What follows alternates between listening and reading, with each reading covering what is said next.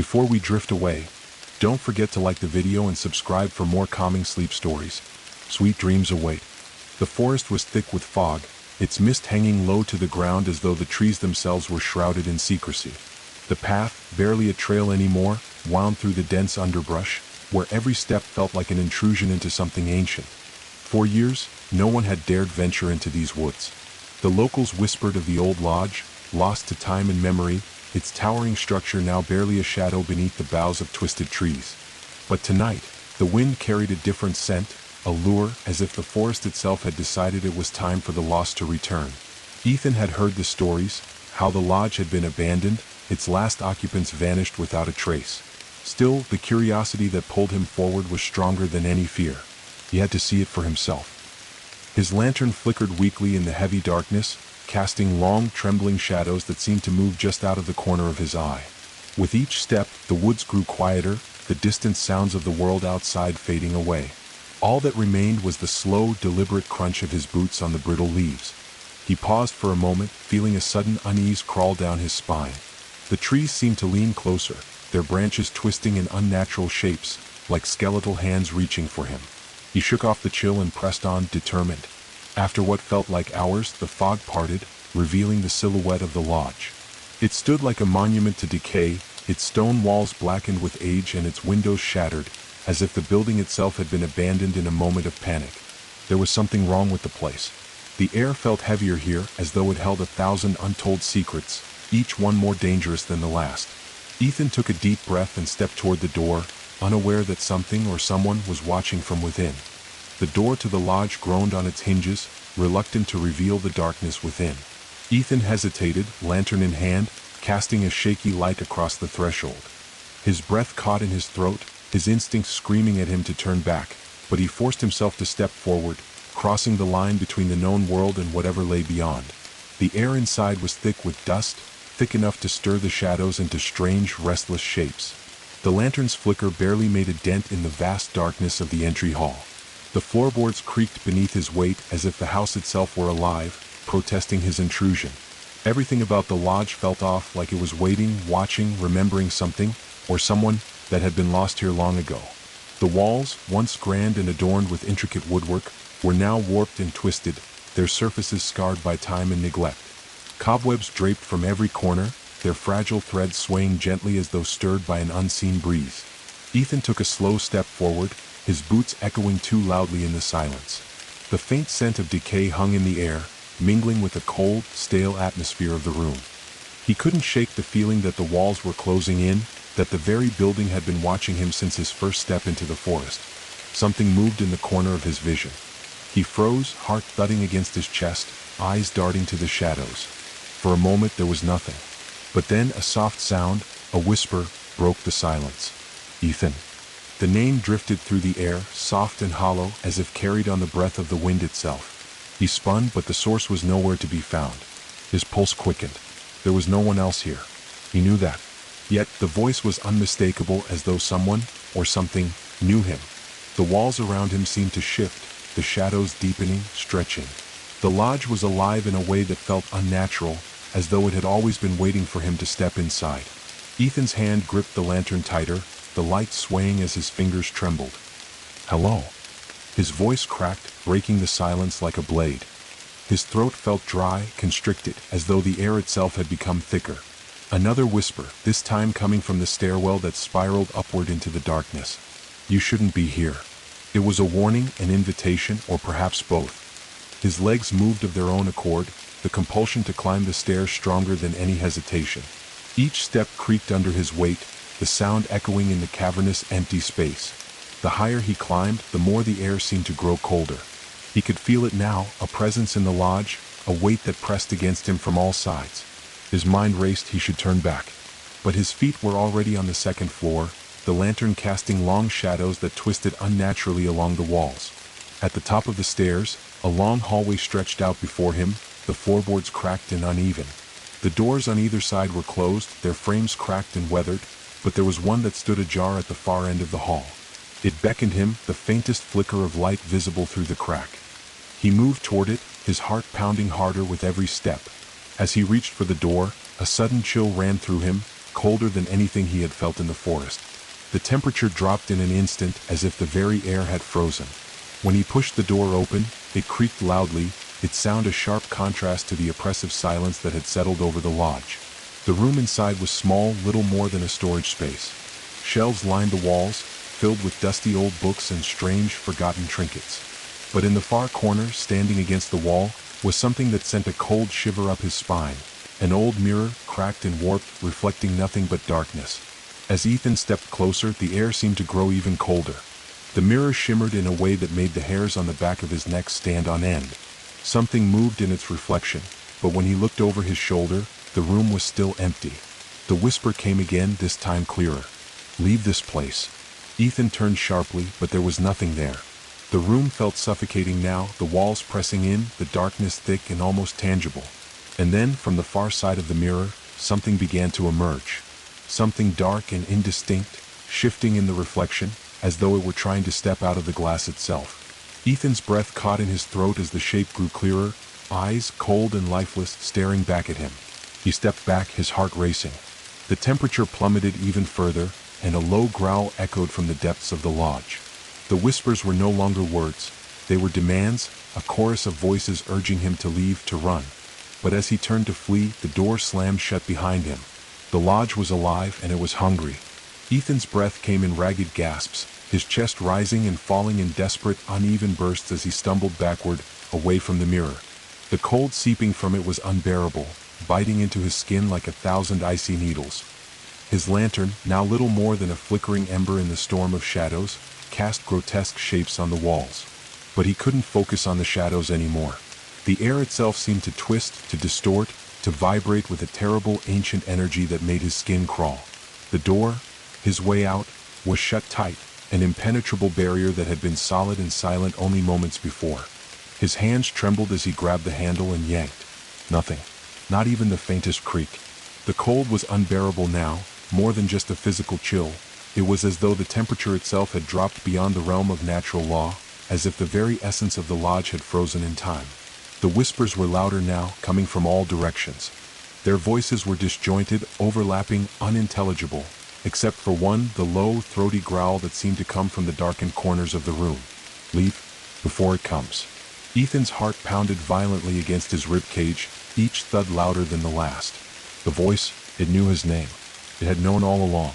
A sickening realization crept over him. He wasn't just a visitor here. He was meant to be here, drawn into the lodge by forces far older, far darker, than he could ever comprehend. His mind raced. He turned back to the mirror, his gaze locked on the glass. The shape was clearer now, fully formed, and its eyes, those hollow black pits, were fixed on him. The reflection was moving, inching closer, its mouth opening wider in a grotesque mockery of a smile. His stomach churned with nausea. Then a whisper broke through the air, sharp and insistent. "It hungers." The words echoed in his mind, louder and more urgent than ever. Ethan felt a strange pressure in his chest as though the very walls of the lodge were squeezing the air from his lungs. He needed to move, now. Frantically, he backed away from the mirror, his feet stumbling over the old floorboards, his eyes darting from shadow to shadow. He could hear a low, creaking sound, the walls groaning in pain or perhaps pleasure. He didn't have time to wonder. With a surge of adrenaline, he charged for the door again, his hands slamming against the wood. No, it wouldn't budge. The room felt alive, like it was feeding off his fear, feeding off his desperation. The whispers had changed, no longer a chorus of vague threats but distinct, guttural growls that vibrated the floor beneath him. The walls seemed to pulse, like the beating of a heart, pushing against him. And then a new sound different from the whispers. A scratch. It was faint at first, just a tap, then a slow, deliberate scrape, followed by a long, drawn-out dragging. It came from the far corner of the room, the one where the shadows gathered darkest. Ethan's eyes locked on the source, but it was too late.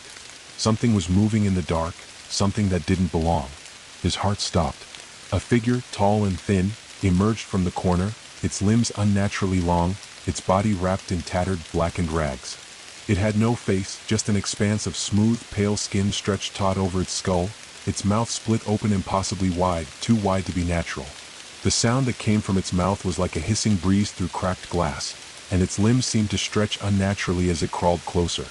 Ethan's legs screamed for him to run, but his feet wouldn't move. The thing, it wasn't just in the shadows anymore, it was coming for him, its head tilting to one side unnaturally slow, as though it were savoring his terror.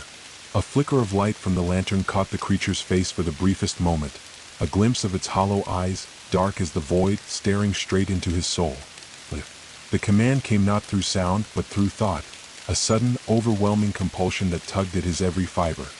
His body moved on its own, hands shaking as he scrambled to push the door open again. But it wouldn't open. The latch was caught. His panic soared higher. His breath turned ragged, his chest tight with the realization that there was no escape. The creature's grin stretched wider, impossibly wide, its mouth now a gaping maw. In the center of its mouth, deep within its throat, a black hole seemed to pull in the light, swallowing everything. He didn't know why he thought it would work, but in a final, desperate move, Ethan grabbed the lantern and hurled it across the room. The glass shattered against the far wall, sending sparks flying, but the fire sputtered out almost immediately. The creature moved faster now, its limbs bending and cracking as it crawled across the floor with horrific speed. Ethan could hear the wet, snapping sound as it inched closer, its thin fingers scraping across the floor like claws. Suddenly there was a loud crash. The floor beneath him cracked open, splintering like dry wood. Ethan barely had time to react before the earth gave way beneath his feet, pulling him down into the darkness. The world went black. The fall felt endless. Ethan's body tumbled through the void, his heart hammering in his chest, his mind reeling. The air was thick, stifling, and cold as though he were falling through the depths of some dark, suffocating sea. He couldn't tell up from down. Everything spun in a dizzying blur of shadows and crashing echoes. His breath came in gasps, his lungs fighting for air that wasn't there. Thud. His body hit the ground with a sickening force, the impact jarring every bone in his frame. Pain shot through him, sharp and intense. But it was the silence that struck him first. After the chaos of the fall, the crushing, oppressive stillness was almost unbearable. No sound. Not even the creak of the walls, the whispers, or the scuttling footsteps of the thing that had almost caught him. Just silence. Ethan lay there for what felt like an eternity, his breath shallow and ragged. Slowly, cautiously, he lifted his hand to his chest, feeling for any wounds, any broken bones. His fingers trembled as they brushed over his skin, but to his surprise, he didn't feel anything significant. He was sore, very sore, but nothing felt broken. Yet something was wrong. So wrong. The air around him felt alive, like it was waiting. The darkness that enveloped him was absolute, thick, cloying, and suffocating. He pushed himself up, using the cold stone beneath him for support. His fingers brushed against it, feeling the jagged, uneven surface, the deep cracks running through the walls like veins. His eyes had adjusted to the darkness just enough to make out the faint outlines of the room around him. But it wasn't a room, not really. Ethan's breath caught in his throat as he looked around. The space he had fallen into wasn't a typical cellar or basement, but something far older, something ancient. The walls seemed to pulse with a strange energy, as though the very stones themselves were alive. But what made his stomach churn wasn't the eerie pulse or the suffocating darkness. It was the smell, the stench of decay, of rot, of something far beyond time. The floor was littered with remnants of what looked like old, brittle papers, tattered scrolls and books, their pages yellowed and curling. Some of them were burned at the edges, others torn to pieces as though they had been hastily discarded. And scattered among them were bones, human bones, brittle and cracked, littering the floor like forgotten remnants of those who had come before him. His pulse quickened again. No. Ethan stumbled to his feet, shaking his head as though he could make sense of this nightmare by sheer willpower. He wasn't supposed to be here. He shouldn't be here. His mind raced, desperately searching for an explanation, for some logical reason behind it all. But deep down he knew there was no logic to this place. It was wrong. The laws of nature didn't apply here. This was no ordinary house. He took a step forward, his boots crunching against the brittle papers and bones beneath him. His lantern, now nearly spent, cast weak, flickering light over the scene. His gaze traveled to the far side of the room, where a faint, unnatural glow came from an archway. The walls around it were carved with strange symbols, runes that pulsed faintly with an eerie blue light.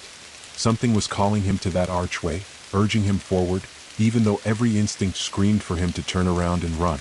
He swallowed hard, his throat tight, but there was no turning back now. He had no choice but to move forward. The glow grew brighter as he neared, the symbols on the walls twisting in his mind, their meanings just out of reach.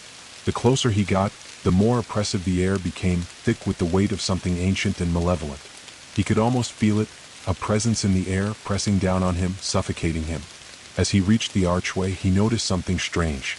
The air within the arch seemed to shimmer, as if there was a layer of heat distorting his view. He stepped closer, his pulse quickening, and reached out a hand toward the threshold. "Don't touch it." The voice was louder now, almost frantic. The whisper was inside his mind, scraping at his thoughts, gnawing at his sanity. He jerked his hand back, but it was too late. A cold, clammy sensation washed over him. The temperature in the room plummeted once again, freezing him in place. The symbols on the archway flared, glowing bright enough to momentarily blind him, and the ground beneath his feet trembled with a deep, resonating hum.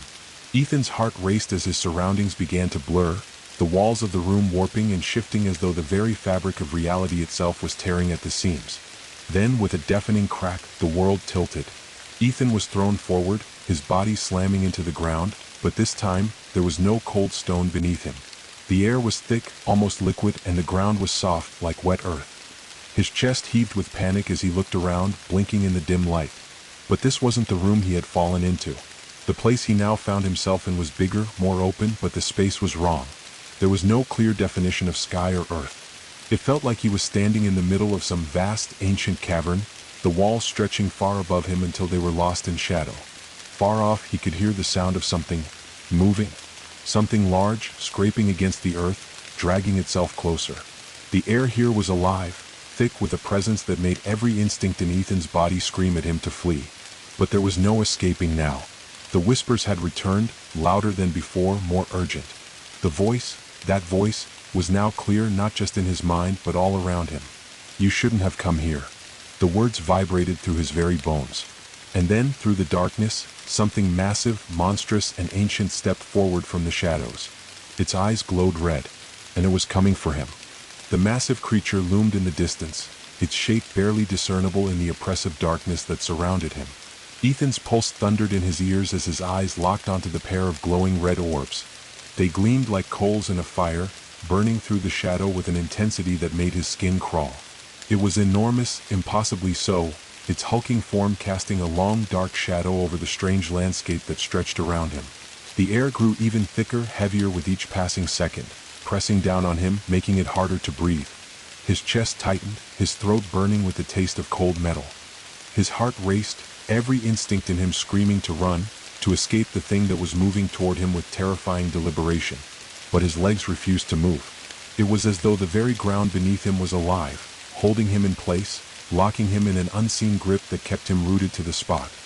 His eyes couldn't look away from the creature's glowing gaze, even though every fiber of his being begged him to turn and run. The thing stepped forward, its immense, gnarled feet dragging through the thick, viscous air, leaving deep, uneven prints in the ground.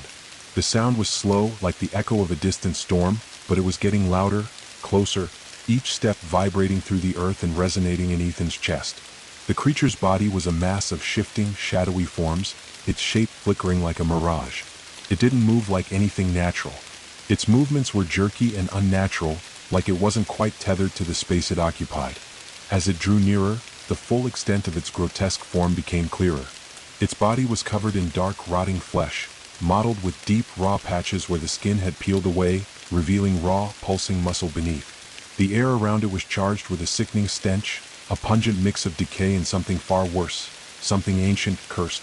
Its limbs stretched impossibly long, ending in claws that scraped against the ground like rusty iron. And its eyes, their intense, unnatural glow, never left him. They were hunting him. A low, guttural growl rumbled from deep within the creature's chest. The sound was not just a noise, but a feeling, an oppressive wave of dread that washed over him, filling his mind with dark, unspoken thoughts. The air grew colder, heavier, the very fabric of reality seeming to warp and distort around the creature as it moved closer. Ethan's throat tightened, the pressure mounting until it felt as though his very bones were being squeezed. The whispers, now louder, twisted in his mind, swirling in a maddening cacophony of voices. Some were pleading, others mocking, but one voice rose above them all. The same voice that had warned him, that had spoken inside his mind earlier. "You should never have come here." It was followed by the heavy, dragging sound of the creature's steps, each one sending tremors through the ground beneath him. And then, without warning, a sharp, piercing cry shattered the air, as though the creature was laughing. Its mouth opened impossibly wide, revealing a jagged row of teeth, sharp and black like the obsidian rocks that lined the ancient paths of this cursed place. Ethan's mind screamed at him to run, but his body remained frozen. The creature was upon him now, towering over him, its vast shadow swallowing him whole. The red eyes narrowed, and its mouth gaped wider, stretching as if preparing to consume him in one terrible, ravenous gulp. He could feel the weight of its presence bearing down on him, suffocating him in a way that went beyond physicality. It was like an invisible force was choking the very air from his lungs, crushing him beneath its dark, ancient power. And then it spoke. The voice was not like any human voice. It was deep, resonant, the sound of 1,000 years of silence, of hunger, of something that had been forgotten by time itself. "You are not welcome here, little one." Ethan's heart skipped a beat. Little one. The words echoed in his mind, reverberating like a drumbeat. He was nothing to this thing. He was insignificant. It had seen countless souls, countless lives, and yet it was watching him now. A fleeting moment of fear rippled through him, but the fear was not just for his own life. It was for something greater, something far more terrifying than the physical beast that loomed before him. The creature leaned down, its eyes narrowing as it took a slow, deliberate breath, its rancid scent filling Ethan's nostrils. He could feel the heat of its breath, foul and wet, as it exhaled into his face. Time seemed to stretch, each second agonizingly slow. And then, with a sudden, violent movement, the creature's clawed hand shot out and grabbed him by the shoulder, lifting him off the ground with terrifying ease. The strength in its grip was inhuman, like the grasp of a god, and Ethan's breath was squeezed from his lungs as he was pulled up into the air, the weight of the creature's gaze pressing down on him. In that moment, his mind went completely blank. He didn't know what to do. He didn't know how to escape. The darkness around him seemed to close in even tighter, the very space itself bending under the creature's influence. The whispers were deafening now, each voice distinct, each one filled with malice and hunger. "You will be part of this place," the creature murmured, its voice dripping with malice. "The hunger never stops, and neither will you." With that, it turned, dragging Ethan with it. His legs dangled uselessly, his body limp as he was carried deeper into the cavernous expanse. The landscape around him seemed to shift with every step, the walls warping and changing, as though he were no longer in the world he had once known.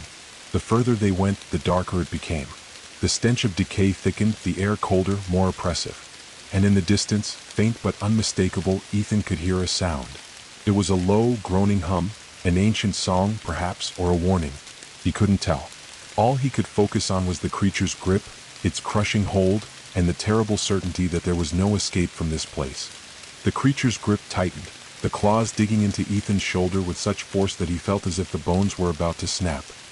His head spun as the ground beneath him seemed to melt away, replaced by an endless horizon of shadows. The very air was wrong, thick with a malevolent presence that made every breath feel like it came from beneath the earth itself. His heart hammered in his chest, each beat echoing in his ears, but the rhythm was drowned out by the overwhelming sense of dread that clung to him like a second skin. The creature's movements were fluid, unnatural, as it moved through the cavern with ease, dragging him deeper into its bowels.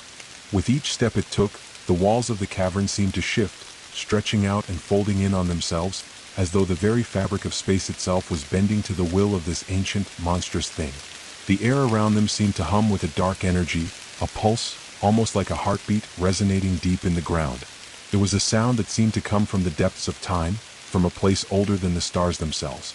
The whispers grew louder, each one more desperate, more frantic, filling his mind with a cacophony of voices that seemed to come from everywhere and nowhere at once. He could barely make out the words, but one stood out above all the rest. "Run." It was a single word, spoken in a tone of pure terror, as if the very essence of the place was afraid. He wanted to listen, wanted to heed the warning, but it was no use. The creature's grip was like iron, its claws digging into his flesh with every movement, pulling him forward relentlessly. He couldn't fight it. There was no escaping the pull of this nightmare. His vision blurred as the shadows around him deepened. He caught glimpses of things, shapes moving in the corners of his sight. They were indistinct, shifting too quickly to make out, but he could feel their eyes on him, watching him from the darkness. Their presence sent cold shivers down his spine, as if he were being stalked by something far worse than the creature that held him. His mind screamed at him to look away, but he couldn't. He was too terrified to blink. And then, through the shifting shadows, he saw it. A vast, yawning cavern stretched before him, its walls dripping with a viscous, black liquid that seemed to pulse with its own rhythm. The ceiling was lost in the darkness above, too far to be seen. The air here was thick with the smell of rot, decay, and something far worse, something ancient. The ground beneath them was slick with a foul, tar-like substance that clung to Ethan's boots, sucking him down with every step. But it wasn't the cavern that made his blood run cold. It was what lay at the center of it. There, in the middle of the vast, open expanse, was a massive, gaping maw, an enormous, circular hole in the ground that seemed to lead into the very core of the earth. It was surrounded by jagged, broken rocks, like the teeth of some gargantuan beast, its edges slick with dark, oozing liquid. The maw itself seemed to pulse, as if it were alive, breathing in slow, steady rhythms. The air around it trembled, vibrating with an energy that made Ethan's teeth rattle. And then he heard it. A low, deep rumble like the growl of a sleeping giant.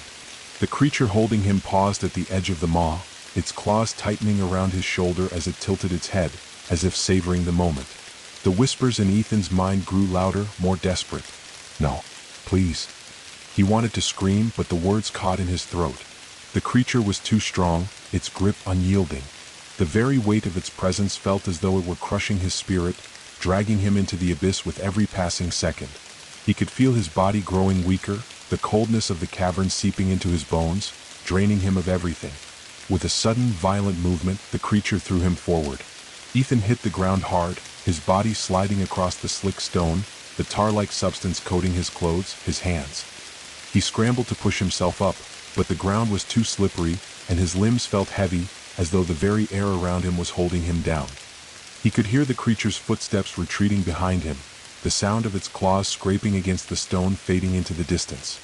He didn't know how long he lay there, gasping for breath, his heart pounding in his chest as he struggled to regain his bearings. The whispers were still there, lingering in the corners of his mind, but there was something else now. A new sound. A clicking noise, faint at first, but growing louder like something moving in the darkness. Ethan turned his head, his eyes darting toward the maw.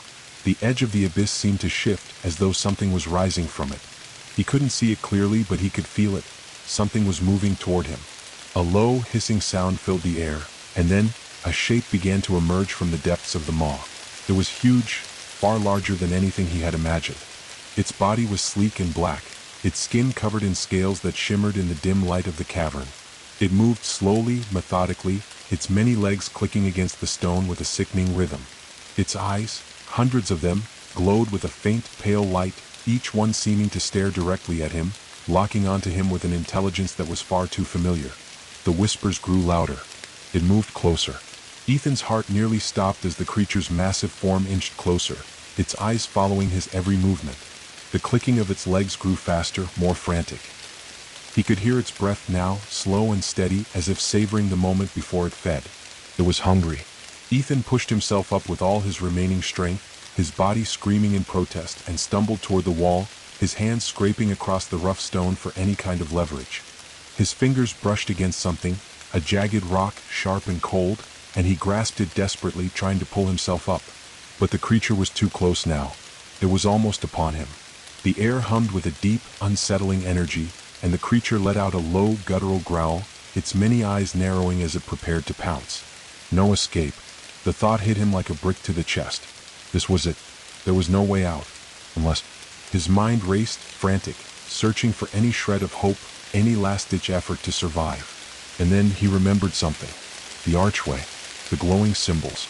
The shift in reality when he had touched it. Could he go back? With a sudden burst of adrenaline, Ethan twisted, his legs barely holding him as he staggered toward the edge of the cavern. He didn't know where he was going, but the need to escape, to return to that fleeting moment of possible safety, burned brighter than the fear gnawing at his insides. The creature hissed again, its legs clicking faster, but Ethan's thoughts were a blur, his hands reaching desperately for the ground, for anything that could help him escape this nightmare. The shadows grew longer, and the maw of the abyss seemed to grow wider with every passing second. The cavern seemed to pulse with life, every beat of the earth echoing in Ethan's chest.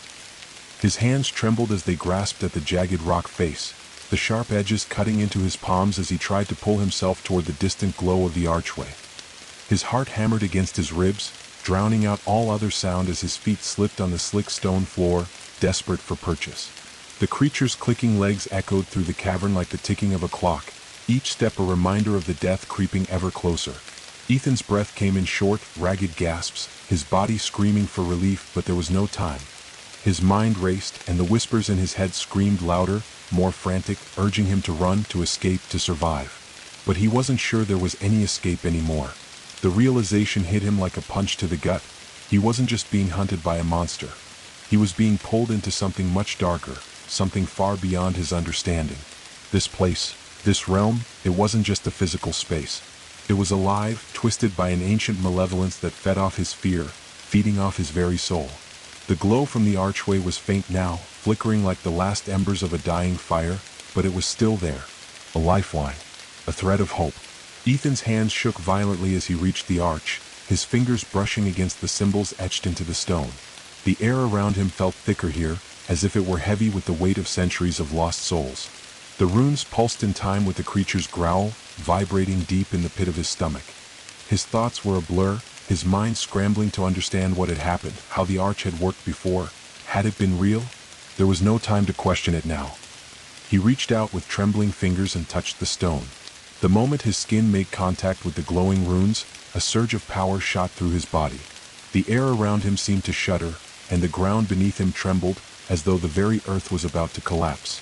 A low, rumbling sound reverberated through the cavern, a deep, guttural noise that seemed to come from the center of the earth itself. The glow from the arch intensified, blinding in its intensity, and Ethan's vision swam as the world around him began to shift and bend, like a piece of paper folding into itself. And then the creature struck.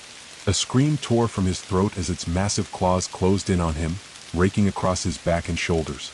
The pain was searing like molten fire, and Ethan was thrown forward into the archway. He couldn't see.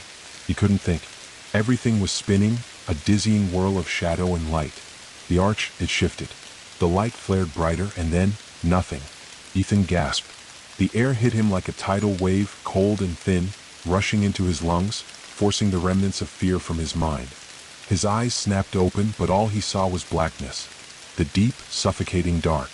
His body was heavy, his limbs numb from the shock of the sudden shift, but the pain was gone. He felt weightless, as if he had been unmoored from the world he once knew. For a long moment, all he could hear was his own heartbeat, thudding in his chest, the only sound in the emptiness. Slowly, cautiously, he shifted, pushing himself up from the cold, stone ground beneath him. His hands shook as he steadied himself, the ground solid beneath him. No more slick, tar-like substance. No more crushing weight. Where was he? He blinked, trying to clear the blurriness from his vision, and then, slowly, shapes began to materialize in the darkness. Faint outlines at first, blurry, ethereal figures that seemed to sway and flicker like smoke. But as his eyes adjusted, the shadows grew clearer. This place wasn't empty. It wasn't nothing. There were walls. Stone walls, jagged and broken, like the remains of a collapsed cathedral. But this was no ordinary place. No familiar room. The air smelled different here. Ancient. Stale, but with a hint of something alive. Something that didn't belong. He stood, his legs weak, trembling under him as he took in the surroundings.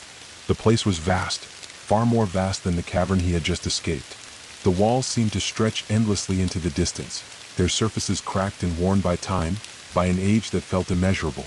The ground beneath him was covered in thick, dust-like ash that crunched beneath his boots. And in the distance, a figure appeared. It was tall, impossibly tall, standing at the edge of the darkness, just beyond the range of his lantern's light. The figure was cloaked, a tattered black shroud that billowed around it like smoke in the wind. Ethan's breath caught in his throat, his heart skipping a beat as the figure slowly stepped forward. Its steps were slow, deliberate, each one echoing through the vast chamber with an unnatural finality. It stopped just out of reach, its face obscured by the shadow of its hood, but Ethan could feel its eyes upon him, cold and calculating. "You have crossed the threshold," a voice echoed, low and hollow, vibrating deep within Ethan's chest. It was not a voice, but a presence, something that was felt more than heard, something that scraped against his soul. Ethan's breath hitched, but he didn't speak. His throat was dry, his mind clouded with fear, but he could not, would not, turn away from the figure. The figure's form rippled like smoke, its presence shifting and flickering. And then it moved again, its voice twisting through the air like the wind in a forgotten, empty place. "This is where you belong." The words hung in the air, wrapping around him, seeping into his very bones. His body stiffened as the weight of them pressed down on him, and the shadows seemed to draw closer. The figure began to step forward, its slow, deliberate pace dragging it closer to Ethan with an almost inevitable pull. The hunger has been fed. The gate has opened. The ground beneath his feet trembled once more, and Ethan's heart lurched. He knew what that meant. This wasn't just a place of darkness. This was where they waited. This was where the darkness fed, where it grew. And now it was hungry again. The figure's presence loomed over him, suffocating, its darkness an overwhelming force that seemed to draw all light into itself. Ethan's heart raced as the weight of its gaze pressed upon him, cold and unfeeling. The words it spoke echoed in his mind, reverberating like the hollow toll of a bell in a desolate cathedral. The gate has opened. The phrase repeated itself over and over in his head, each repetition driving home the dreadful truth. The gate, the one he had crossed, the one that had pulled him from the cavern, wasn't just a portal from one place to another. It was a threshold, a boundary between worlds, and now that boundary had been breached. The figure drew closer, its long, flowing cloak billowing like smoke in the air. Its face remained hidden beneath the hood, but Ethan could feel the weight of its eyes, pressing against him from the shadows. Every instinct in his body screamed at him to move, to run, but he was paralyzed, rooted to the spot as if the very air around him had turned to stone. "You have crossed the threshold," the voice rumbled again, deeper this time, reverberating through the chamber. It was no longer a question, but a statement, one filled with an ancient, unspeakable certainty. "You were drawn here willingly or not. This place is your fate, your prison now." Ethan's throat tightened, his pulse quickening as the figure's voice seemed to slip into his mind, curling around his thoughts, planting seeds of doubt. His body was still, but inside, his mind raced. Why had he come here? What had he been looking for? The answer was nothing and everything. Curiosity had led him this far, but the deeper he went, the more it felt like he was being pulled along by something far more powerful than his own desires. It was as if the forest itself had drawn him in, the lodge, the archway, all of it leading to this moment. This place. This prison. The figure stepped forward, its cloak trailing behind it like ink spilled in water, the blackness of it moving, shifting, alive. Ethan felt a cold breeze wash over him as it drew nearer, though there was no visible source for the wind. The air was thick with the scent of decay, of time long forgotten, and something else, something like hunger, gnawing at his insides. The hunger must be fed. The figure's voice was like gravel scraping against stone, and it sent a jolt of fear through Ethan's veins. His breath hitched, and his eyes flicked nervously around the chamber, but there was no escape. The walls stretched impossibly far, the shadows twisting like tendrils, pulling him inward. The floor beneath him felt slick with some foul substance, and the ceiling was a jagged mass of stone too high to see. The darkness was a living, breathing thing, surrounding him on all sides. Ethan tried to back away, but his legs wouldn't move. He was trapped. The figure's words, the terrible weight of them, wrapped around him like chains, binding him to this place.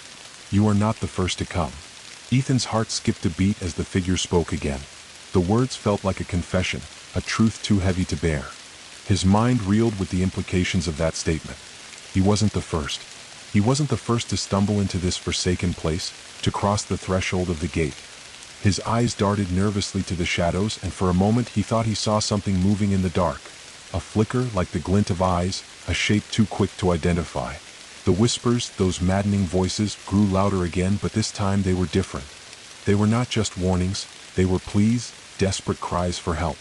"Help us, help, escape." The voices were faint, distant, but Ethan could hear them, each one tinged with a sadness so deep it shook him to his core.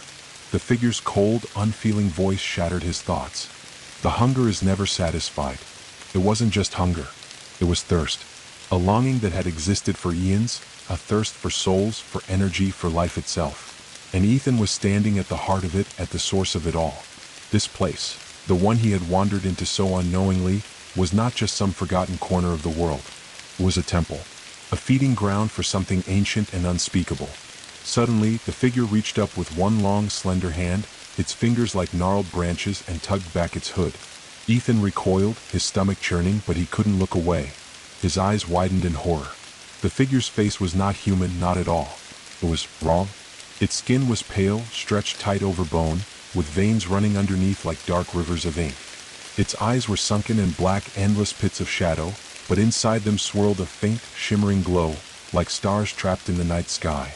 Its mouth was wide, too wide, with jagged teeth lining the inside, as though it had been carved from something ancient. But the most horrifying feature was the smile that curled at the corners of its mouth, cold and detached, as though it found some perverse amusement in Ethan's fear. "You have come to feed the hunger, little one." The voice was even more chilling now, as if it carried the weight of 1,000 years. "You were called here and you will serve, just as all who come before you have served." Ethan's throat went dry, his mind reeling with the realization. This place was a trap. A place where souls were consumed, where people were pulled in, trapped in an endless cycle of hunger and despair. The figure before him was not merely a guardian, it was the keeper of this place, the one who ensured the hunger was always fed, the one who ensured the gate remained open. The keeper's smile widened, and it took a step closer to Ethan, the sound of its footsteps echoing in the silence like the ticking of a clock. "You will feed it, whether you wish to or not." Ethan's heart beat in his throat as the world around him began to shift. The shadows seemed to grow longer, stretching toward him like claws. His mind screamed at him to run, to flee, but there was no way out. The keeper was closing in, its presence suffocating, its gaze holding him in place. He could feel it now, the hunger, the gnawing, insatiable need that pulsed through the air, pressing against him from all sides. "You are part of the cycle now." The keeper's words were final, their meaning inescapable. Ethan felt his body grow heavier, the weight of the world bearing down on him.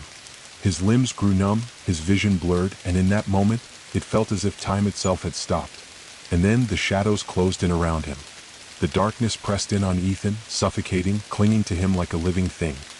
His body felt heavy, sluggish, as though the very air around him was thick with the weight of centuries. His vision blurred, and for a moment he thought he might pass out, fall into the void and be lost forever. But no, he couldn't afford to lose consciousness, not now. He had to fight. The keeper's words echoed in his mind, repeating over and over, an unrelenting chant that gnawed at his sanity. "You are part of the cycle now." Ethan's eyes darted around, searching for anything, any sign of escape. The figure before him had stepped back, its eerie smile widening as it watched him struggle. The keeper's cold, black eyes gleamed with an ancient, malicious satisfaction, like a predator savoring the fear of its prey. "You will feed the hunger." The words cut through his thoughts, filling him with a desperate panic. What did that mean? Was he to become one of the lost souls, a part of this terrible place, trapped in an endless cycle of feeding the hunger? His heart pounded in his chest as he staggered back, his legs weak beneath him, his mind scrambling for a way out. But there was no escape. The shadows swirled around him, tightening, constricting like a noose. The walls of this forsaken place seemed to pulse with the same rhythm as his own heartbeat, as though they were alive, aware of him, aware of his fear. The whispers were louder now, swirling around him, filling his mind with 1,000 conflicting voices, each one pleading, cursing, begging for release. And in the midst of it all, the keeper stood, a dark and terrible figure, watching him with cold amusement. "You are not the first to come here," the keeper's voice rumbled, and with it, the ground beneath Ethan's feet seemed to tremble, as though the very foundation of the place was shifting. "There have been many before you, many who have crossed the threshold, thinking they could escape the hunger. But none have succeeded." Ethan's breath hitched as the keeper's words sunk in. So many others had come before him. How many lost souls had passed through this gate? How many had been drawn into the cycle, only to be consumed by the hunger, trapped in this place for eternity? The weight of the revelation hit him like a physical blow. The keeper raised one long, gnarled hand, its fingers twitching like the limbs of a dying insect. The shadows around Ethan grew darker, closing in with a terrible finality. "But you are different," the keeper continued, its voice softening, almost tender in its cruelty. "You were not just drawn here by the hunger. You sought it out. You came willingly." Ethan's chest tightened, the air growing cold and thin. The keeper's words felt like a slap to the face, each one more devastating than the last. He had sought this out? Had he truly? Was this place, this curse, always meant to be his fate? His hands trembled as he reached for his chest, feeling the cold stone of the amulet he had found at the lodge, the one that had led him down this dark path. He had wanted to know the truth. He had sought out the ancient, forbidden knowledge. But he had never expected this. The keeper's smile was cruel, almost enjoying the realization that was dawning on Ethan. "You have seen it, haven't you?" The keeper's voice was a whisper now, softer, like a dark secret being shared. "You saw the signs, the whispers, the shadows. They called to you. They knew you were weak, searching for answers that were never meant to be found." Ethan staggered backward, his head spinning. His thoughts were jumbled, like pieces of a shattered puzzle that refused to come together. He had thought he was strong, curious, brave, willing to confront whatever lay hidden in the depths of the forest. But now the truth hit him like a tidal wave. He had been chosen. He had been led here, just as all the others had been, by forces far older and more powerful than he could comprehend. The amulet, the whispers, the strange pull of the lodge, it had all been a lure, a way to draw him into the cycle. He wasn't the first to be caught by the hunger. He was just another piece in its never-ending game. The keeper stepped closer, its footsteps soundless on the ashen ground, its cloak billowing like smoke. Ethan's heart raced, but his body refused to move. His legs were rooted to the spot, paralyzed by fear and the overwhelming sense of doom that radiated from the figure. "You see now, don't you?" The keeper's voice was almost gentle, as though it were explaining a simple fact of nature. "You are nothing more than a cog in the wheel. A part of the cycle that will never end." The darkness around Ethan seemed to close in tighter, the shadows swirling and shifting like a living thing. His breathing grew shallow, each inhale coming with a deep, suffocating pressure in his chest.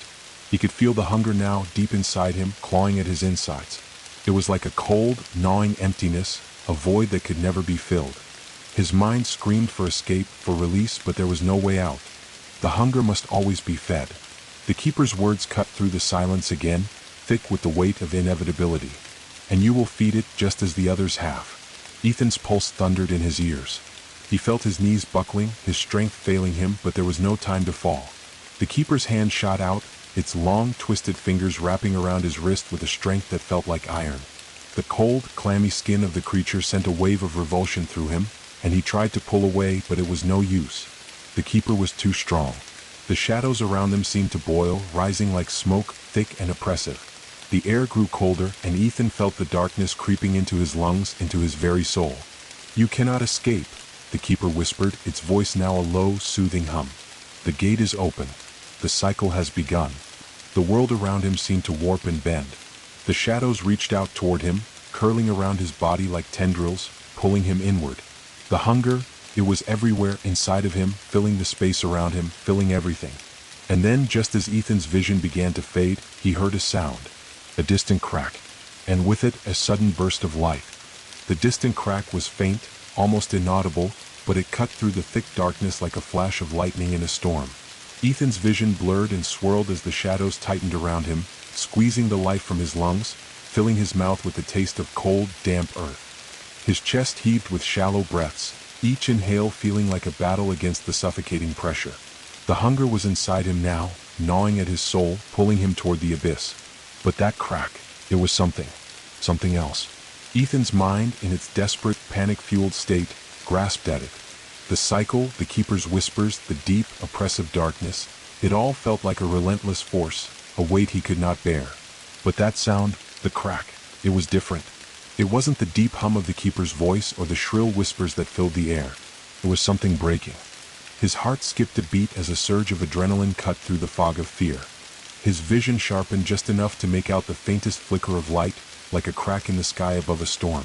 Something was wrong. The keeper's grip on his wrist tightened, its cold fingers digging into his skin, but Ethan was no longer focused on the suffocating grip.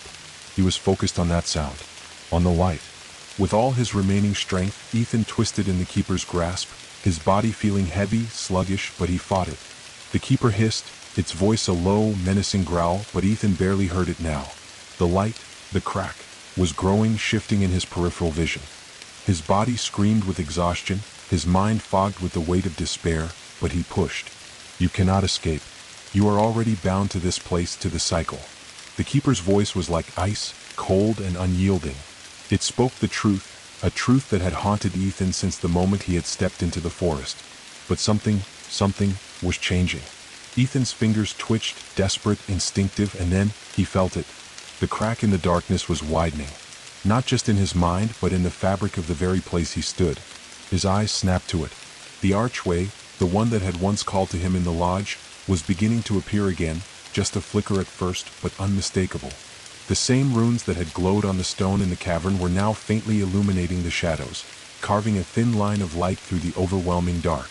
Ethan didn't know what was happening, but he had no time to question it.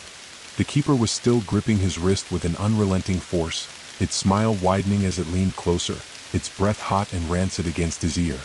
"You are nothing," it murmured. "You are just one more broken soul, another piece in the endless cycle.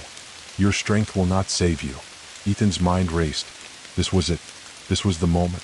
The keeper's grip was unyielding, but his hand, his right hand, was free.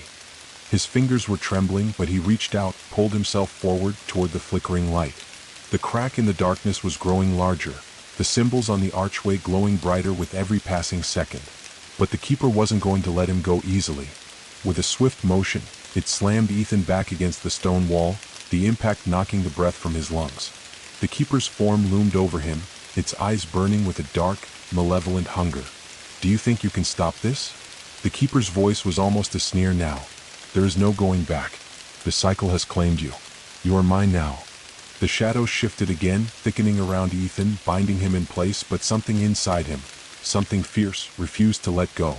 The hunger had been gnawing at his insides, but now, the light that had begun to form, the archway, the faint glimmer of hope, burned brighter. Ethan's eyes narrowed, focusing on that light, that crack in the dark. The keeper's words meant nothing anymore.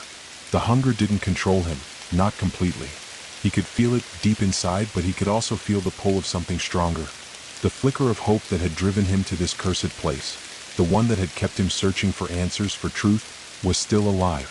"You cannot fight what has already claimed you," the keeper hissed, leaning closer, its breath like rotting meat against his skin.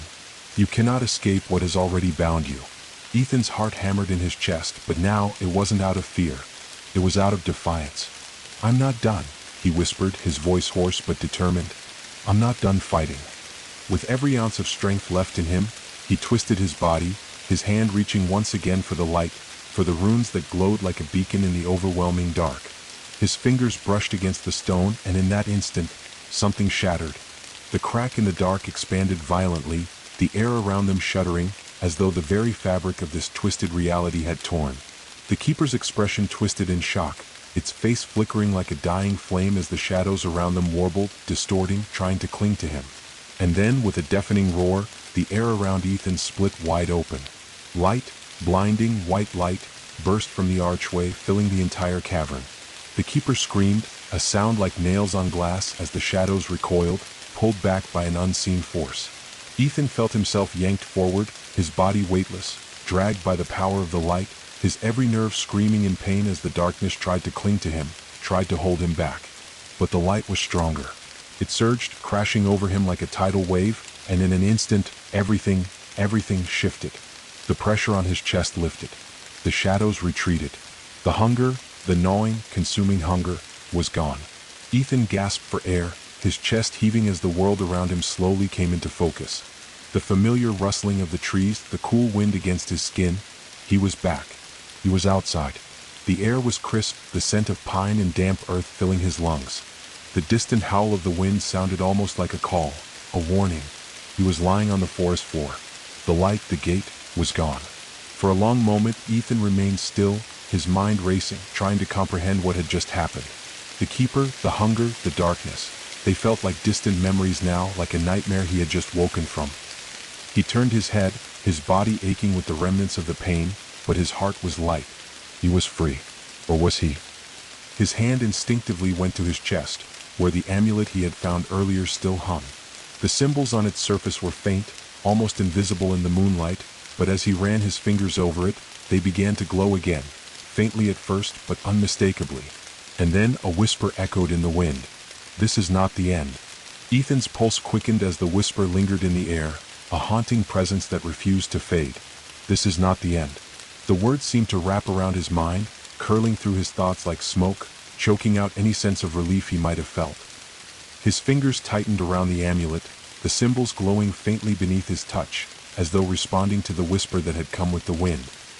He sat up slowly, the forest around him eerily quiet, the faint rustling of the trees the only sound breaking the silence. The moonlight filtered through the dense canopy overhead, casting long, stretching shadows across the forest floor. The light was pale, almost spectral, as though it didn't belong in this place, like the very air was saturated with something that wasn't quite real. His breath was still shallow, the remnants of the darkness and the hunger pressing against his ribs, but now there was something else, dread. A cold, gnawing fear that clawed at the back of his mind. His gaze swept over the forest, his eyes scanning the trees, the underbrush, the space where shadows stretched long and deep. There was something here, something watching him, but not in the way the keeper had watched him. This presence was different. It felt older, more ancient, like the pulse of the earth beneath him, a beat that had been forgotten, buried beneath the weight of time. Ethan's heart pounded in his chest as he stood up, his knees weak beneath him. His legs were unsteady, his body battered from the ordeal, but the thought of the keeper and the cycle, the terrible hunger, spurred him forward.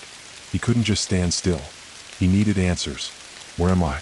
The question repeated in his mind like an echo, a question without a clear answer. The forest looked the same as when he had first arrived, the same towering trees, the same dense undergrowth. But everything felt off. The air tasted stale, as if it had been trapped in time, and the shadows beneath the trees seemed to twist and shift in ways that didn't make sense. His gaze moved toward the distant path, the one he had followed to the lodge so many nights ago. But there was no sign of it now. No faint clearing in the trees, no familiar landmarks. The forest was endless, its depths stretching far beyond what he could see.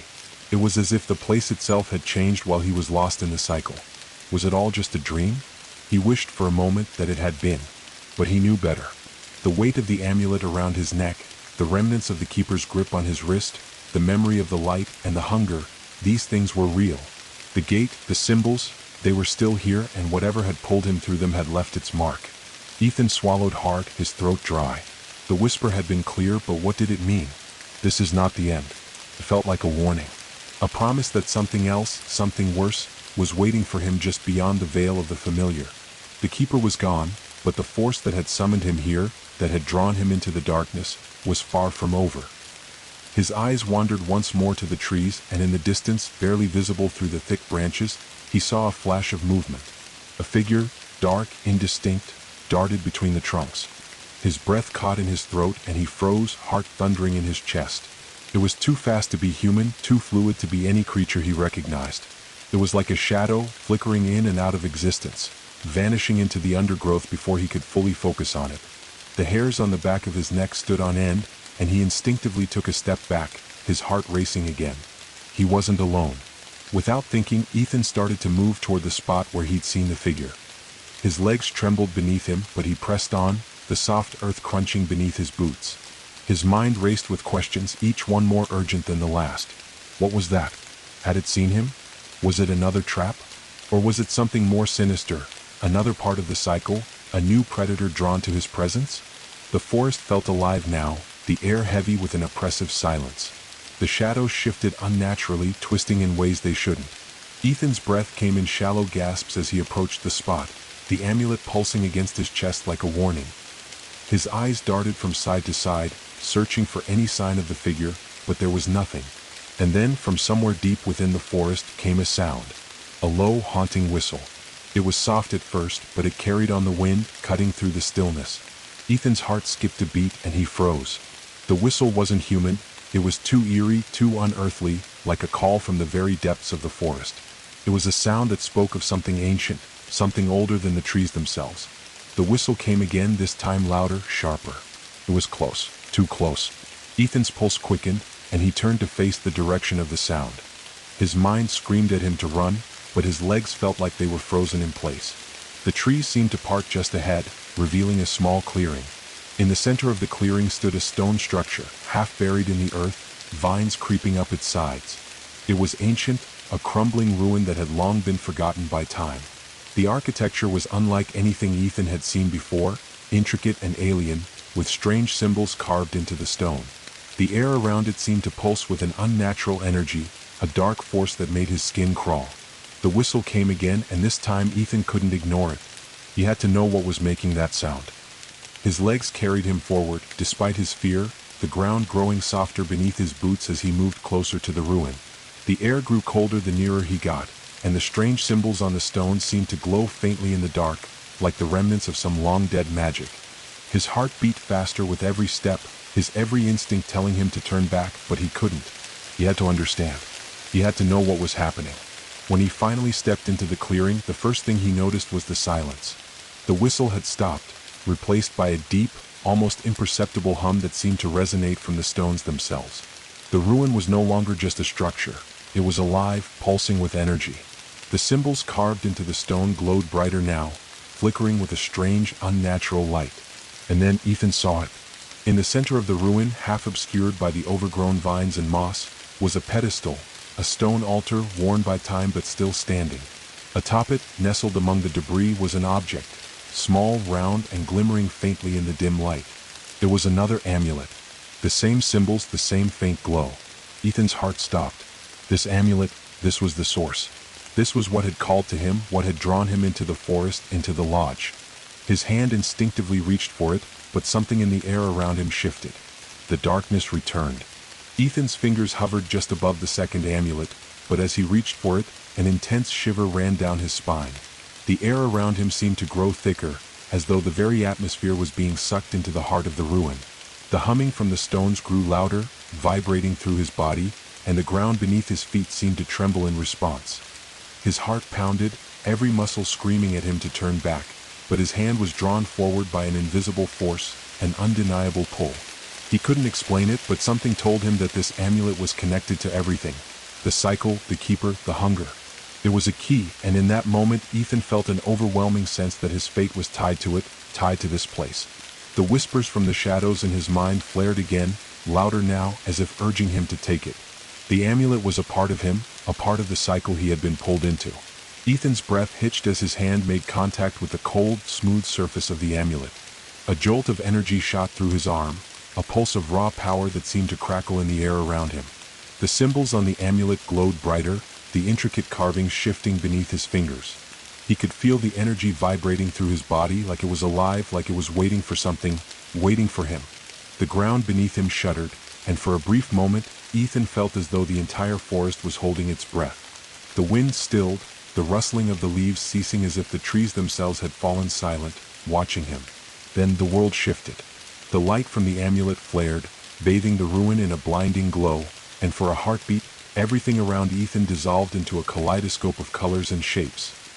He staggered back, his mind scrambling to make sense of the disorienting whirl of sensations. The stone beneath his feet cracked, splintering like fragile glass, and the symbols on the walls of the ruin seemed to pulse with a life of their own, glowing fiercely. The amulet in his hand thrummed with energy, and Ethan felt something otherworldly, press against him. His eyes widened in shock as the air around him seemed to ripple, like a mirage on a hot day.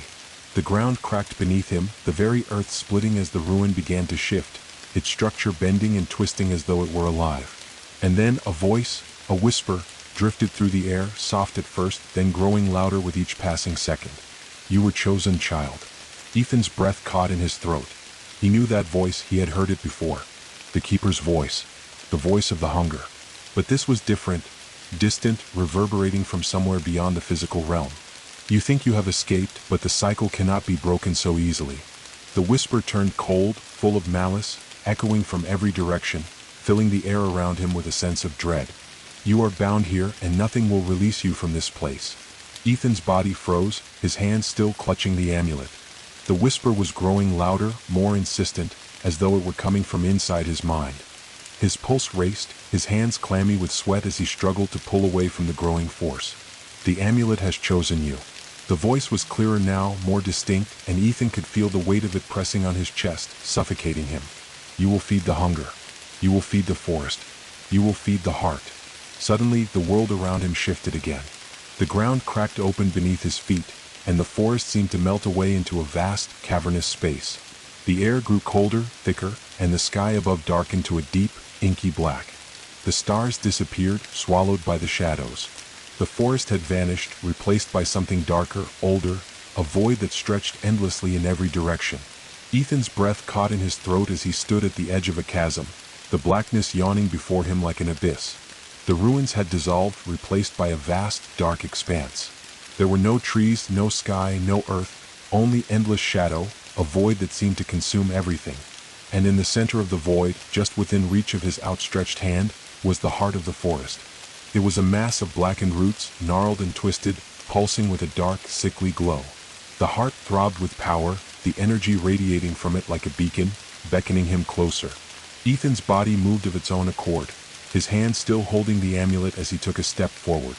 The shadows around him seemed to part, and as he drew nearer, He could hear a low, unsettling hum vibrating through the air. The heart was alive. He could feel it, a powerful force of darkness, ancient and unyielding, drawing him in. You are here to feed it. The voice came again, louder now, clearer than before. Ethan spun around, but there was no one there. No figure, no keeper. Only the darkness and the beating of the heart. The heart of the forest. It feeds on souls, on fear, on the very essence of life. The voice was almost soothing, yet utterly terrifying. And you will be its next offering. Ethan's mind reeled as the whispers grew louder, more insistent, swirling around him like a vortex. He stumbled backward, but the shadows were closing in, the air thickening, suffocating him. The heart throbbed in time with the pounding of his own heart, its glow intensifying with each beat, until it seemed to burn brighter than the sun. His fingers tightened around the amulet, and for a moment he thought he could feel its energy shifting. It was no longer just an object. It was a part of him, its power coursing through him, thrumming with an intensity that he could not comprehend. And then, as if on instinct, he raised the amulet high, the symbols glowing fiercely. In that moment, the darkness recoiled. The ground beneath him trembled violently, and the shadows seemed to pull back, retreating into the void. Ethan's breath caught in his throat as the heart of the forest pulsed once more, its glow flickering. The shadows screamed. It was a sound like 1,000 tortured voices, an unbearable wail that made his teeth rattle. The air crackled with energy, and Ethan felt the ground shift beneath him, as if the very fabric of reality was unraveling. The amulet burned hot in his hand, the symbols swirling in an intricate dance of light and shadow. And then, with a final crack of thunder, the world shattered. The world trembled, its very core shaking as though the earth itself were coming undone.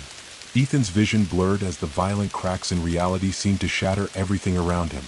The shadows recoiled, retreating from the light of the amulet, but it wasn't enough. They were like an oil spill, spreading and creeping, warping the space between the trees, the sky, the very ground beneath him. The heart of the forest pulsed in time with the chaos, its sickly glow growing brighter, more insistent. The force within it was alive, ancient, hungry, yet there was something more. It was as though the heart was fighting against the pull of the amulet, a clash of powers too vast for Ethan to comprehend. His breath came in shallow, desperate gasps, the weight of the energy around him pressing against his chest, suffocating him.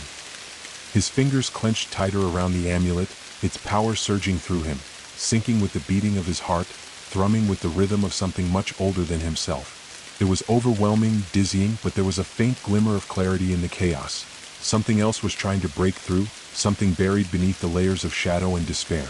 In that moment, Ethan felt a presence behind him. His body went stiff, every instinct screaming at him to turn, to face whatever was lurking in the darkness. He felt it before he saw it, cold, suffocating like a breath on the back of his neck. Slowly he turned.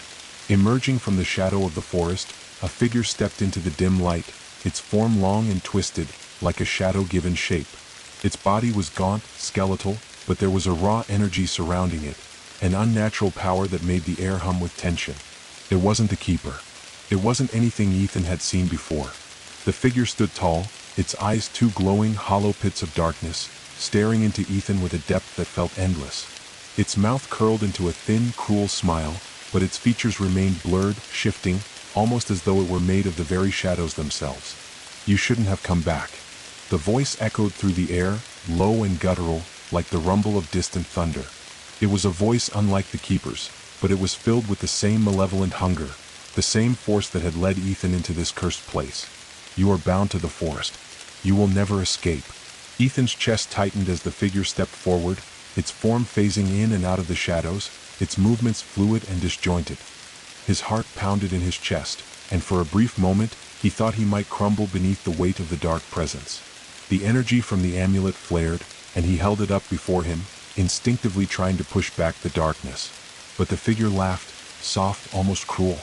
"The amulet is a symbol," it rasped, its voice dripping with disdain. "But it is not the answer. It is not the solution. You are still trapped here just like all the others." The words hit Ethan like a cold wave, freezing his mind. Trapped here. Hadn't he just escaped? Hadn't the cycle been broken when the light from the amulet burned away the shadows? He thought of the keeper's warning, the promise that the cycle could not be broken. Could this thing be telling the truth? The figure's form shifted again, its body flickering like a candle's flame in the wind. "The forest is not just a place. it continued, its voice sending chills down Ethan's spine. It is a living thing, a mind. It consumes. It grows. It changes all who enter. Ethan's breath caught in his throat. The shadows, the hunger, it was not just the keeper's doing. This entire place, this entire forest, was something far more sinister, far more ancient than he had realized. It wasn't just feeding on fear. It was shaping people, trapping them in an endless cycle of darkness and shadow. The figure tilted its head, its hollow eyes glinting with amusement. "You were chosen to witness its heart," it murmured, "but you are no different from the others. You will feed it. You will become part of it." Ethan's mind reeled. His thoughts scrambled for a way out, for some clue, some hint as to how to break free. But the energy from the amulet was still pulsing violently in his hand, the symbols dancing, glowing brighter with each passing second. It felt alive, aware, as if it too was caught in the web of the forest's influence. The figure stepped closer, its cold breath washing over him like a freezing wind. "The forest is ancient," it continued, its voice growing darker. "It has existed for longer than you can comprehend. It has fed on countless souls, drawing them in, twisting them into something new, something more, part of its very being." Ethan's heart thundered in his chest. His mind raced. Souls? The forest had consumed them. It had twisted them into this. The figure, the shadows, the very essence of this cursed place.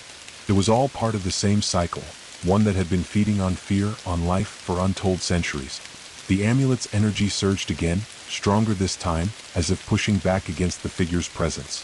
Ethan's vision flickered with blinding light, the symbols spinning in dizzying patterns, and for a moment he thought he could see through the shadows, the true nature of the forest, of the heart. A deep, malevolent voice whispered in the depths of his mind, its words sending shivers through his entire being. "You will not escape," it said. "Not now. Not ever. You belong to the forest now. You will feed its hunger just like the rest." The amulet burned hot in his hand, its light flaring brightly, and Ethan felt the pressure building inside him. It wasn't just the figure or the darkness around him, it was the forest itself. It was alive, aware, and it had set its sights on him. And then, with a sudden, violent surge, the figure lunged toward him. Ethan's body reacted before his mind could process it. He swung the amulet in front of him, its glowing symbols casting a blinding light across the void, and the darkness recoiled, shrieking. The figure was thrown back, its form twisting in agony as the light from the amulet surged through the air like a bolt of lightning. The air hummed with an intense, crackling energy, and Ethan felt something inside him snap. The shadows shrieked, swirling violently as the energy from the amulet reached a peak. Ethan could feel the power coursing through him, wild, untamed, as though it were not just the amulet's magic, but something inside him, something ancient that had awoken with the pull of the forest's hunger. The figure writhed, its body dissolving into the swirling darkness, but not before its final words echoed in the air. "You cannot defeat the heart." The ground trembled beneath Ethan's feet as the light from the amulet began to dim. The intense, crackling energy still thrummed in the air, but now the shadows were beginning to reform, twisting around the edges of the clearing like tendrils reaching toward him. The figure had dissolved into the dark, but its presence lingered, an oppressive weight in the air, a threat that refused to be dismissed. Ethan's heart was still pounding, his breath ragged. The amulet in his hand felt like it weighed 1,000 pounds, its glow slowly fading as the world around him returned to its twisted, half-real state. The pulsating heart of the forest, the source of all this darkness, throbbed in the distance, sending waves of cold dread washing over him. "You cannot defeat the heart." The words echoed in his mind, a haunting refrain that seemed to resonate from the very soil beneath him. He gritted his teeth, his fingers tightening around the amulet, the symbols on its surface still faintly glowing. The forest had tried to consume him, to drag him into its insidious embrace, but something had changed. He could feel it deep inside, a shift, an awakening. The hunger had been a constant, a gnawing, relentless force that had pursued him from the moment he stepped into the lodge. But now, for the first time, Ethan felt a flicker of control, an understanding that had been absent before. The amulet, the heart, it was all tied together in some way. The figure, that shadowy creature, had warned him, but perhaps the truth was deeper than just feeding the forest's hunger. The forest wasn't just a place, it was a mind, a sentient force that devoured, that twisted everything in its wake. But Ethan wasn't just a victim. He was part of it, a piece of the puzzle, a tool in its vast, terrible game. But the amulet was different. It had chosen him. It had awakened something in him, a power he hadn't fully understood until now. It wasn't just an artifact, it was a conduit, a bridge between worlds, a key to unlocking the heart of the forest itself. The whisper came again, softer this time, almost like a sigh on the wind. You think you have power over it. You think you have control. The voice was distant, but Ethan knew it was the same one he had heard earlier. You do not. You are a part of the cycle. You always have been. And you will feed it just like all the others.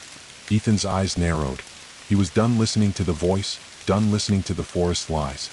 His mind burned with the need to understand, to see through the lies, to break free from the endless cycle of fear and darkness.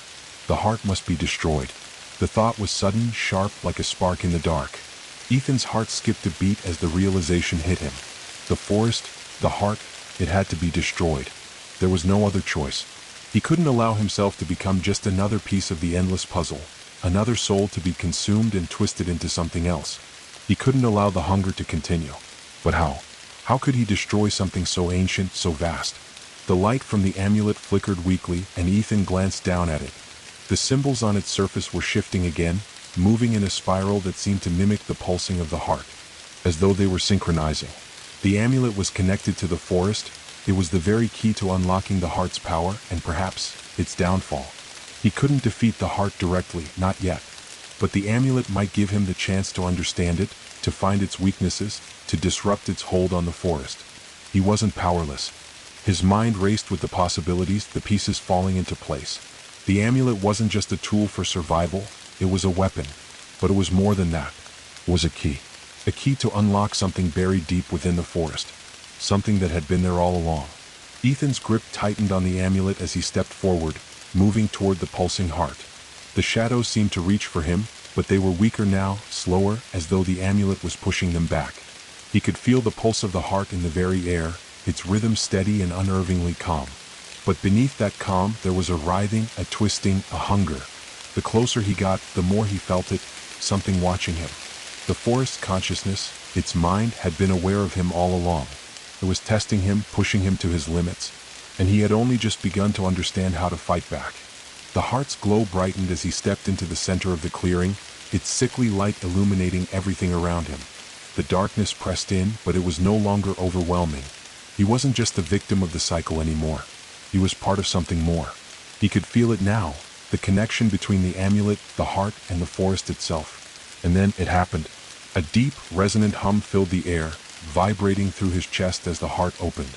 The ground beneath him cracked, and the roots that had once seemed like mere decoration began to move, twisting and writhing like serpents, reaching toward him, their dark energy pulsing in time with the heart's beat. The air grew heavy, thick with the stench of rot and decay, and Ethan's breath caught in his throat. The forest was closing in on him again, but this time he was ready. The amulet's glow surged once more, the symbols flaring bright and intense, illuminating the shadows around him. Ethan raised it high, and the shadows recoiled, pulling back like they were burned by the light. The heart throbbed violently in response, its pulse quickening, but there was something different now, something weakened in its rhythm. Ethan stepped forward, his resolve hardening. The amulet was alive now, its power synchronizing with the heart's pulse. He could feel the tension building, the inevitable clash between the two forces. The heart wanted to consume him, to drag him into its darkness, but the amulet wasn't just a part of the forest. It was a weapon, and he would use it. As the roots reached toward him, Ethan flung the amulet forward, the light blasting from it in a radiant burst. The shadows screamed as the light cut through them, burning away the dark like sunlight on mist. The roots recoiled, their grip loosening as the light expanded, washing over everything.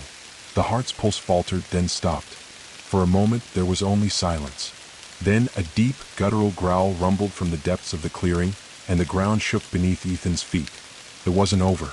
The ground trembled violently beneath Ethan's feet, a deep, resonating pulse that made the very earth feel alive, as though it had a heartbeat of its own. The light from the amulet continued to flare, its intensity blinding, but even that was starting to waver.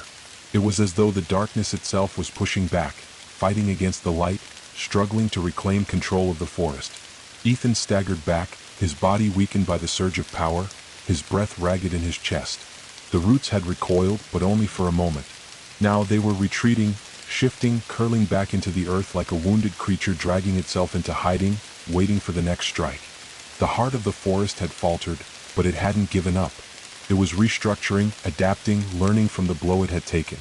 Ethan's mind was a whirlwind of thoughts, the realization dawning on him that what he had just done, what he had just unleashed, had only momentarily disrupted the cycle.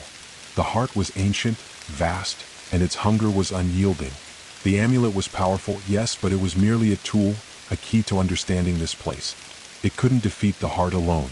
It needed something more, something deeper to truly destroy it. The shadows around him thickened again, crawling across the ground, snaking up the trees and the broken stones of the ruin. The air had become chilled, the warmth of the light fading as the darkness slowly crept back, reclaiming the clearing. But this time it was different. The darkness wasn't just a presence. It was intelligent, conscious, and it was angry.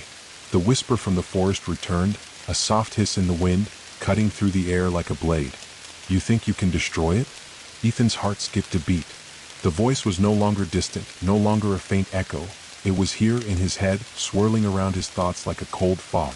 The forest has no end, the voice continued, a low, guttural whisper that reverberated through the trees. It is the beginning and the end.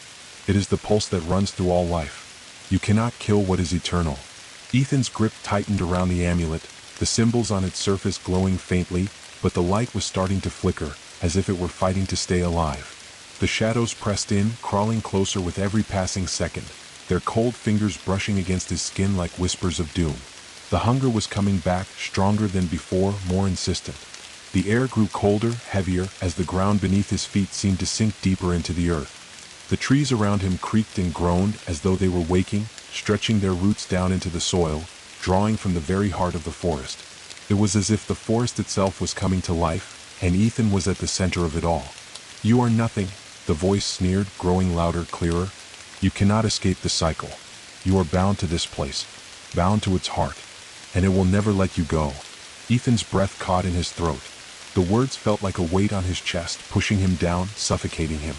The hunger was there, in the air, in the very soil beneath his feet. It was closing in on him, its presence like a storm on the horizon. But he wasn't done. He refused to be consumed. The amulet in his hand pulsed again, its glow flickering as if responding to his resolve. Ethan's mind raced. The voice, the hunger, it all felt so overwhelming, like he was drowning in an endless sea of darkness. But there was something he hadn't realized until now. The amulet wasn't just a weapon. It was a connection, a bridge between worlds, between him and the heart of the forest. It was more than just an object. It was a key to the truth. Ethan knew, deep in his bones, that if he was going to break the cycle, he needed to understand the forest. What it was, why it existed, and most importantly, what it wanted. His thoughts shifted to the figure, the shadowy creature that had warned him. It had spoken of the heart's eternal hunger, of the cycle that fed on souls, twisted them into the forest's grasp. But it had also said something else. You are part of it. You always have been. A chill ran down his spine. What if the forest's hunger was not just a force? It was alive, an ancient consciousness, a being that fed on fear, on life, on everything that had entered its realm. What if he too was a part of its twisted web, a thread in its never-ending cycle? No, he refused to believe that. The amulet pulsed again, the glow intensifying as if it were reacting to his thoughts. His breath came in ragged gasps as he stepped forward, the shadows recoiling for the briefest of moments. The trees around him groaned, their branches swaying unnaturally in the wind. But Ethan didn't falter. He could feel it now, deep within the core of the forest, the pulse, the rhythm, the heartbeat of the land itself. And it was as if the forest were listening to him. He raised the amulet high, the light from it burning brighter than ever before, casting long shadows across the clearing. The darkness around him recoiled, shuddering in response, but the heart's glow didn't falter. It beat with an unyielding hunger, unbroken by the light. The shadows pushed back, crawling across the ground, but they were slower now, their movements more hesitant. Ethan focused on the heart, on the pulse that throbbed with an unearthly rhythm. There was a pattern to it, something familiar. The heartbeat, it wasn't just the forest, it was his too. His own pulse, his own rhythm, matched the beat of the heart. He had been a part of it all along. But that didn't mean he had to be. He could break the cycle. The amulet flared again, a flash of light so bright it nearly blinded him. The symbols on its surface spun faster, the energy from it swirling around him like a whirlwind. He could feel the power growing, expanding, filling the air with a crackling intensity. The shadows pressed in, the darkness of the forest closing around him like a tightening vice, but Ethan pushed back. He could feel the heart, its pulse slowing, its rhythm faltering as the energy from the amulet surged forward. The connection between him and the forest was more than just a bond, it was a war, a battle of wills. And this time Ethan wasn't backing down. The darkness howled, the wind picking up as the trees around him swayed violently. The very earth shook beneath his feet, and the heart of the forest screamed, a sound so terrible, so inhuman, that it seemed to echo through the very fabric of reality. And then, with a deafening crack, the ground split open. The ground split open beneath Ethan's feet with a deafening crack, the earth trembling as though the very core of the forest was convulsing. The air around him thickened, becoming saturated with the sharp scent of earth and rot, as if the land itself were giving birth to something dark and ancient. The heart of the forest pulsed violently, its throb sending waves of energy rippling through the earth, shaking the very foundation of the place. Ethan staggered back, his breath coming in ragged gasps. The amulet in his hand flickered weakly, its light dimming as the shadows pressed in from every side, swirling around him like a living thing. The hunger, the darkness, it was all closing in once more, wrapping itself around him like chains, pulling him back into the cycle that had haunted him from the moment he had stepped foot in this cursed place. But this time something was different. The light from the amulet, though flickering, still held strong, a small but stubborn beacon in the face of the encroaching darkness. Ethan's pulse raced as the realization hit him like a wave. The amulet was not just a weapon, it was a focus, a link to something deeper, something far beyond the forest itself. It had awakened something inside him, a power, a connection to the forest's heart. And though the darkness threatened to consume him, it was also a part of him now. The roots of the forest, thick and gnarled, burst from the earth with terrifying speed, snaking toward him like grasping hands, their tips sharp as daggers, their movements quick and fluid. The ground itself seemed to pulse with energy as though the forest were alive, aware of his every move. Ethan stumbled backward, raising the amulet before him, the symbols now glowing with an intense, radiant light. The roots paused. For a brief moment there was silence. The entire forest seemed to hold its breath. And then the heart of the forest screamed. The sound was inhuman, an agonized wail that seemed to tear through the very fabric of reality. The sky above him twisted, clouds swirling violently, the moon itself flickering in and out of view. The earth cracked and groaned, the trees around him shaking with an intensity that made the very air vibrate. The forest was fighting against him, fighting against the amulet, fighting against the very light that had managed to push it back. But Ethan stood his ground. He closed his eyes for a moment, drawing a deep breath, trying to calm the frantic beat of his heart. The forest was trying to overwhelm him. It was trying to break him. But he had something it didn't resolve. He had faced the hunger, faced the keeper's darkness, and yet he had survived. He had endured, and he would do so again.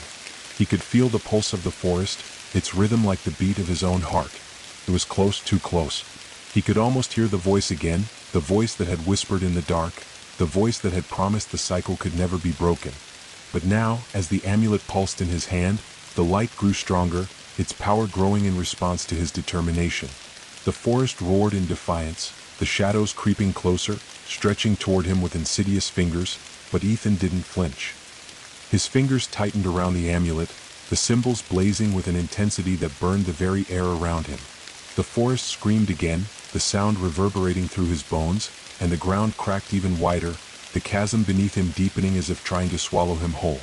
But the amulet was a beacon, a focus, and the light it cast began to pierce through the growing darkness, cutting through the blackness like a knife. The roots recoiled, the shadows wavering as the light pushed back against them. For the first time since entering the forest, Ethan felt a surge of hope. He was fighting back. He wasn't just running anymore. He wasn't just a victim in this eternal cycle. He was changing it. The light from the amulet grew blindingly bright, its energy surging like a tidal wave, washing over the forest, forcing the darkness to retreat, if only for a moment. The roots of the forest, which had once seemed so invincible, now faltered. The ground shook, and Ethan could feel the pull of something different. A rift, something cracking open in the very fabric of the forest itself. The shadows screeched in agony, their forms warping, twisting, as though the light from the amulet was burning through their very essence. The air felt charged, alive with an energy that Ethan had never felt before. It was as though the amulet was resonating with the forest's heartbeat, amplifying the pulse that ran through the land, connecting him to the ancient, dark power that had sought to consume him. The forest's cries grew louder, more frantic, as though it were realizing something. It couldn't win. The darkness, the hunger, it was losing. But then, just as Ethan felt a glimmer of victory, a new sound emerged, a low, rumbling growl from deep within the chasm beneath him. The earth shook violently, and the amulet's light flickered dangerously. The trees around him groaned, their branches twisting as if in pain. The heart of the forest, its true heart, was awakening. A massive, jagged root erupted from the chasm, its surface covered in dark, twisted runes, the symbols glowing with a sickly green light. The root was alive, far more powerful than any Ethan had encountered before. It shot up from the earth like a serpent, coiling around the clearing, its tendrils snapping like whips, reaching for him. The heart was no longer just a distant pulse. It was here. It was now. And it was angry. Ethan's heart thundered in his chest as the root moved toward him, its grip tightening around him like an iron vice. His pulse raced, his thoughts scattering as the darkness closed in on him once more. The forest wasn't just alive, it was aware.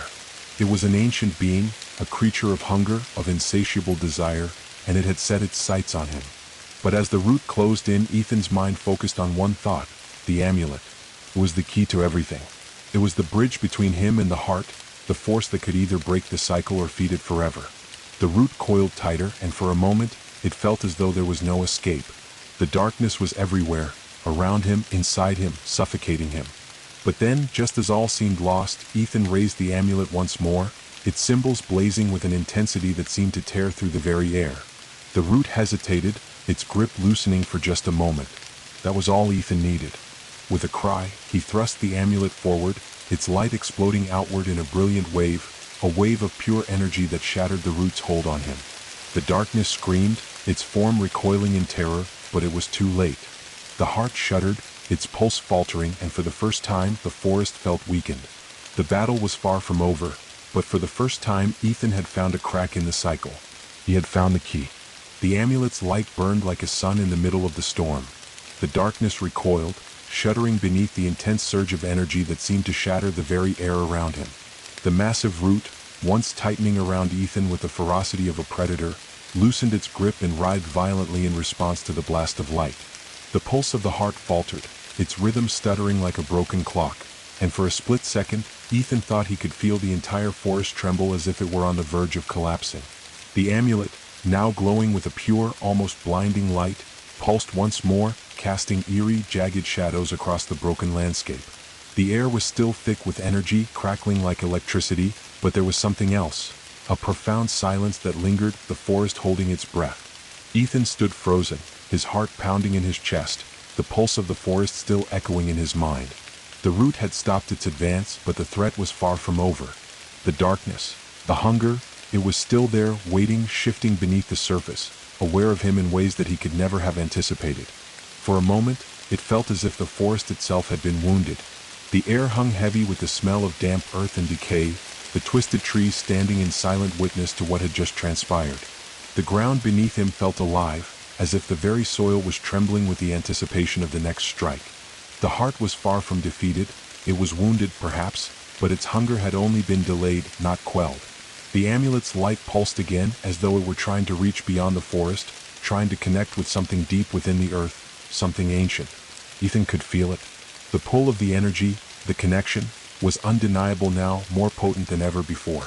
It was as though the amulet was no longer just a tool. It was an extension of him, his mind, his soul, linked to the very heart of the forest in ways he had never imagined. He felt a shudder deep within him, an uncomfortable resonance vibrating through his bones. The connection to the heart, the source of the forest's hunger, was becoming more than just a battle for survival. It was becoming an understanding. Ethan wasn't just fighting against the forest. He was connected to it. The pulse of the heart, the rhythm of the forest, was in him. It was a part of him now, and he could feel its ancient will thrumming in time with his own heartbeat. Ethan's eyes widened as a thought struck him. The forest wasn't just a force. It was a living, breathing entity, one that had been around long before him, long before the lodge had even been built. It had existed in the shadows of time, feeding on the fears and the souls of those foolish enough to enter its realm. The heart, with its insatiable hunger, was the key to the forest's power. But now, after everything he had been through, Ethan understood something else. The hunger wasn't just a mindless force. It was intentional. A low rumble filled the air, and the ground trembled again, but this time the sound wasn't as chaotic. It was deliberate, like the deep breath of a creature preparing to strike. The pulse of the heart, still faint, still weak, began to steady, its beat slow but methodical. And then there was something more. Something that made Ethan's blood run cold. A whisper, soft at first, grew louder as it filled the very air around him. It wasn't the voice of the forest, not the deep, ominous growl he had heard before. This voice was different, gentler, calmer, as though it were speaking directly into his mind. "You are part of this place now, Ethan." The voice echoed through him, its presence overwhelming. It wasn't just a voice, it was everywhere. In the trees, in the wind, in the earth beneath his feet. "You cannot break the cycle. You are a part of it. Just as those before you have been, and just as those who will come after you will be. The heart feeds on the souls of those who wander. And it will feed on you too." Ethan felt his breath hitch. His fingers tightened around the amulet, but it was no longer just a tool, it was a lifeline. The voice, the forest, it was trying to break him. To pull him into the cycle, to trap him as it had trapped countless others. The hunger, the heart were not just mindless forces, they were aware. They had been watching, studying him, waiting for the moment he would falter. Waiting for the moment when he would finally succumb to the forest's will. The amulet flickered in his hand, its glow dimming for a moment before flaring back to life. Ethan felt a shift within him, a powerful surge of energy that sent a shockwave through his body. It was a feeling that radiated outward, connecting him not just to the amulet, but to the heart of the forest itself. The voice came again, but this time it was tinged with something different, something darker. "The heart cannot be destroyed. You are part of it. You always have been." The voice twisted, growing colder. "You will feed it. You will become part of it, and the forest will grow, will feed on your fear, on your soul." Ethan felt the pressure growing inside him, the weight of the words pressing down on his chest. He wasn't just battling the forest anymore. He was battling himself. The hunger was inside him. It had always been inside him. His mind flashed to the moments of doubt, the fear that had taken root in his heart when he had first entered the forest. The sense of being watched. The unease that had never quite gone away. The pull of the amulet, the strange connection he had felt even before he knew what it meant. The forest had chosen him. He had been drawn here for a reason. But he could break free. He had to. With renewed determination, Ethan took a step forward, raising the amulet above his head. Its glow pulsed in response, brighter and more focused than ever before. The air around him crackled with energy as the heart's pulse grew louder, faster, its hunger gnawing at him. But Ethan wasn't afraid. The amulet flared again, its symbols glowing in a brilliant arc of light, and for the briefest moment, Ethan felt the forest shudder. The hunger recoiled, the darkness faltering, its hold loosening, as if the very heart of the forest was struggling against the light. The pulse of the heart was slowing. Its rhythm was weakening. He was breaking it. The shadows screeched in agony, their forms flickering, twisting, as though they were being torn apart by the force of the amulet. The roots that had once lashed out with terrifying speed now trembled, their tips curling back as though repelled by the energy radiating from Ethan. The ground cracked again, but this time, it wasn't the forest trying to swallow him, it was the forest fighting to hold on to its hold on him. The amulet's light burned brighter, its power filling the air like a storm. The forest howled in fury, but Ethan's mind remained focused, his grip tight on the amulet. The hunger, the heart, it was faltering. It was no longer unstoppable. For the first time, the forest seemed to be retreating. The forest seemed to breathe around him, its pulse a steady, insistent throb that reverberated through his body, through the very earth beneath his feet. But now the rhythm was off. It was erratic, uncertain, an unsettling tremor that pulsed through the air like an animal in pain. The shadows that had once seemed so unyielding, so suffocating, now wavered like smoke in the wind, hesitant, as if recoiling from the light emanating from the amulet. Ethan stood at the center of the clearing, his breath shallow and ragged, but his resolve hardening with every passing second. The forest was alive, yes, but it was hurting. It had never faced this kind of resistance. This was no longer just a battle of light and dark. It was a fight for control, for survival. The amulet, though still flickering with energy, was becoming more than just a weapon. It was an anchor, a lifeline that held the very fabric of the forest at bay. But the hunger wasn't gone, not by a long shot. A violent gust of wind swept through the clearing, whipping the trees into a frenzy. The roots of the forest writhed and twisted, slithering back into the ground as though trying to find their footing, regrouping.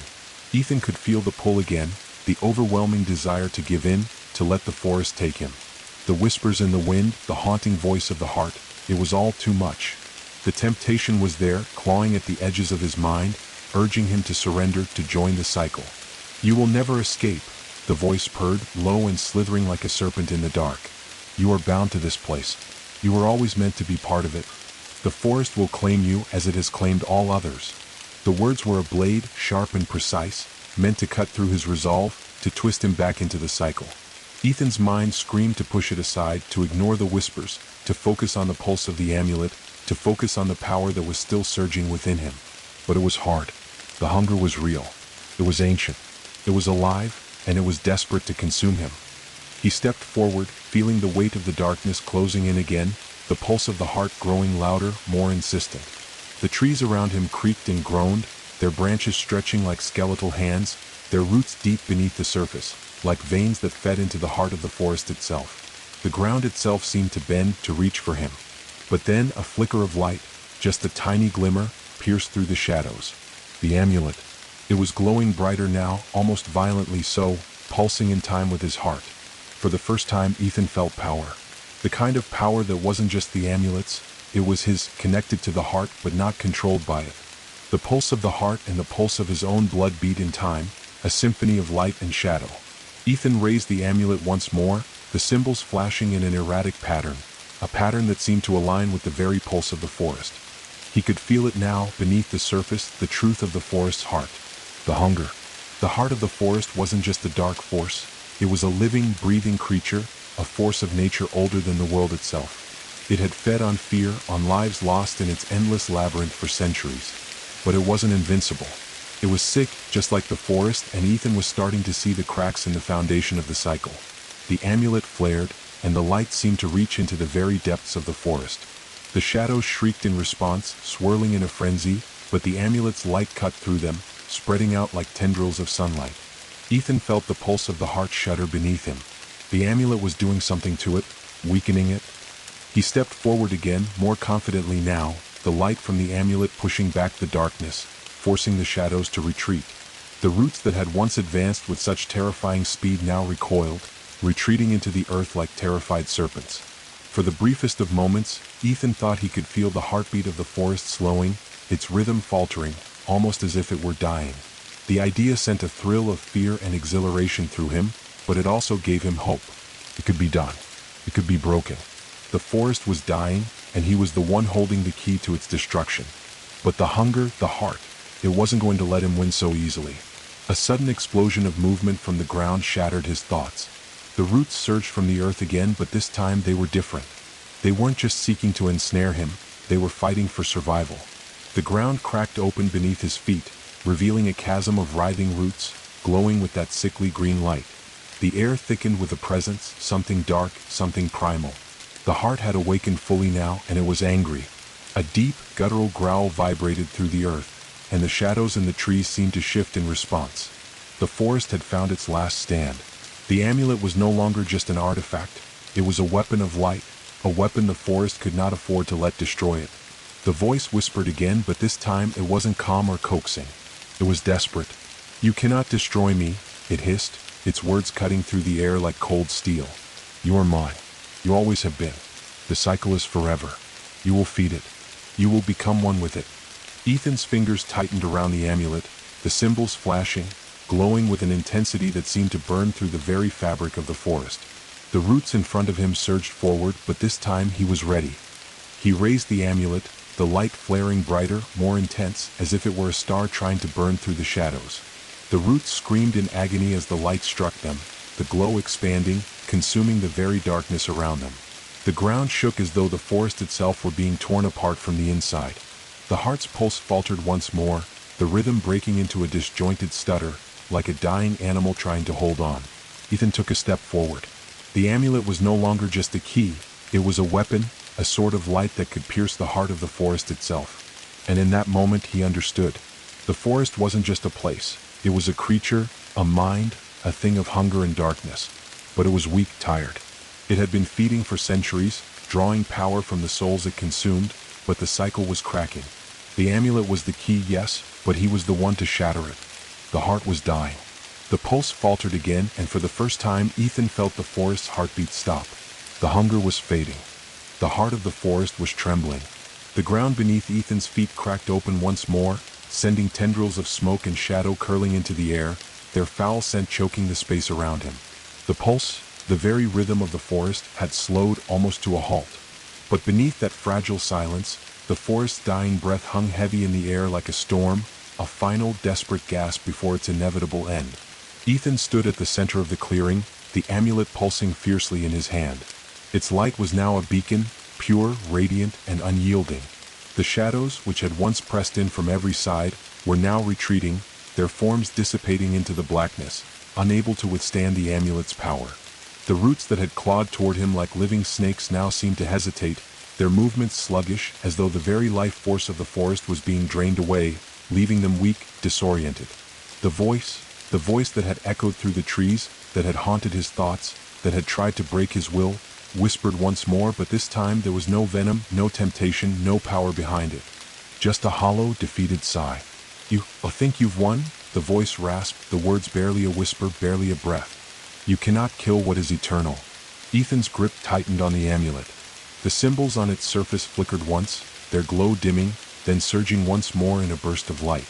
He could feel it now, the pulse, the connection, the bond between him and the forest. But it was different now. The bond was fraying, unraveling, like the threads of an ancient tapestry being torn apart by an unseen force. You do not understand, the voice whispered, its tone softer, quieter, as if it were fading into the wind. This forest, this heart, it is not just a place, it is a memory, it is a consciousness. It is the heart of this land, and it has always been here. Ethan's pulse quickened as the voice continued, growing weaker with every passing second. It feeds on the souls of those who wander in. It needs them. It needs the fear, the darkness. It is the keeper of this place, the keeper of all the souls that have entered and never left. Ethan's mind raced, the pieces finally clicking into place. The hunger, the endless cycle. It wasn't just the forest, it was a consciousness, an ancient entity that had thrived on consuming souls, on pulling them into its dark embrace, twisting them into part of its very being. The forest had been alive for centuries, maybe millennia, and every soul it had consumed had become a part of it. Their fears, their regrets, their memories, all of it had fed the heart, strengthened its hold on the land. But the heart was fading, and so too was the forest's will. Ethan's mind reached out, not to the darkness, but to the light that still blazed within the amulet. It was his anchor now. He was no longer just a pawn in the forest's game. He was the force that could unravel it, that could sever the connection between the heart and the land. The air grew colder. A violent wind whipped through the clearing, howling as if the forest itself were screaming in its final moments of life. The trees, once so tall and imposing, now seemed hunched, their branches twisted like broken limbs, their leaves rustling like whispers of the long dead. The roots beneath Ethan's feet quivered, as though trying to grasp at him one final time, but they were weak now, their power ebbing away with the heart's dying breath. Ethan closed his eyes for a moment, feeling the pull of the forest one last time, the urge to give in, to become part of it, to surrender to the cycle. But his resolve was stronger. The amulet's light was his. He would break the cycle. He would end the hunger. He was not bound to the forest, he was its undoing. The ground trembled beneath him again, but this time, it was not the shudder of the forest's life force. It was the tremor of its death. The heart, though still thumping weakly, was no longer in control. It was losing. And then a sound. A deep, guttural roar from the chasm below, a sound that seemed to reverberate from the very depths of the earth. The ground cracked again, wider now, the roots of the forest crawling up from the fissures, their forms wild and untamed. The heart had sensed its end, and it was fighting back with every ounce of its fading power. But Ethan was ready. His heart thundered in his chest, the pulse of the amulet syncing with his own. The symbols on the amulet blazed with blinding light, flooding the clearing with a warmth that burned away the shadows.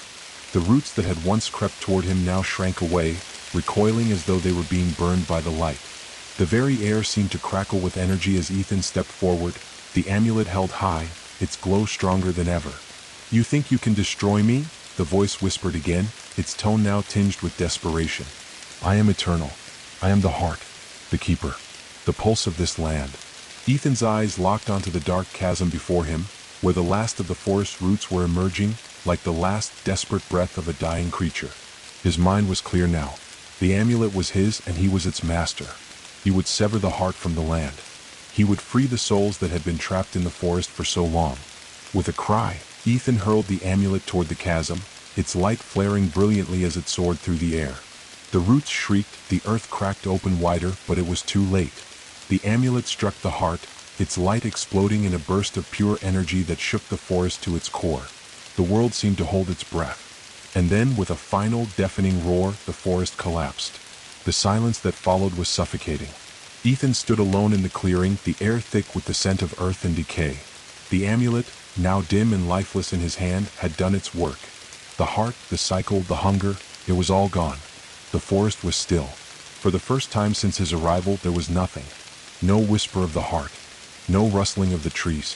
Just the quiet. The wind no longer howled. The earth was still. Ethan's breath slowed as the weight of what had just happened sank in. The forest had been alive. It had been a consciousness, a creature of hunger, and he had destroyed it. For the first time he felt truly alone. The forest was silent, but it was no longer oppressive. It was no longer a predator waiting to feed. The amulet in his hand, its glow now completely faded, was a relic, no longer needed. Ethan glanced at the darkened horizon. The night was breaking, the first light of dawn creeping over the horizon. The forest, once a place of endless fear and shadow, was beginning to heal. The hunger was gone, and with it, the curse that had haunted the land for centuries.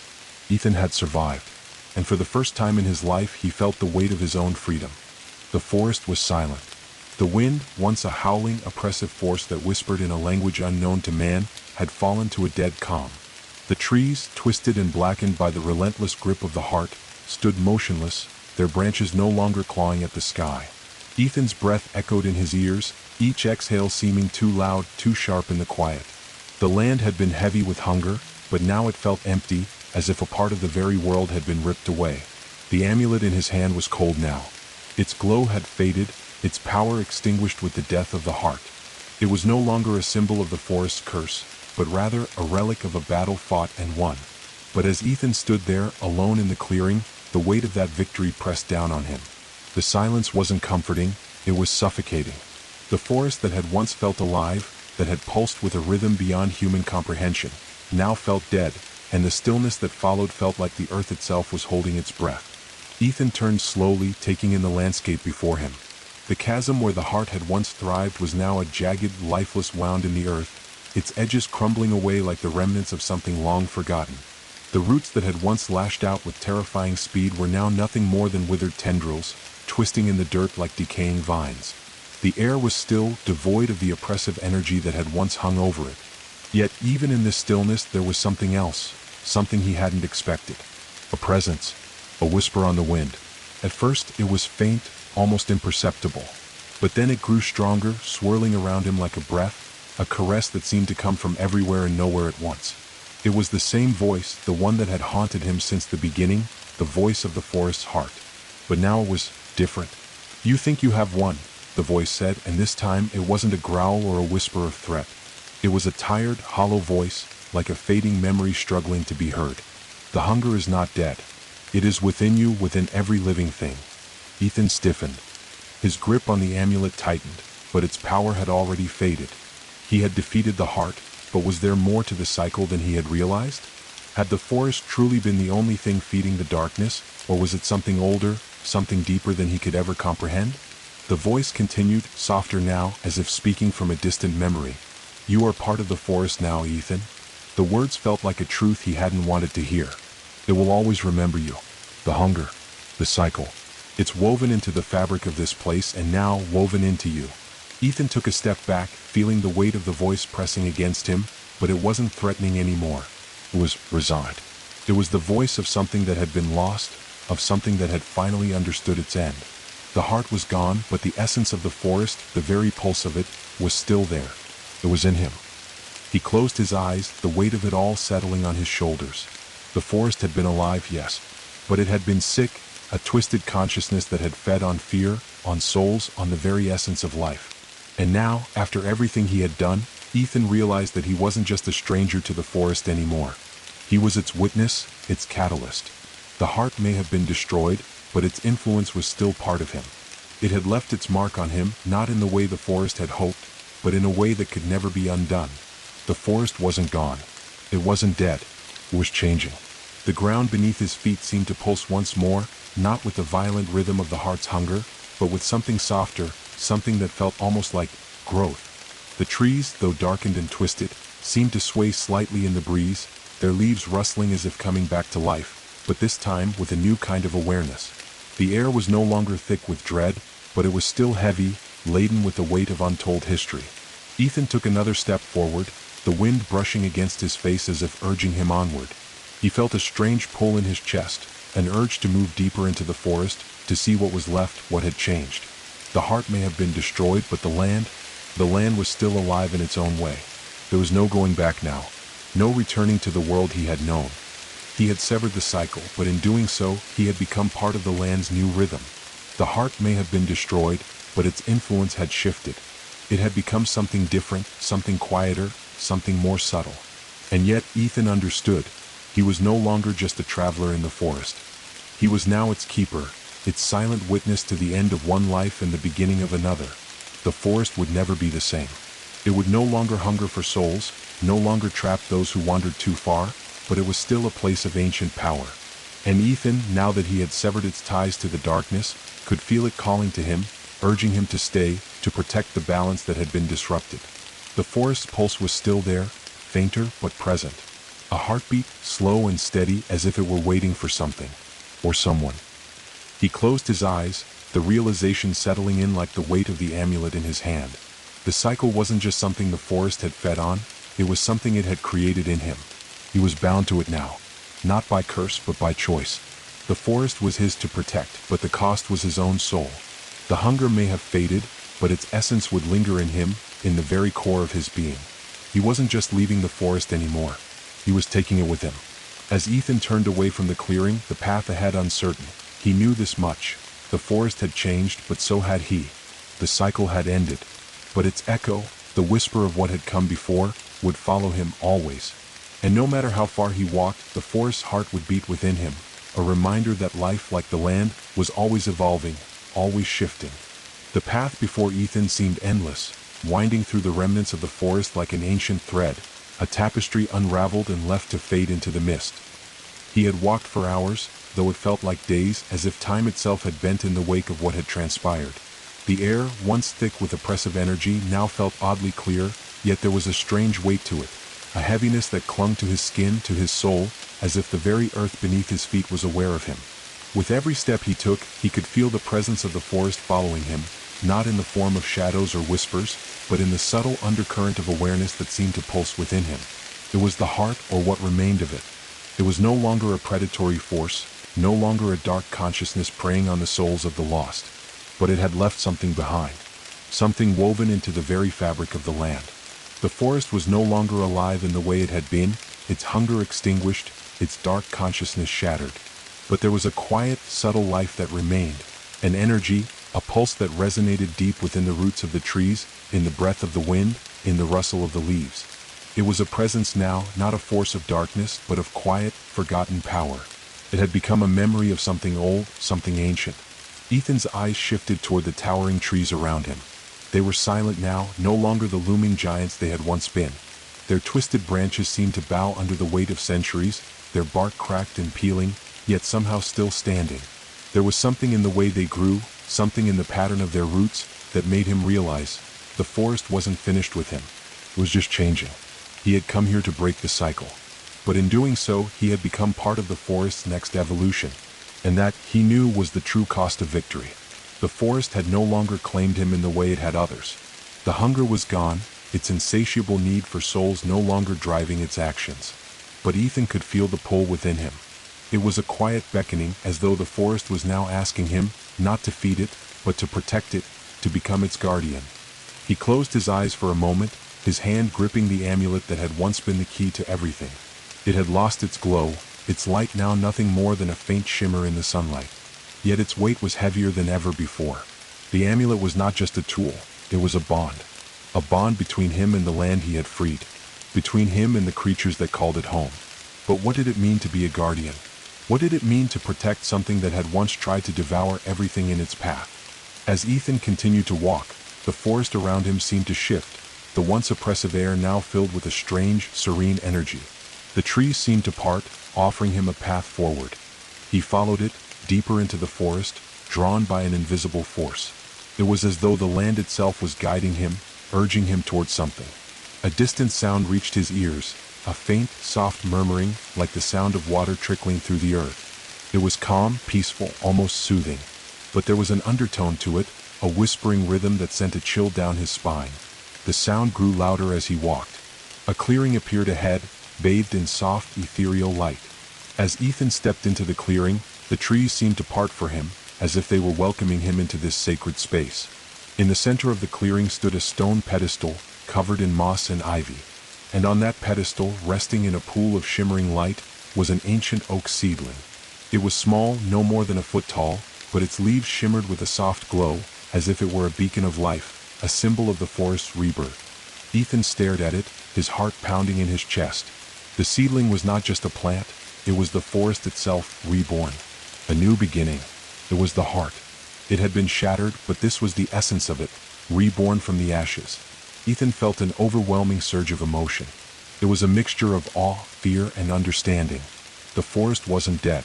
It had simply evolved, shedding its darkness to give birth to something new. And now, in this moment, it was offering him something. A choice. He could feel it in his bones. The forest was no longer just a force. It was alive, and it needed him just as much as it had needed the heart. The question was, would he become the keeper of this new life? Ethan knelt before the pedestal, his fingers brushing against the smooth stone. He could feel the power of the seedling radiating through him. It was alive, so much life pulsing within it, and yet it was fragile, vulnerable. The forest's heart had died, but this seedling was its new hope. He closed his eyes, listening to the whispers of the land around him. The voices of the forest were not gone. They had simply changed, becoming something softer, more peaceful. They no longer sought to consume, but to grow. In that moment, Ethan realized what the forest was asking of him. The heart had died, yes, but the forest was not without purpose. It was alive, and it needed someone to guide it, to protect it from the darkness that had once threatened to swallow it whole.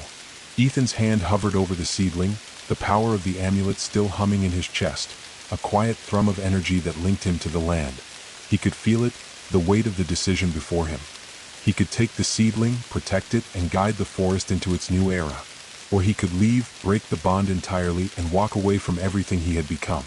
But as he looked at the seedling, as he felt the warmth of the earth beneath him, he knew the truth. He had become the forest, and the forest had become him. He was no longer just a man lost in the wilderness. He was its guardian now. He gently placed his hand on the seedling, feeling the surge of energy as the life of the forest flowed through him. The amulet pulsed, its glow dim but steady, as if acknowledging the choice he had made. The forest would continue to grow, continue to evolve, and Ethan would be there watching over it, protecting it. It was no longer a place of hunger, of darkness, but a place of rebirth, of growth, of life. Ethan stood, his heart steady, his resolve unshaken. The forest was no longer his enemy. It was his charge. And as the first rays of sunlight broke through the trees, casting long shadows across the clearing, Ethan understood the true meaning of his journey. The forest had chosen him. He had chosen it. And together they would grow. Ethan stood in the clearing, the weight of his decision settling deeper into his bones with every passing moment. The air was still, the soft rustling of leaves overhead the only sound breaking the silence. The young oak seedling in front of him seemed to pulse with life, its leaves shimmering with a quiet glow. For the first time, the forest felt like it was alive in a way he had never known. No longer did the land seem burdened by the ravenous hunger of the heart. Now it was breathing again, growing, reaching for the light. But with this life came responsibility, a responsibility that weighed on him more heavily than any of the battles he had fought to reach this moment. He had torn the heart from the forest, shattered the cycle of fear and death that had plagued the land for centuries. But in its place he had become something else. Not just a man but a keeper, a protector, a bridge between the forest and the world beyond it. Ethan took a deep breath, steadying himself. He could feel the pulse of the land beneath his feet, the subtle hum of the earth that seemed to draw him in, that seemed to whisper to him in a language he could almost understand. The forest was changing, yes, but what came after change was always uncertain. The roots of the land were still alive with memory, with hunger, but now there was something different, something new. The pulse of the land had become calm, but how long would that last? Would the darkness, in time, return, seeking to reclaim the land and the power it had once held? He couldn't say for certain. All he knew was that the forest had given him a task, and the decision to protect this new life was one he could never undo. The amulet in his hand, though no longer glowing with the brilliance it once had, was still warm, its presence a constant reminder of the ancient force that had once ruled the land. Ethan closed his eyes, his thoughts drifting back to the time before this place, the time before the forest had ensnared him in its grasp. He had been like any other traveler, seeking only escape, seeking only answers. But now he was tied to the land, bound to it by the pulse of the heart, by the essence of the forest that lived in him and, in turn, in everything around him. The forest no longer sought to devour, it sought to grow. It sought to flourish, and in doing so, it had taken him as its guide. But that came with its own set of dangers. The roots of the forest, the ones that had twisted so violently in the beginning, that had tried to drag him into their dark embrace, were now quiet. But even in their silence, Ethan could feel their subtle movement beneath the earth, like a slow tide, a constant reminder that the forest was alive. It had no master but its own rhythm, its own heart, and now he was the one who would set the course for its future. Would the forest grow stronger with time? Would it heal itself? Could it? And what would happen if, in time, the forest once again called upon the hunger of the heart? Would he be strong enough to protect it, to keep it from falling back into darkness? These were questions without answers, questions that would only reveal themselves in time. The wind shifted, carrying with it the scent of the distant mountains and the wild plains beyond the forest's edge. The world beyond the trees felt so far away now, like a dream that was slipping from his memory. He had thought he was escaping it, the world of men with its rules and its judgments, its expectations. But the forest had changed him. The heartbeat of the land pulsed within him, and with that came an understanding. The world was not just beyond the trees, it was a part of them. And in turn it was a part of him. There were no more roads leading out of this place. The paths were gone, overgrown by vines and roots, swallowed whole by the wildness that surrounded him. The forest had claimed him, and in doing so, it had taken away his past, his former life. There was no going back, no returning to the life he had once known. The forest had given him a new life, one filled with its whispers and secrets, with its quiet power, and now he had to decide what he would do with it, how he would lead it. Would he embrace his role as the guardian? Would he keep the forest safe, watching over the seedling and the roots, guiding the land toward something new? Or would he become something else entirely, something darker, as the forest had once been, his soul entwined with its ancient hunger, lost to the depths of its power? Ethan could hear the rustling of something nearby, a small animal, a bird taking flight, but there was something different about the sound. It wasn't just the wind, the way it moved through the branches. It was something else, alive. The land was speaking to him, the heartbeat beneath the earth calling to him, urging him forward, urging him to walk deeper into the heart of the forest. It was a beckoning, an invitation to see what came next, what would grow from the seeds he had planted. A long, low growl echoed through the trees, distant but unmistakable. It wasn't a sound of hunger, not like the growls of the dark roots that had tried to claim him. No, this was different. This was a sound of something growing, something awakening from the deep, the wild places beneath the surface of the land. Ethan looked toward the sound, his heart pounding in his chest. The forest had become something new, but was it ready for the changes that lay ahead? Was it ready to awaken from its long slumber? The growl came again, this time closer, a low rumble that seemed to reverberate from the earth itself. It wasn't the roar of something monstrous, something evil. It was the sound of something untamed, something wild, stretching its limbs and waking from the depths of the forest.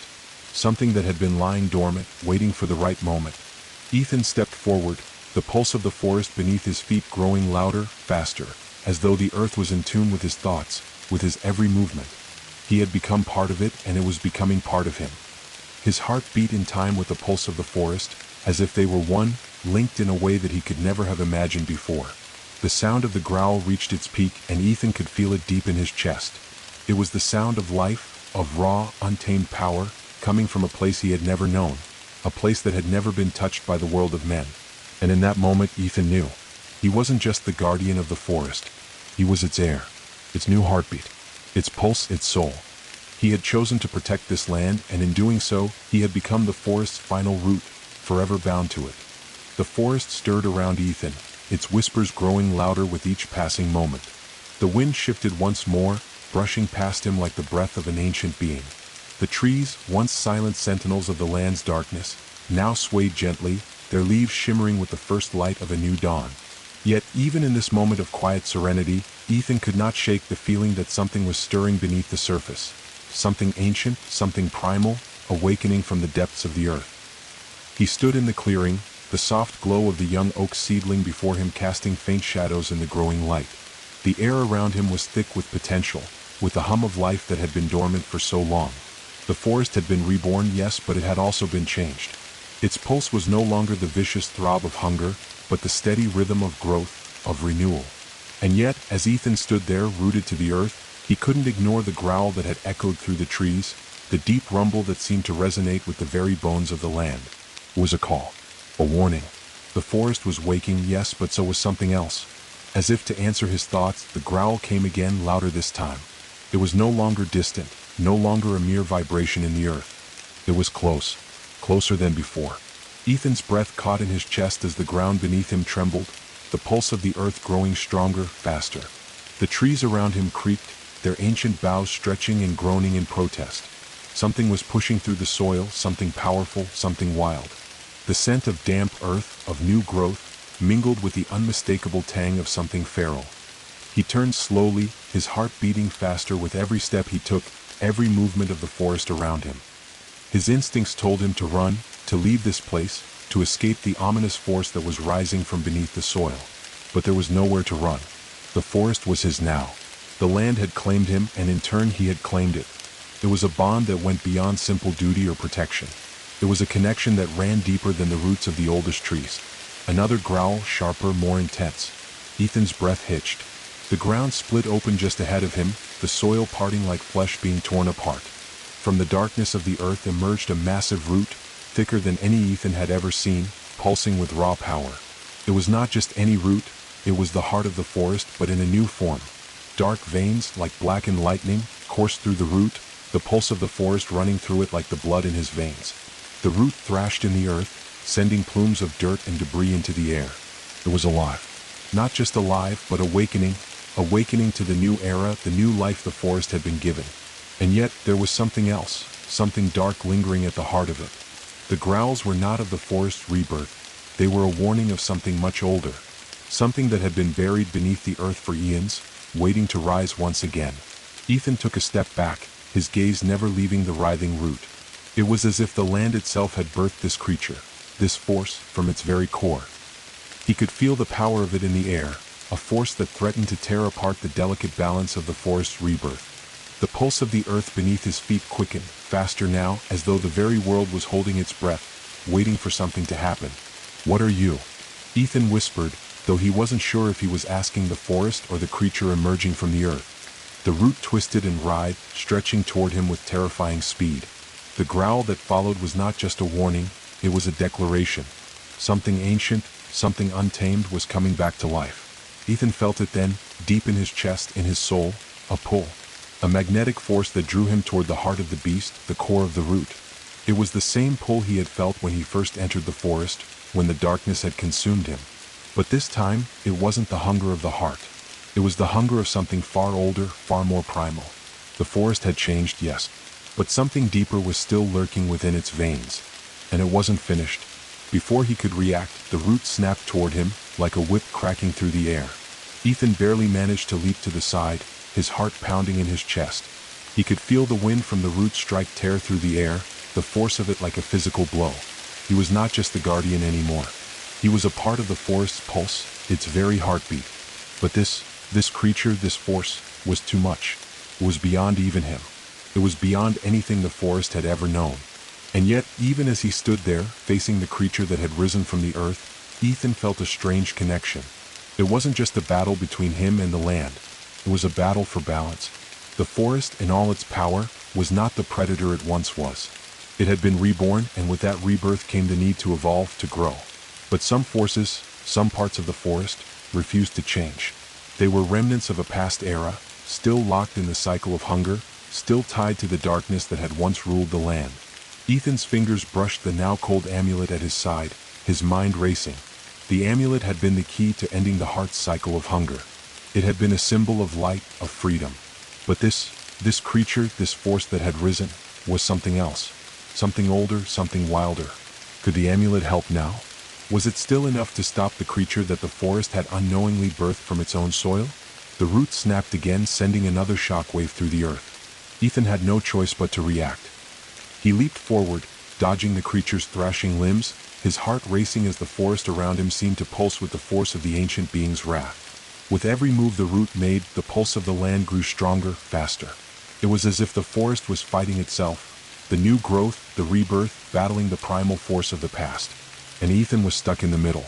He was the bridge, the guardian of both. "I will not let you tear this apart," Ethan muttered through gritted teeth, stepping forward with the weight of the amulet still in his grasp. The energy in the air grew thicker, the force of the root's power reverberating through his bones. He could feel it deep within him, the pull to become one with the forest, to allow the ancient hunger to consume him and become part of its rhythm. But he fought it. This was not the cycle he had chosen. He had destroyed that cycle. And yet, the darkness was still here. Ethan stepped forward once more, his hand outstretched toward the writhing root. His voice rang out, commanding, fierce. "I am the guardian of this land now. You will not destroy it. Not again." The amulet flared to life in his hand, its glow pulsing like a heartbeat. For a moment, the forest seemed to hold its breath. And then the root stilled. But only for a moment. The root remained motionless for a heartbeat, as if the forest itself was holding its breath, caught in the tense stillness between life and death. Ethan's heart thundered in his chest, each beat a reminder of the power he held within his hands. The power to guide, to protect, to reshape this land.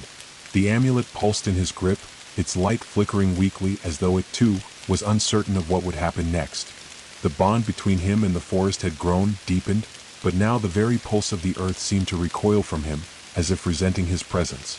The root before him twitched, and then with a terrible crack it lunged. Ethan barely had time to react as the root lashed out with lightning speed. It sliced through the air, narrowly missing him, but the force of its strike sent shockwaves through the earth. The ground cracked open beneath him, the ancient soil giving way to the power of the forest's primal fury. Ethan stumbled back, barely keeping his footing as the forest rumbled beneath him, the pulse quickening, frantic, desperate. The forest was fighting itself. The root roared, a sound like thunder, its dark veins pulsating with a furious, ancient energy. It was not just a manifestation of the land, it was the shadow of its past, the hunger that had once driven the heart, the force that had consumed everything in its path. But now it was different. It was no longer a mere instinct. It was a creature, alive with its own will, and it was determined to reclaim the darkness. Ethan's breath came in ragged gasps as he stepped back, his mind racing. The forest had given him its trust. It had made him its guardian. But this ancient force was beyond his control. It was a reflection of everything the forest had been before, a reminder of the hunger that had once consumed it all. The amulet in his hand hummed with energy, its glow intensifying as if it recognized the threat. But could it stop this? Could it stop what was rising from the earth? The root moved again, this time with more precision, its tendrils snapping forward, reaching for Ethan with terrifying speed. He had no time to think, only to act. With a surge of adrenaline, Ethan leapt to the side, narrowly avoiding the root's strike. His feet barely touched the ground before he was on the move again, racing through the clearing, his mind focused on one singular goal: to find a way to stop this, to stop the ancient force that was clawing its way back into the world. He couldn't do it alone. He knew that now. The forest wasn't just a place, it was a force, a living, breathing entity with its own will. And the battle raging before him was not just his battle. It was the forest. It was a war between the old and the new, between the primal hunger that had once claimed the land and the new life that had been born from its ashes. As he ran, his eyes darted around the clearing, searching for anything that could help him, anything that could turn the tide. The amulet was still in his hand, its glow fading with every step he took. It had once been his beacon of hope, his link to the forest's heart, but now it felt like a distant memory, a relic of a past that no longer seemed relevant in this moment of chaos. Another roar erupted from the depths of the forest, louder this time, shaking the ground beneath Ethan's feet. The roots were pushing through the soil, not just beneath him but all around him, rising from the earth like dark, twisted serpents, their tendrils slithering through the air, reaching for him, seeking to bind him. He could feel the pull, the weight of the earth beneath him, as if the very ground was trying to drag him into its depths, to swallow him whole. The forest was not just fighting itself. It was fighting him, fighting his place within it. Ethan's mind raced, trying to grasp at something, anything that could break the cycle. He had been the one to sever the heart's grip on the land, to destroy the cycle of hunger and death. But this was different. This was not the heart, not the force that had once ruled the forest. This was something far older, something wild. In a desperate bid, Ethan reached for the amulet once more, his fingers grazing the worn edges of its smooth surface. The light within it flickered, then surged with a burst of power, but it was weak, uncertain. The forest was changing, and the amulet was losing its grip on the land. It was no longer enough. He needed to become something else. He needed to become more than just the guardian. The pulse of the forest was wild, untamed, but it had a rhythm, a flow that could be understood, if only he could attune himself to it. He had always been a part of the land, a child of the earth, but now he had to embrace it fully. He had to become the forest's heartbeat, not just its protector. Ethan stopped running. He stood still, his feet planted firmly in the earth, his breath slow and steady. He closed his eyes, reaching deep within himself, feeling the pulse of the land beneath him. It was there, strong, steady, and wild. It was the rhythm of the roots, the sound of the wind, the rustling of the leaves. The pulse was chaotic now, frenzied with the force of the ancient creature rising from the earth, but it was still there. He had to synchronize with it. He had to become part of it. With a deep breath, Ethan placed his hands on the ground, feeling the earth beneath him. The roots, the trees, the soil, they were all connected. He wasn't just a guardian. He was the bridge between the land and the forces that shaped it. The darkness of the past, the hunger, the violence, it had been woven into the fabric of the land, but it didn't have to stay that way. The forest had changed, and so had he. The amulet pulsed again, this time brighter, steadier, as though it were responding to his call. The root paused, its movements slowing as if sensing the shift. Ethan focused, drawing the energy of the forest into him, merging with it. He could feel the power, the raw, untamed force of the land, surging through his veins. The forest wasn't just a place. It was a part of him now. He was part of it. With every breath, the pulse of the land grew steadier, more controlled. The roots around him, once thrashing violently, began to slow, their movements less frantic, less angry. The primal hunger that had been driving the creature beneath the earth seemed to wane, as if it were being soothed by the steady rhythm of the forest's true heart. Ethan's voice echoed through the clearing, strong and unwavering, carrying the weight of the forest's will with it. This is not your time. You are not the forest's master. The hunger is gone. The root writhed once more, but this time it hesitated, as if considering his words. The growl that had once been a thunderous roar now seemed more like a distant murmur, a low rumble fading into the earth. The forest was not going to be consumed by the past again. The forest had changed, and it was time for the old forces to rest. It was time for the new life to take hold. Ethan's heart raced as the pulse of the earth grew stronger, his connection to it deepening. The roots, once wild and untamed, began to settle, their movements slowing, retreating back into the soil. The battle was not over yet, but the forest had found its rhythm. And with it, Ethan had found his place. The forest had calmed, but only for now. Ethan stood at the center of the clearing, his breath heavy, his chest rising and falling with the weight of what had just transpired. The roots had recoiled, their primal fury quelled by his voice, his presence. The deep rumblings that had shaken the earth were now distant, fading like the last remnants of a storm. But even as the land grew still around him, Ethan could feel something lingering in the air, something that refused to let go, something old, something hungry. It was a quiet kind of hunger, an insidious one that gnawed at the edges of his mind. The forest was no longer the ravenous entity it once was, but its history, its past, was woven into its very bones, its very roots. And no matter how much the land had changed, that past was still there, buried deep beneath the surface. Ethan took a step back, his eyes scanning the clearing, searching for any sign of movement.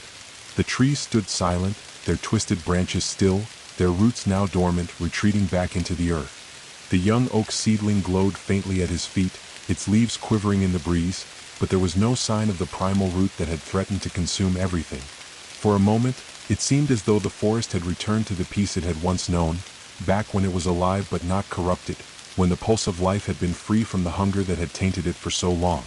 But that peace felt fragile. Ethan could feel it in his bones. The forest was only temporarily subdued. A soft rustling in the trees pulled him from his thoughts. He turned quickly, his senses heightened, his body still buzzing with the energy of the encounter. The rustling grew louder, but it wasn't the wind, it was something else, something deliberate. He stepped forward cautiously, his eyes narrowing as he tried to locate the source. From the shadows of the trees, a figure emerged. It was a person, or at least it appeared to be. A tall, cloaked figure, their face hidden beneath the hood, stepped into the clearing with quiet grace. The figure's presence was immediate, almost overwhelming, as if they carried the weight of the forest itself on their shoulders. Ethan's heart skipped a beat. He instinctively reached for the amulet at his side, but it was already humming faintly, as if it recognized this new presence. The figure stopped just at the edge of the clearing, standing still, watching him. "You have done well," a voice called out, low and smooth, yet somehow ancient. It was neither threatening nor comforting, just powerful. "But you cannot heal what is broken." Ethan stiffened, his mind racing. He hadn't sensed anyone else in the forest, not since the battle with the root. He had been alone. Had this person been watching him the entire time? "Who are you?" Ethan's voice rang out, firmer than he felt. His eyes scanned the figure, trying to discern whether they were friend or foe. He didn't trust anyone who appeared so suddenly, especially not in a forest that had once been driven by darkness. The figure tilted their head slightly, their hooded face hidden in shadows. "I am not a part of your forest, nor am I its enemy," they said, their tone carrying a certain kind of coldness. "I am its memory." "Memory?" Ethan echoed, his brow furrowing. "What do you mean?" The figure stepped closer, their feet barely making a sound on the earth. "You think you've saved the forest," they continued, their voice like the rustle of dry leaves, soft but insistent. "You think the hunger is gone, that the heart has died, but you are mistaken. The forest's heart never truly dies. It only sleeps." Ethan's stomach churned. The forest's heart. The heart he had destroyed. He could feel the weight of the words settle on him, like an invisible chain tightening around his chest. "You are not its master," the figure went on, their voice softening with each word. "You may be its guardian, but you are not its true keeper. The hunger may have been quashed for now, but there are things in the depths of the earth, things in the very bones of the forest, that no one can control. Least of all you." Ethan took a step forward, his mind reeling.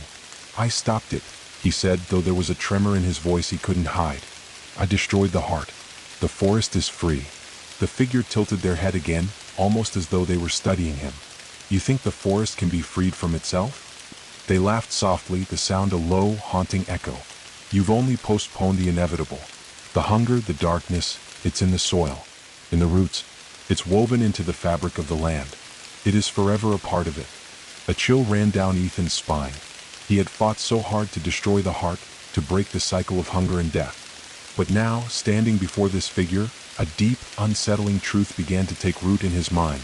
Perhaps it was never meant to be destroyed. Perhaps the forest wasn't just alive, it was a force that could never truly be tamed, only contained.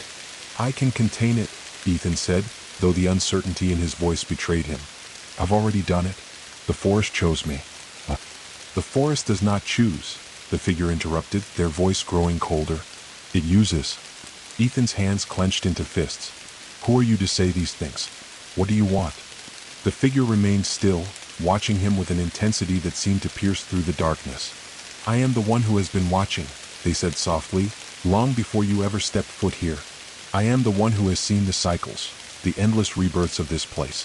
The forest's hunger is not something you can defeat, Ethan. It is something that must be understood. It has been here far longer than you, far longer than any man." "Then what am I supposed to do?" Ethan demanded, his voice rising. "Just let the forest consume everything again? Let the darkness take over?" The figure stepped forward again, their presence looming. "No. You are the guardian, yes. And perhaps you can keep it at bay for a time. But the hunger is always there, just beneath the surface, waiting for the right moment. The question is, Ethan, when the hunger returns, will you be strong enough to fight it again? Or will you become the next piece of its endless cycle?" The word struck Ethan like a physical blow. He staggered back, his mind spinning. He had thought the battle was over, that the forest had been saved. But now, faced with this mysterious figure, this watcher from the shadows, he wasn't so sure anymore. Could the hunger ever truly be defeated? Was there any way to stop the forest cycles? "You are the forest keeper, but remember, Ethan," the figure's voice dropped lower, darker. "You are not its master."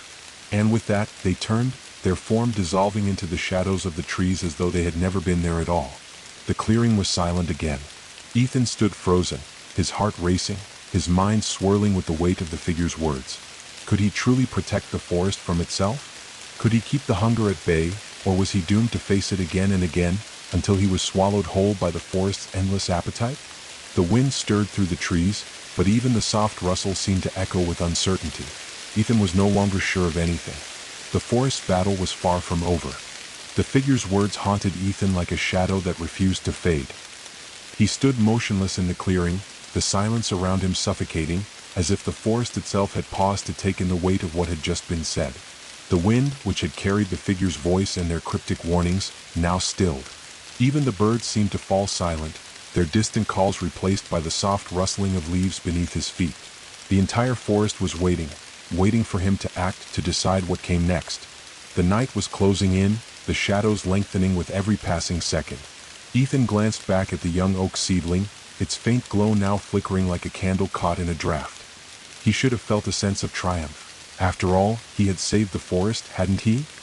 He had stopped the heart from consuming everything once more, and now the forest seemed to be blooming with new life. The hunger, the darkness, the things that had once ruled this place were gone. Or so he had believed. But the figure's words, those cold, unsettling words, had pierced through that belief. The hunger would return. It was part of the forest's nature, woven into its very roots, its very essence. The heart, the darkness, it could never be truly destroyed. It could only sleep. Not again, Ethan whispered to himself, though he wasn't sure who he was trying to convince. The thought of the forest spiraling back into the depths of its primal hunger, of all his sacrifices being undone, was almost more than he could bear. He had come here to escape, to free himself from the weight of the world, and now this place, this wild, untamed forest, was just as trapped as he had been.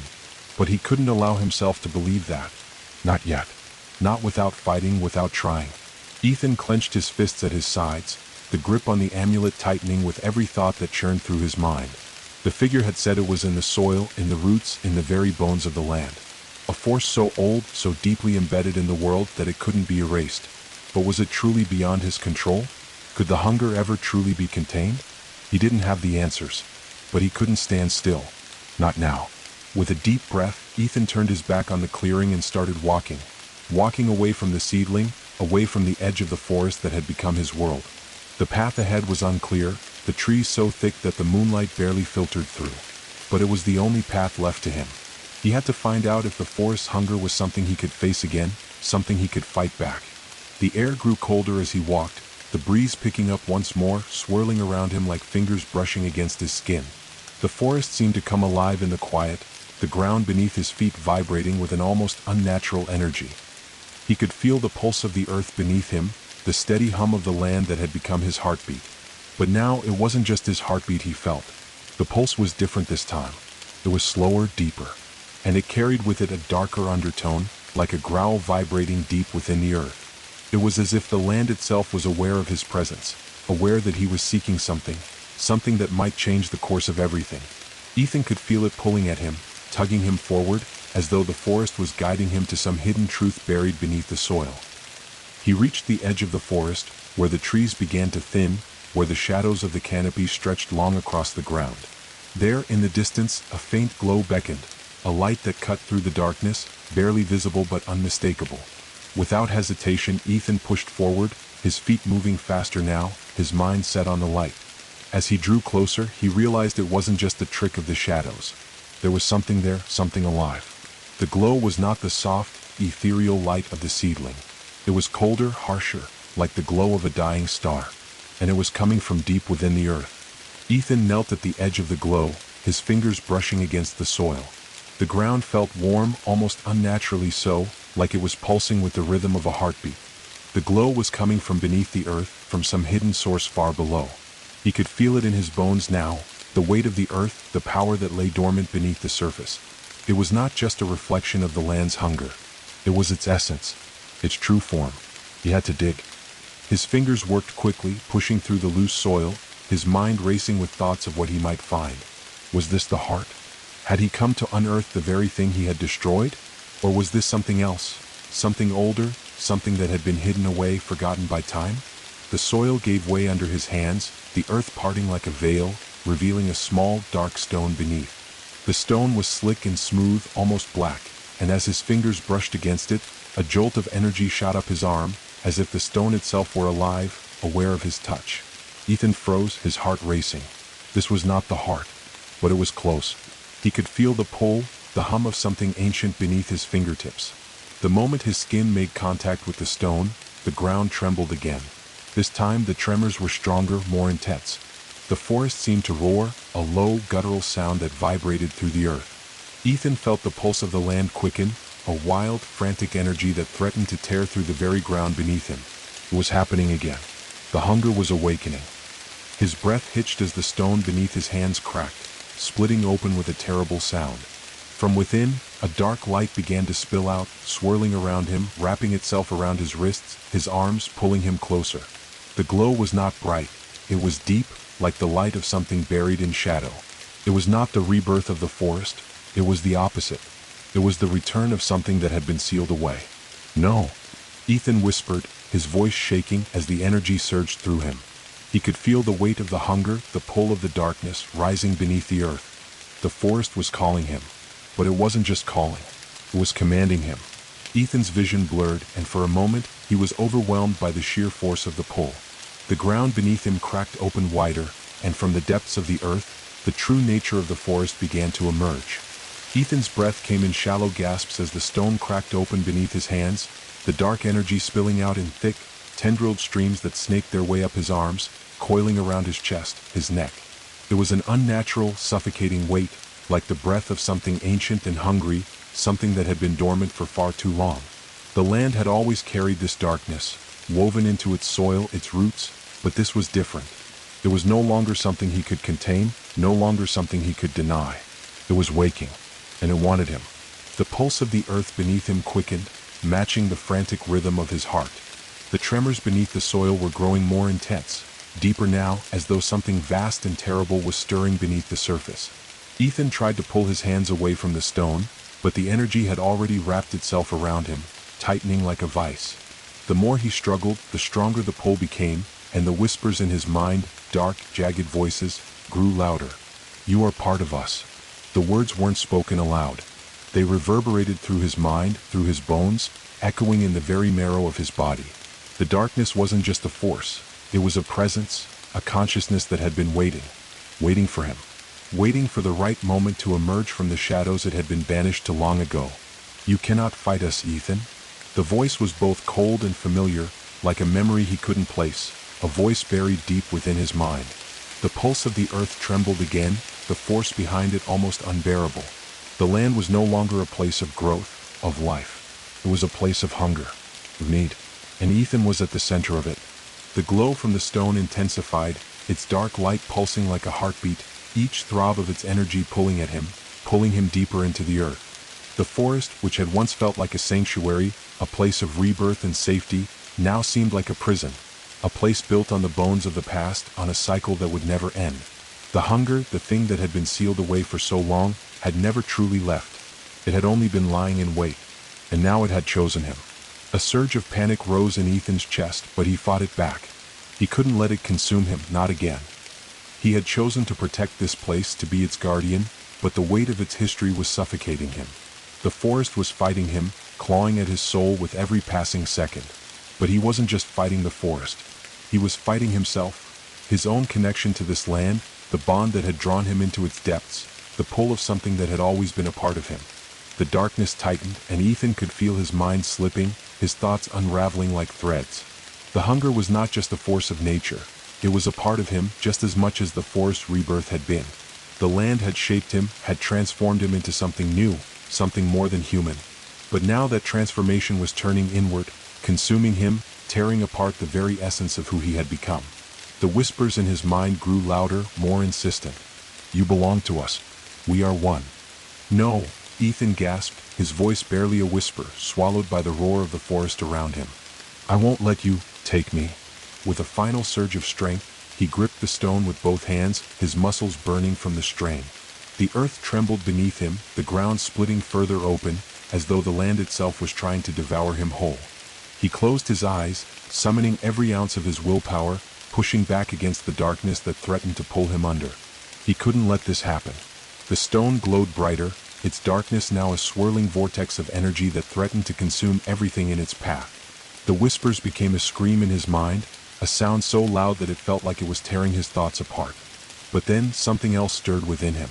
The pulse of the forest, the heartbeat that had once been his ally, rose in response, a steady rhythm beneath the chaos. It was a rhythm that had always been there, deep within the earth, woven into the very fabric of the land.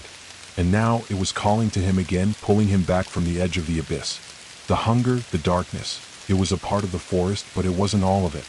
The forest was more than the darkness that lurked beneath it. It was life, it was rebirth, it was balance. The amulet at his side flared to life, its glow pulsing with a fierce energy that cut through the blackness like a blade.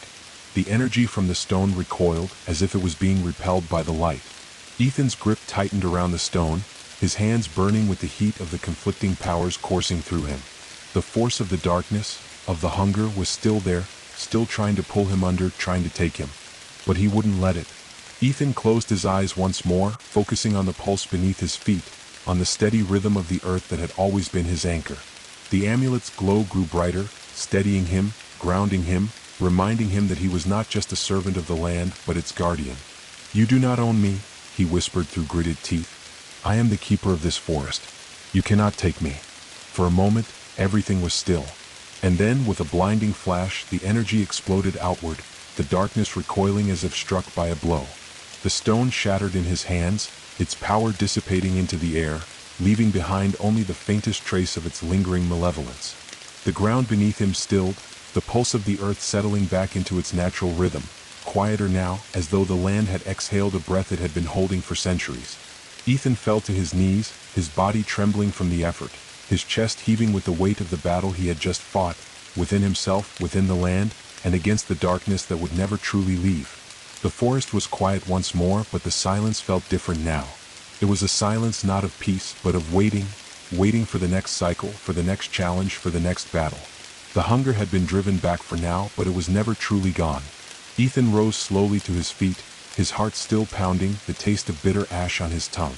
The forest had won, but he knew it wouldn't be the last time he would have to fight. The land had claimed him, and in turn he had claimed it. But the darkness was always waiting, always lurking beneath the surface, ready to rise again. The true test of his strength, of his role as the guardian, had only just begun. Ethan stood motionless amidst the stillness, his mind reeling with the enormity of what had just transpired. The remnants of the stone's shattered surface lay scattered before him, its dark glow fading into the earth, leaving only a faint trace of its malevolent energy behind. The pulse of the forest had calmed, but Ethan knew it wasn't peace. It wasn't true rest. The hunger had not been eradicated, it had only been pushed back. The battle had been won for now, but the war was far from over. The forest, still and watchful, felt like a living, breathing entity, its silent gaze heavy upon him. He could feel its weight pressing against him, its ancient, ever-watchful presence, as if the very trees were waiting for him to make his next move. He took a slow breath, inhaling the sharp, earthy scent of the forest that had become his home, and tried to steady his racing heart. His fingers, still tingling with the remnants of the stone's energy, brushed lightly against the amulet at his side. It was cool now, no longer pulsing with the light that had burned so brightly during the battle. It felt empty. He had wielded its power, used it to push back the darkness, but it no longer felt like the symbol of hope it once had been. In that moment, Ethan realized something. The amulet wasn't the solution. It was only a tool. The true power came from within, from his bond with the forest, from the pulse of the earth beneath his feet. And that power was not something he could easily control, not something that could be contained. The hunger was not a force that could be destroyed, it was an intrinsic part of the land. It was the shadow beneath the leaves, the darkness woven into the soil. Ethan's thoughts were interrupted by a sudden rustling in the distance. It was faint at first, almost imperceptible, but it was enough to break the stillness. His senses flared to life. What now? His gaze swept the clearing, searching for the source of the sound. His mind immediately went to the worst. Another force, another manifestation of the hunger rising to meet him. But the forest around him remained eerily quiet, the trees unyielding, their branches still like the sentinels they had always been. The rustling came again, this time louder. He turned quickly, his body on alert, and saw something moving among the trees. A figure. But it wasn't the cloaked presence from before. It was different, smaller, slender. And as it emerged from the shadows, Ethan froze. It was a child. A girl no older than 10 or 11, her face pale, her eyes wide and filled with an eerie, unblinking calm. She was dressed in tattered clothing that seemed too old for her slender frame, her feet bare and stained with dirt. She moved toward him slowly, her steps barely making a sound on the soft earth beneath her. Ethan's first instinct was to call out, to ask who she was, but the words caught in his throat. There was something wrong about her, something unsettling in the way she moved, in the way her eyes locked onto his without a hint of fear. The silence between them stretched, the only sound the occasional crackle of branches in the distance. The girl stopped a few feet away from him, her gaze unwavering. "You're still here," she said, her voice soft and smooth, almost too smooth, unnaturally calm. Ethan's heart skipped a beat. "What do you mean? Who are you?" The girl's head tilted slightly, a small, knowing smile tugging at her lips. There was a strange, unsettling familiarity in her expression, like she knew everything, like she had seen it all before. "I was always here," she replied cryptically, "waiting for you." The words sent a chill down his spine. Waiting for him? How could she have been waiting for him? He had only come to this forest by accident, or so he thought. His arrival had been a consequence of seeking refuge, of running from something he had never fully understood. But now, in the presence of this strange child, everything felt like it was coming full circle. "You know me?" he asked, his voice barely a whisper. He took a step back, uncertainty gnawing at him. "I know everything," the girl replied, her smile never fading. "The hunger, the darkness, the forest's pulse, the cycles, and you." Ethan's throat tightened. "You know about the hunger?" The girl nodded slowly, as if the question was too simple, too obvious. "It's in you too. In your blood. In your bones." Ethan shook his head. "No. I stopped it. I stopped the heart." Her smile widened. "You only stopped it for a moment. The heart is not just a place. It is a part of the land, a pulse that beats in every root, every tree, every whisper of wind. You can't stop it, Ethan. You can only delay it." Ethan took another step back, his mind racing. How did she know? And why did it feel like she was speaking the truth, like she had seen the forest, its heart, its hunger in ways he hadn't yet understood? "What do you want?" he asked, his voice tight with fear, though he didn't want to admit it. "I want you to understand," she said softly, taking a step closer. "Understand that the hunger is not a thing to be destroyed. It is a thing to be accepted. You are the forest's keeper, Ethan, but not its master. You cannot tame it. You can only walk with it in its shadow. You will never be free of it." The word struck him like a physical blow. He could feel his legs shake, his breath coming too fast, too shallow. He couldn't escape it. He couldn't control it. He had believed, foolishly, that he could stop the hunger, that he could sever the ties between the forest and its dark past. But this child, the girl, the eerie presence standing before him, was right. The darkness was too old, too deeply embedded in the fabric of the land. It was a part of it. It was a part of him. Her gaze softened as if sensing the weight of his realization. "I know it's hard to accept," she whispered, "but the forest has always been more than just trees and roots. It is life and death, creation and destruction, and you are a part of it. No more, no less. The hunger is not an enemy. It is simply another face of the land. And you must learn to live with it." Ethan's pulse pounded in his ears, the quiet around him suffocating. He could feel the weight of her words sinking into him, as if the forest itself were watching, waiting for him to make his choice. And for the first time he realized the truth that had been eluding him all this time. The hunger wasn't an enemy. It was part of the forest's cycle. It was as much a part of this place as the trees, as the sky, as the earth itself. And he couldn't destroy it. Ethan felt a cold, bitter truth settling within him. The forest would never be free of its hunger. And neither would he. He stared at the girl, who was still watching him with those knowing eyes. And for the first time, he wasn't sure if he was ready for what came next. The cycle of the forest was endless, and he had just stepped back into it. Ethan stood in the clearing, his breath coming in short, uneven bursts as the girl's words echoed in his mind. The forest, the hunger, the endless cycle of life and death, it was too much to grasp, too much to understand all at once. He felt like a child again, standing at the edge of a world he couldn't control, a world that didn't care about his desires or his fears. The forest was a living thing, ancient and vast, and he had merely stumbled into its depths, believing he could shape it, tame it. But the truth, the brutal truth, was that he had never been in control. Not really. Not ever. The girl continued to watch him, her face unreadable, her eyes pools of dark knowledge. She was a part of the forest, he realized now, just as much as the trees, the roots, the winds, and the very soil beneath their feet. She was the forest's memory, its forgotten pieces, the fragments of its past that it had cast aside only to have them resurface when the time was right. She was alive in a way that defied explanation, a presence that transcended the simple notion of time. She was the embodiment of the forest's eternal truth, a reminder that its cycles would continue long after he was gone. "I don't know what to do," Ethan finally muttered, his voice hollow. He wasn't sure if he was speaking to her, to the forest, or to himself. The girl didn't answer at once. She simply stood there, her gaze unwavering, as if giving him the time he needed to come to terms with the enormity of what he was facing. When she spoke again, it was not in a comforting tone. It was not meant to ease his fears or offer false hope. Instead, it was matter of fact, like the words of an ancient prophet who had long given up on the idea of salvation. "You do not need to do anything," she said softly. "You only need to be." Her words were like a cold, sharp blade cutting through the fog of his confusion. Be. The word resonated within him, a simple, unyielding command that seemed to strip away the noise, the panic, the overwhelming weight of everything he had experienced. He didn't need to fight. He didn't need to change anything. He didn't need to be a hero, a savior, or a protector. He only needed to be. But what did that mean? What did it really mean to just be? Ethan's mind was spinning, struggling to process her words, her message. He had thought that by becoming the guardian of the forest, he would find peace. He had thought he could restore the balance, heal the land, and finally rid the world of the darkness that had so long plagued it. But now, the very thing he had feared had come to pass. The forest had chosen him, and it wasn't asking for his help. It wasn't even allowing him to help. It had a life of its own, a will far greater and older than his own.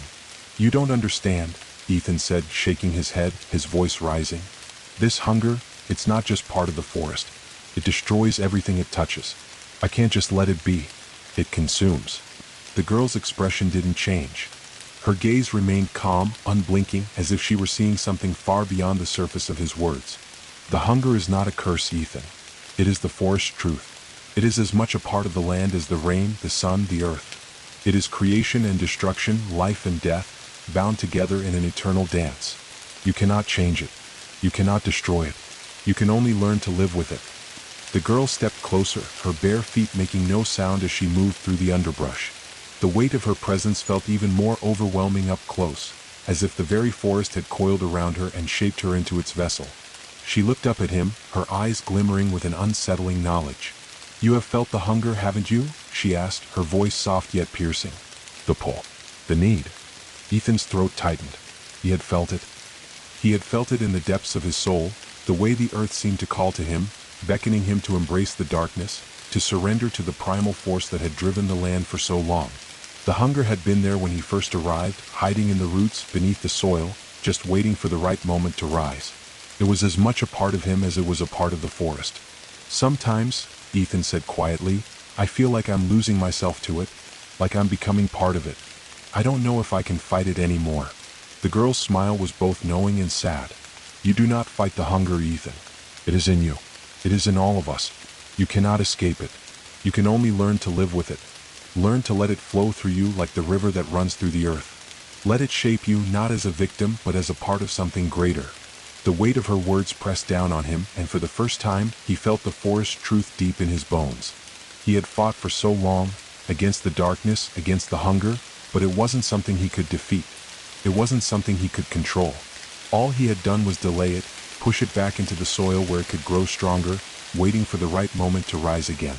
But the hunger was not something to be feared. It was not something to be defeated. It was life itself. And in a way, it was the only constant in the ever-changing landscape of the forest. The girl's words drifted through his thoughts like whispers on the wind. Creation, destruction, life, death, the cycle that had always been. And now it was his cycle, his responsibility, but not as a keeper or a master, as a participant, as a witness to the never-ending dance of the forest. Ethan felt a strange calm wash over him, a sense of acceptance that he hadn't thought was possible. The hunger was not the enemy. The control was the illusion. He couldn't control the forest. He could only learn to move with it, to understand its rhythms, to be part of its pulse. "What happens now?" Ethan asked, his voice quiet, almost resigned. The girl's eyes gleamed with something ancient, something that had seen countless cycles, countless guardians, countless lifetimes. She extended her hand toward him, her fingers long and pale, the skin almost translucent in the moonlight. "You will learn, Ethan. You will learn what it means to be a part of this forest, to walk within its shadows and its light, to accept the hunger, to dance with it. Ethan hesitated for only a moment before reaching out to take her hand. As his fingers touched hers, a rush of energy surged through him, a sensation both foreign and familiar, as if he were becoming the forest. The pulse beneath his feet was no longer something he fought. It was something he moved with, something that flowed through him. He had made peace with the hunger, but it was not a peace of calm acceptance. It was a peace of understanding. The hunger would always be there, but so would the life. And as long as he was the forest keeper, as long as he stood within its rhythm, he would walk the path between them. The girl's smile grew, and for the first time, Ethan saw a flicker of something like hope in her eyes. "The dance is only beginning," she said softly. Ethan nodded, knowing that the true challenge had only just begun. Ethan stood in the clearing, the girl's hand still resting lightly in his own, and for the first time since he had arrived in the forest, he felt the weight of the land's truth settle fully into his bones. It was not a truth of battle or victory. It was not a truth of savior or destruction. It was a deeper, quieter understanding, the realization that the forest, with all its beauty and darkness, was not something that could be conquered, only lived with. The girl, still standing beside him, was no longer just a child. She was an embodiment of the forest itself, a spirit woven into the very fabric of the earth. Her presence was like the wind in the trees, like the whispers of the leaves, a part of the land ancient and eternal. "The hunger is not evil," she said again, her voice carrying the weight of centuries. "It is simply a part of the world. Life cannot exist without death, and death cannot exist without life. They are not opposites, Ethan. They are two sides of the same coin. And you too are a part of it." Ethan stared at her, still struggling to understand. "But how can I live with it? How can I accept something that destroys, something that feeds on life?" The girl looked at him with an expression that was both sorrowful and wise. "The hunger does not seek to destroy for the sake of destruction. It seeks to consume, yes, but in consuming it nourishes. In taking it gives. It is the cycle of the forest. It is the cycle of all life. You must learn that balance, Ethan." Ethan's mind raced. The girl's words were like puzzle pieces he couldn't quite fit together, no matter how hard he tried. He had thought the forest was a place of healing, a refuge from the world. He had come here seeking escape, hoping to find peace among the trees. But peace, as it turned out, was not what this land offered. It offered something far more complex, far more tangled.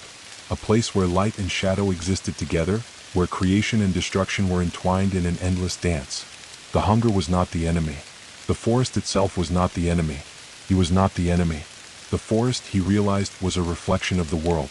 A world where the light and dark were always in flux, always balancing one another.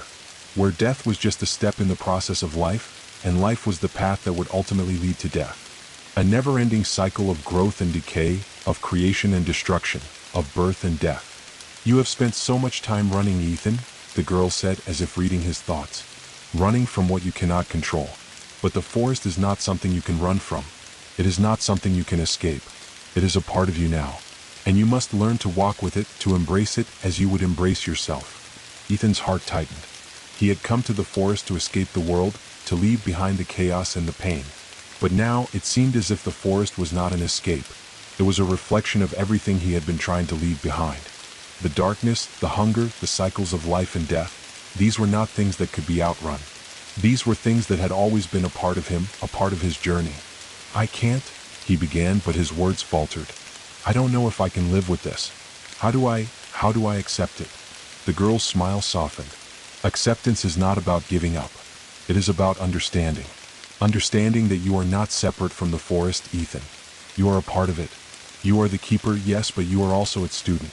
It is not your job to change the forest. It is your job to learn from it, to live with it, to understand its rhythm and flow." Ethan felt a deep, shuddering breath escape him. For so long he had believed that his role here was one of power. He had believed that as the guardian, he could shape the forest, keep it safe from the darkness, from the hunger that lived beneath it. But now he was seeing the truth. The forest was not something that could be shaped. It was not something that could be tamed. It was something to be understood. He started again, trying to find his voice, but his throat felt tight with emotion. "I've been trying to fight the hunger. I've been trying to destroy it. But if it's part of the forest, then you must find your place within it," the girl finished for him, her voice a gentle breeze. "You must learn to walk between the shadows and the light. You must learn to understand the hunger not as something to fear, but as something to respect. Ethan nodded slowly, the weight of her words sinking in deeper. Respect the hunger. Respect the darkness. Not fight it, not banish it, but learn to coexist with it. It was a heavy burden to bear. But for the first time he felt the weight of it in a way that wasn't crushing. The forest was not an enemy to be fought, it was a force to be understood, a force that was both beautiful and terrifying in its own right. And it was his responsibility to walk its path, to find his place within its eternal rhythm. The girl turned away from him, her steps light and fluid as she began to walk deeper into the forest, her pale form blending into the shadows of the trees. "Come with me, Ethan," she called softly. "There is much you must learn." Ethan hesitated for only a moment, his mind still racing, still grappling with the enormity of the truth he had just discovered. But then, slowly he followed her. As he stepped deeper into the forest, he felt the land shift around him, as if the very earth was adjusting to his presence. The air was heavy with the scent of moss and decay, of life and death, of the endless cycle of the forest. And somewhere deep within him he felt a flicker of something, understanding, perhaps. The hunger was not something to be feared. It was a part of him, a part of the forest, a part of the land. He would never be able to escape it. He would never be able to stop it. But he could learn to walk with it, to live with it, to respect it. The forest, with all its shadows and light, had shown him the truth. Now it was time for him to learn how to live within it. Ethan's footsteps fell softly against the rich, damp earth, and with each step he took, the forest around him seemed to shift. The path was unclear, winding between towering trees whose gnarled roots broke through the soil like the veins of some ancient beast. The air grew thicker the further he ventured, the scent of decay mingling with the fresh, green pulse of life. It was the scent of the forest in balance, life and death in equal measure, both feeding off each other in a harmonious, terrifying rhythm. The shadows, long and creeping, seemed to follow him, as though the trees themselves were watching him, weighing him, testing him. The girl, this strange, unsettling figure, walked ahead of him, moving with a grace that was unnatural. Her feet made no sound on the forest floor, and her presence was more like an echo of the forest itself, as if she were made from the same dark roots that dug deep into the soil. "You still don't understand, do you?" she asked, her voice cutting through the thick silence between them. "The hunger is not something that can be controlled. It is not something that can be defeated. It is the heart of the forest. It is the pulse that keeps everything alive." Ethan's mind swirled with the words she had spoken before. "You must learn to walk with it, to understand its rhythm." He felt a knot form in his chest as he walked alongside her. The weight of her words, heavy and final, seemed to press down on him. The hunger, the darkness that had once seemed like a separate force, was now something that lived inside him. It was a shadow that had always been there, lurking, waiting for him to see it, to recognize it. But could he truly accept it? He glanced at her, searching for some sign, some indication that there was more to this than just surrendering to the land's insatiable appetite. "But why me?" he asked, his voice quiet, almost lost in the vastness of the forest. "Why was I chosen for this? I never wanted to be here. I only came to escape." The girl didn't look back at him. Instead, she continued to walk ahead, her long, pale fingers trailing lightly along the bark of the trees as she moved, as though she were drawing energy from the very forest itself. "You were chosen because you are the forest's reflection," she said, her voice distant. "The hunger does not choose who it consumes, Ethan. It consumes everyone. It is the shadow of life. It is the part of us that we fear, the part that we try to suppress. But you have never been able to escape it. And neither can the forest." Ethan's heart tightened, and for a brief moment he wanted to turn back. He wanted to run, to return to the edge of the forest, to the world he had tried to leave behind. But that world was gone now, as much a part of the past as the ancient trees that surrounded him. The hunger, the darkness, it was part of him. And no matter how far he ran, it would always be there, lingering at the edges of his consciousness, waiting. "What am I supposed to do?" Ethan asked, his voice breaking the heavy silence. "How can I live with this? How can I live with a hunger that never stops, that always takes, always consumes?" The girl's expression remained unchanged. "You learn, Ethan. You learn to listen. You learn to walk the path between the light and the dark. The hunger is not evil. It is not good. It is simply what is. It is the force that makes life grow. And it is the force that will make it end." They reached a clearing, and for the first time Ethan could see the true heart of the forest. It wasn't just the towering trees or the thick underbrush. It wasn't just the animals that scampered through the undergrowth or the birds that flitted through the canopy. No, this was the core of it all. The heart of the forest was a pool of water, still and dark, like liquid obsidian, nestled in the center of the clearing. The water reflected nothing. No stars. No moon. Just the endless blackness of the forest that surrounded it. Ethan's breath caught in his throat as he stepped closer to the pool. There was a pull to it, a gravitational force that tugged at his soul. He could feel it now, deeper than before, the hunger that he had tried so hard to escape. It was not just the trees, the soil, or the animals. It was the water. It was the very blood of the forest, the river that ran through every living thing, feeding, consuming, renewing. This, the girl said, her voice barely a whisper, is the heart of the forest. The hunger flows from here. It has always flowed from here. It is not a curse, Ethan. It is the heartbeat of everything. The pulse that gives life to the land, and in return the land takes. It takes and it gives. This is the cycle. Ethan stood at the edge of the pool, staring down into the dark water. He could feel its presence, its power swirling just beneath the surface. It was not an enemy. It was not something to fear. But it was everything. It was life. It was death. It was creation. It was destruction. It was the cycle.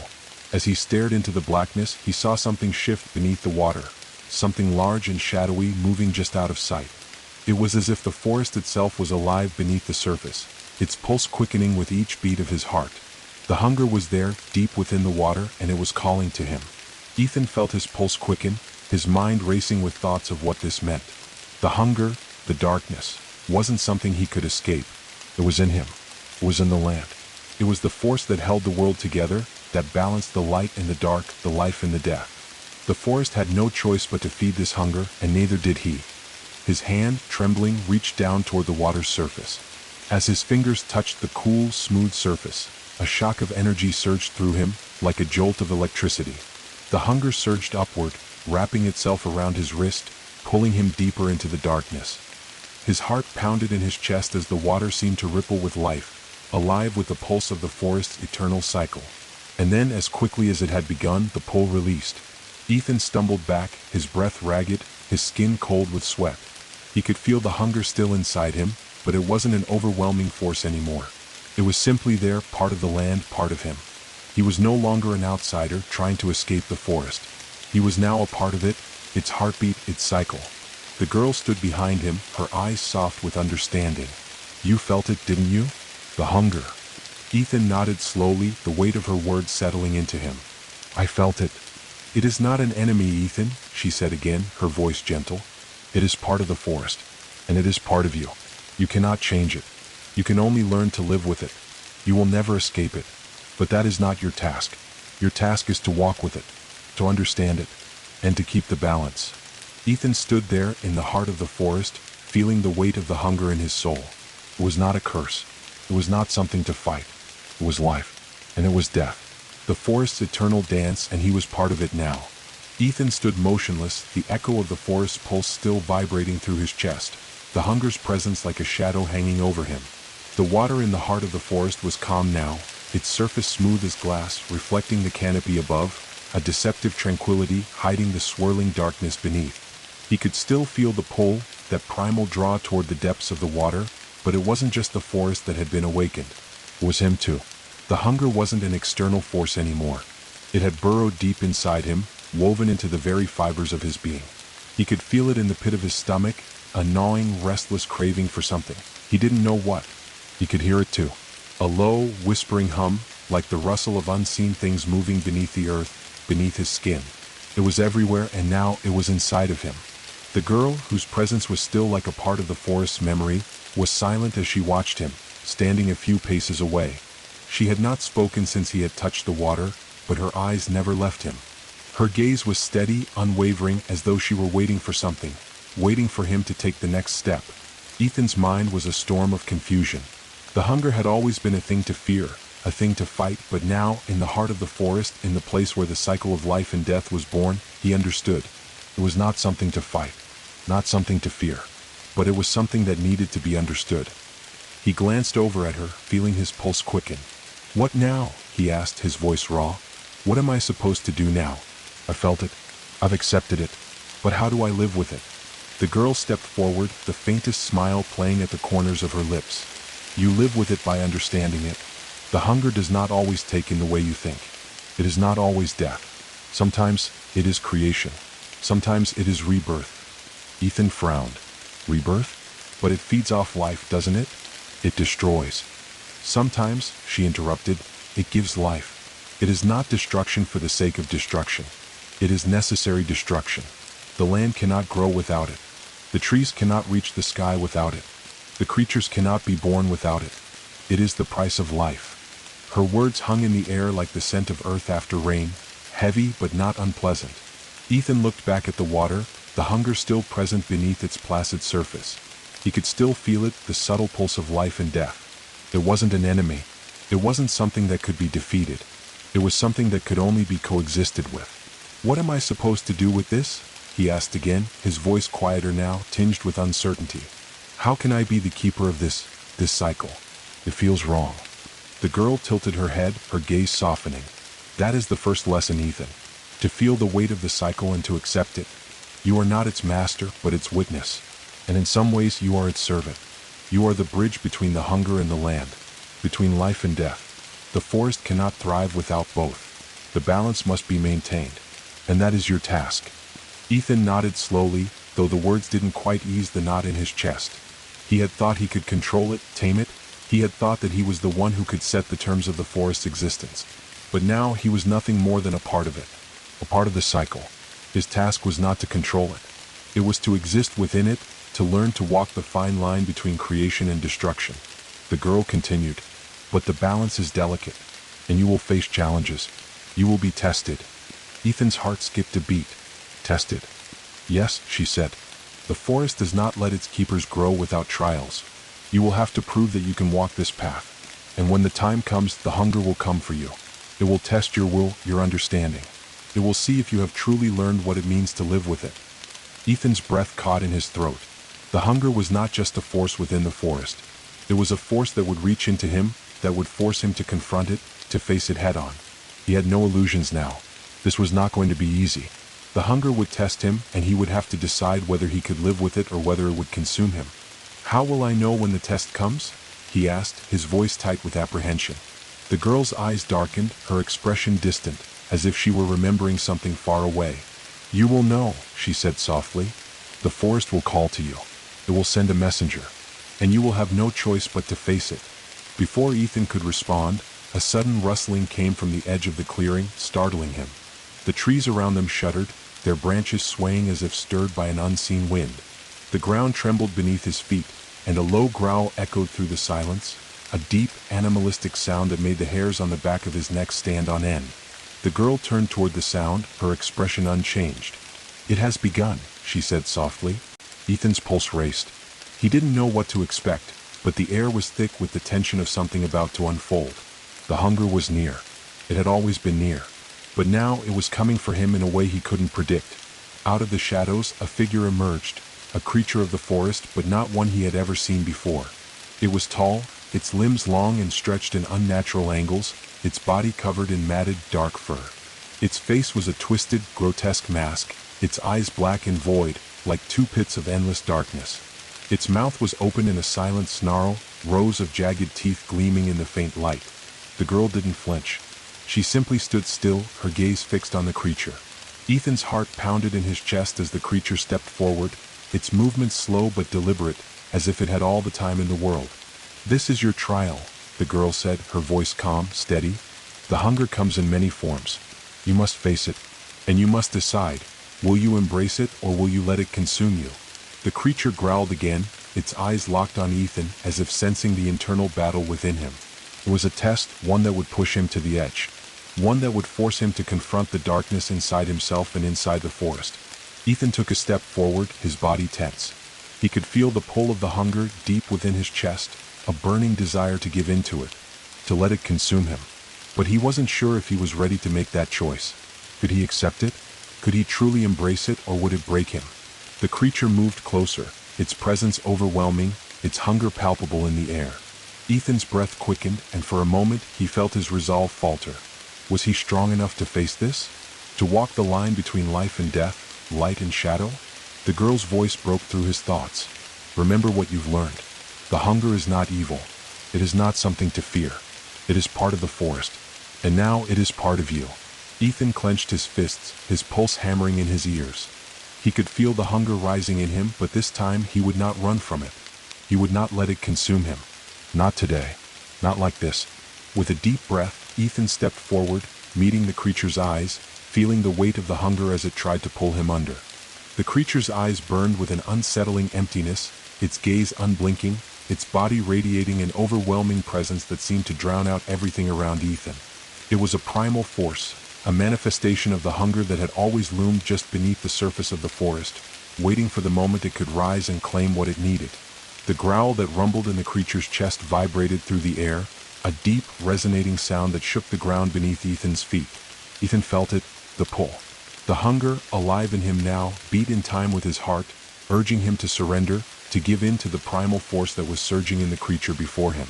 It was calling to him, whispering in his ear, promising relief, escape, the cessation of the internal conflict that had been eating away at him since the moment he first stepped into this forest.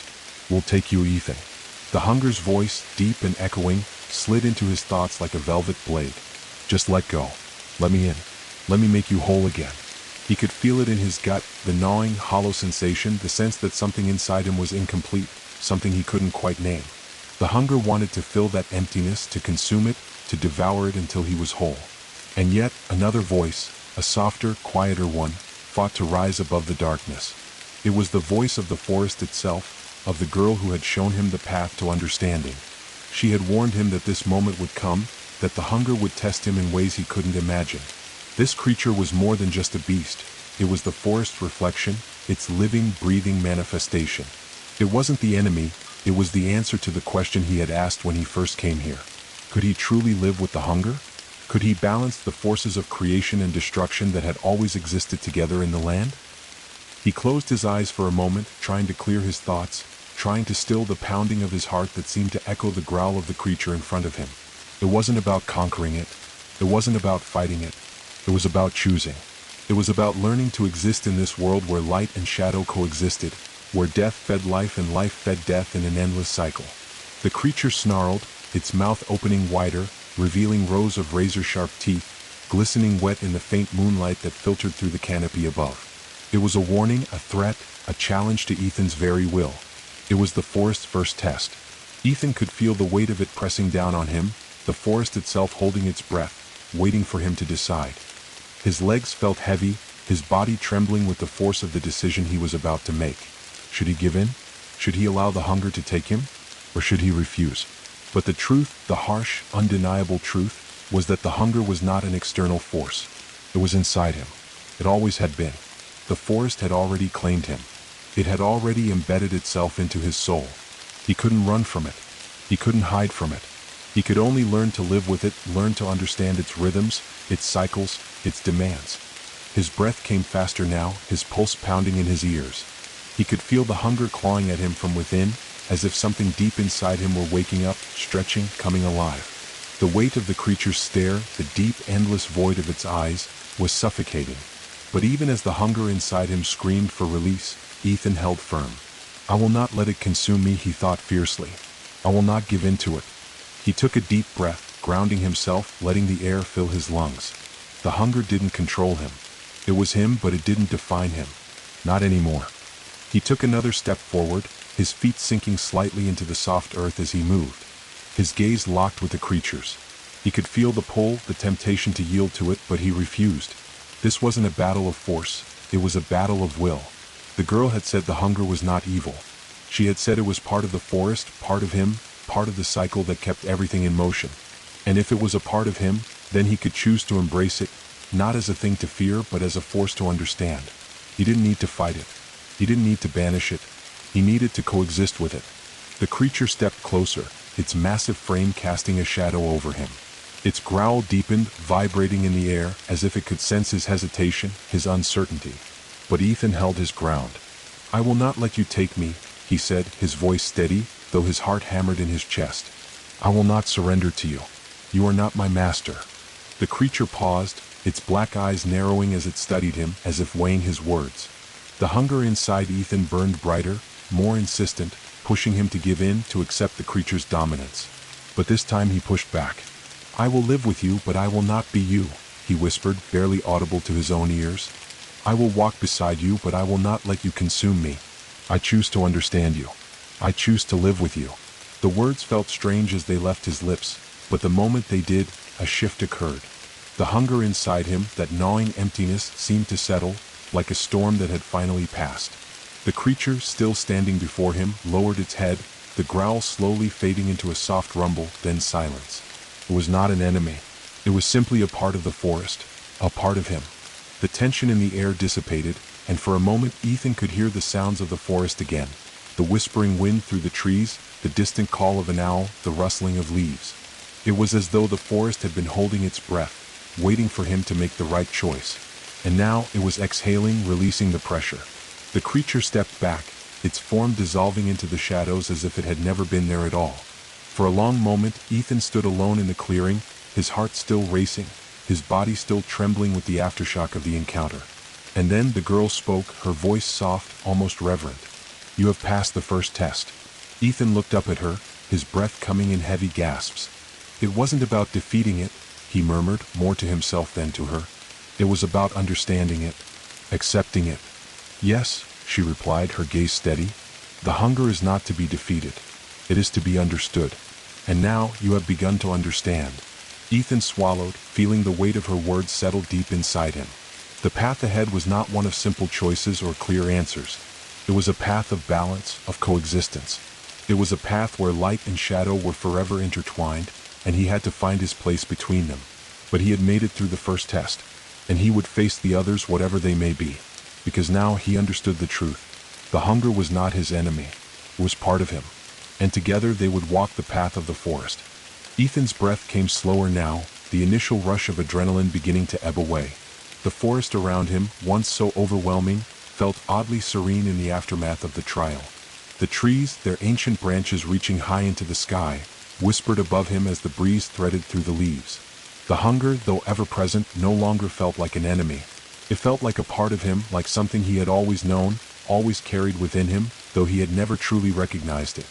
The girl stood beside him, her presence calm, almost otherworldly, as though she were a part of the forest itself. She had watched him during the trial, her eyes unwavering, her silence deeper than the stillness of the land. Now she turned to face him, the faintest glimmer of something like pride in her eyes. You have done well, she said, her voice carrying an unexpected warmth. But the trials are far from over. The forest has much to teach you, and the hunger will not be so easily satisfied. It will call again, and when it does, you must be ready. Ethan nodded, his gaze fixed on the darkened trees ahead. The hunger was a constant pulse now, a heartbeat beneath his skin. It wasn't a thing he could fight off. It wasn't something that would simply go away if he ignored it. It was woven into him as deeply as the soil beneath his feet. I understand, he said, though he wasn't entirely sure if he did. Could anyone truly understand the hunger? Could anyone truly understand what it meant to live with it, to exist beside it, and to coexist with the darkness in a way that didn't consume them? The girl's gaze softened. It is not about understanding the hunger, Ethan. It is about understanding yourself in relation to it. You are part of the forest now. You cannot separate yourself from it. The hunger is within you, but it is not you. It is only one part of who you are. Her words were both a comfort and a weight. The hunger, the part of him that had always felt so foreign, so separate, was now something he had to accept as part of his very being.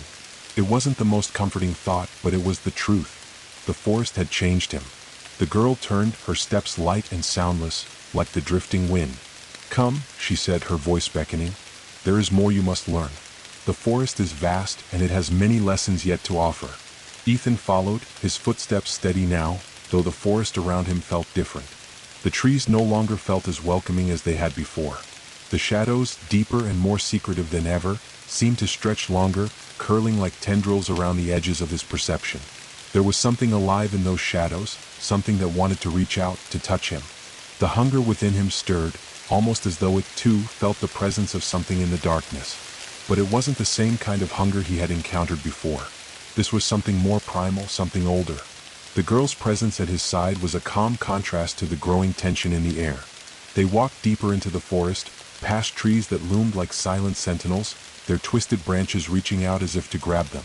The path before them narrowed, becoming more overgrown with tangled vines and moss. The air grew thick with the scent of damp earth, and a heavy fog rolled in, blanketing the ground like a thick carpet. The quiet murmurs of the forest faded as they ventured further, replaced by a deep, unsettling silence. The girl stopped at a clearing, and Ethan felt a sudden chill creep down his spine. The temperature had dropped, and the air felt charged, like a storm was waiting to break. In the center of the clearing was a large, gnarled tree, its bark twisted and scarred, its roots visible and coiled in strange patterns that seemed almost unnatural. The tree stood alone, surrounded by a ring of dark stone, as though it were being contained. It was not just a tree. It was something else, something that made the hair on the back of his neck stand on end. "This is the tree of sorrow," the girl said softly, her eyes fixed on it. "It is a place of great power, and it is also a place of great danger. The forest's deepest secrets lie within it, and sometimes it calls those who are meant to listen." Ethan frowned, his heart beating faster as he looked at the tree. There was something in the air around it, something that felt wrong. The hunger inside him stirred again, but it was different this time. It wasn't just a gnawing, restless sensation. It was something more urgent, more needy. "What does it want?" Ethan asked, his voice barely a whisper, as though the tree itself could hear him. The girl turned to him, her expression somber. "The tree of sorrow calls to those who have not yet learned the balance. Test them. It tests their willingness to face the darkness within themselves." Ethan's eyes widened. "You mean, it tests me?" "Yes," she replied. "It is one of the hardest lessons in the forest. The tree holds the sorrow of every soul who has walked its path. Every keeper, every creature, every soul who has come before you. It carries their pain, their fears, their regrets. And when it calls for you to face them. To face your own." Ethan swallowed, the weight of her words pressing down on him. He could feel it now, the pull of the tree deeper than the hunger he had known. It was like a voice, low and soft, murmuring in the back of his mind. It wasn't a command. It wasn't a force. It was an invitation to confront everything he had buried, every fear he had ever had, every doubt, every failure. He took a hesitant step forward, his heart racing, the hunger within him now twisting in a way he hadn't expected. It wasn't the hunger for power, for control, or for destruction. It was the hunger for understanding, the hunger to know himself, to finally come face to face with the parts of him that had been hidden for so long. As he stepped into the clearing, a strange warmth spread through him, the air humming with energy. The tree of sorrow seemed to pulse with a life of its own, its twisted branches reaching for him like arms. The stone circle around it seemed to glow faintly, a soft, otherworldly light that radiated from within the ground. The girl stepped back, watching him carefully, her expression unreadable. "You must decide, Ethan," she said softly. "The tree will show you your deepest sorrow, your greatest pain. It will not be easy, but you must face it. Only then can you understand the true nature of the hunger. Only then can you walk this path fully." Ethan's pulse thundered in his ears as the tree's pull became stronger, its call like a whisper in the dark, inviting him to step closer. The hunger inside him twisted again, sharper now, more insistent. He reached out, his hand trembling, and placed it gently on the tree's rough bark. The moment his skin made contact with the tree, a flood of images overwhelmed him. The faces of people he had loved and lost, of memories he had buried deep within his heart, rose up before him. There was his mother, her face pale and tired, her eyes filled with quiet sadness. There was his father, the man he had never quite understood, always distant, always unreachable. And there, at the edge of his mind, was the shadow, the part of him that had always felt incomplete, the part of him that had always yearned for something more. The hunger twisted, sharper now, as the sorrow of his past began to surface. The darkness inside him pressed forward, clawing its way to the surface, demanding to be acknowledged. It was the same hunger, but now it was more than just a force. It was his own hunger, his own need to understand, to heal, to face the darkness within him that he had long avoided. The girl's voice, distant yet clear, broke through the flood of memories. "You cannot run from your sorrow, Ethan. You must face it. Only then will the hunger make sense." Ethan closed his eyes, taking a steadying breath. He was ready. This time he would face the darkness. He would embrace the hunger, not as something to fear, but as part of himself. And in doing so, he would unlock the final truth. The world around Ethan seemed to fall away as the flood of memories consumed him. The tree of sorrows pull deepened, its ancient roots burrowing into his mind, stirring up emotions and memories he had long buried. Faces he hadn't thought about in years appeared before him, their eyes filled with silent questions and sorrow. Each face carried its own weight of regret, each one tugging at his heart with an intensity that left him breathless. There was his mother, her voice soft but broken, telling him to be strong even when everything seemed to be falling apart. There was his father, distant and cold, his eyes betraying the pain he never spoke of. His childhood, which had once seemed so full of possibility, now felt like a series of fragmented pieces, snippets of joy that were overshadowed by a growing emptiness that he couldn't quite understand. He saw his younger self, the boy who had run from his problems, always searching for an escape, but never facing the shadows that loomed just behind him. The hunger he had felt then was no different from the one he felt now, a deep, gnawing emptiness that he had tried to fill with distractions, with hope, with anything that could make him forget the hollow space inside. But now, facing the tree, he understood. The hunger wasn't a void that could be filled with fleeting things.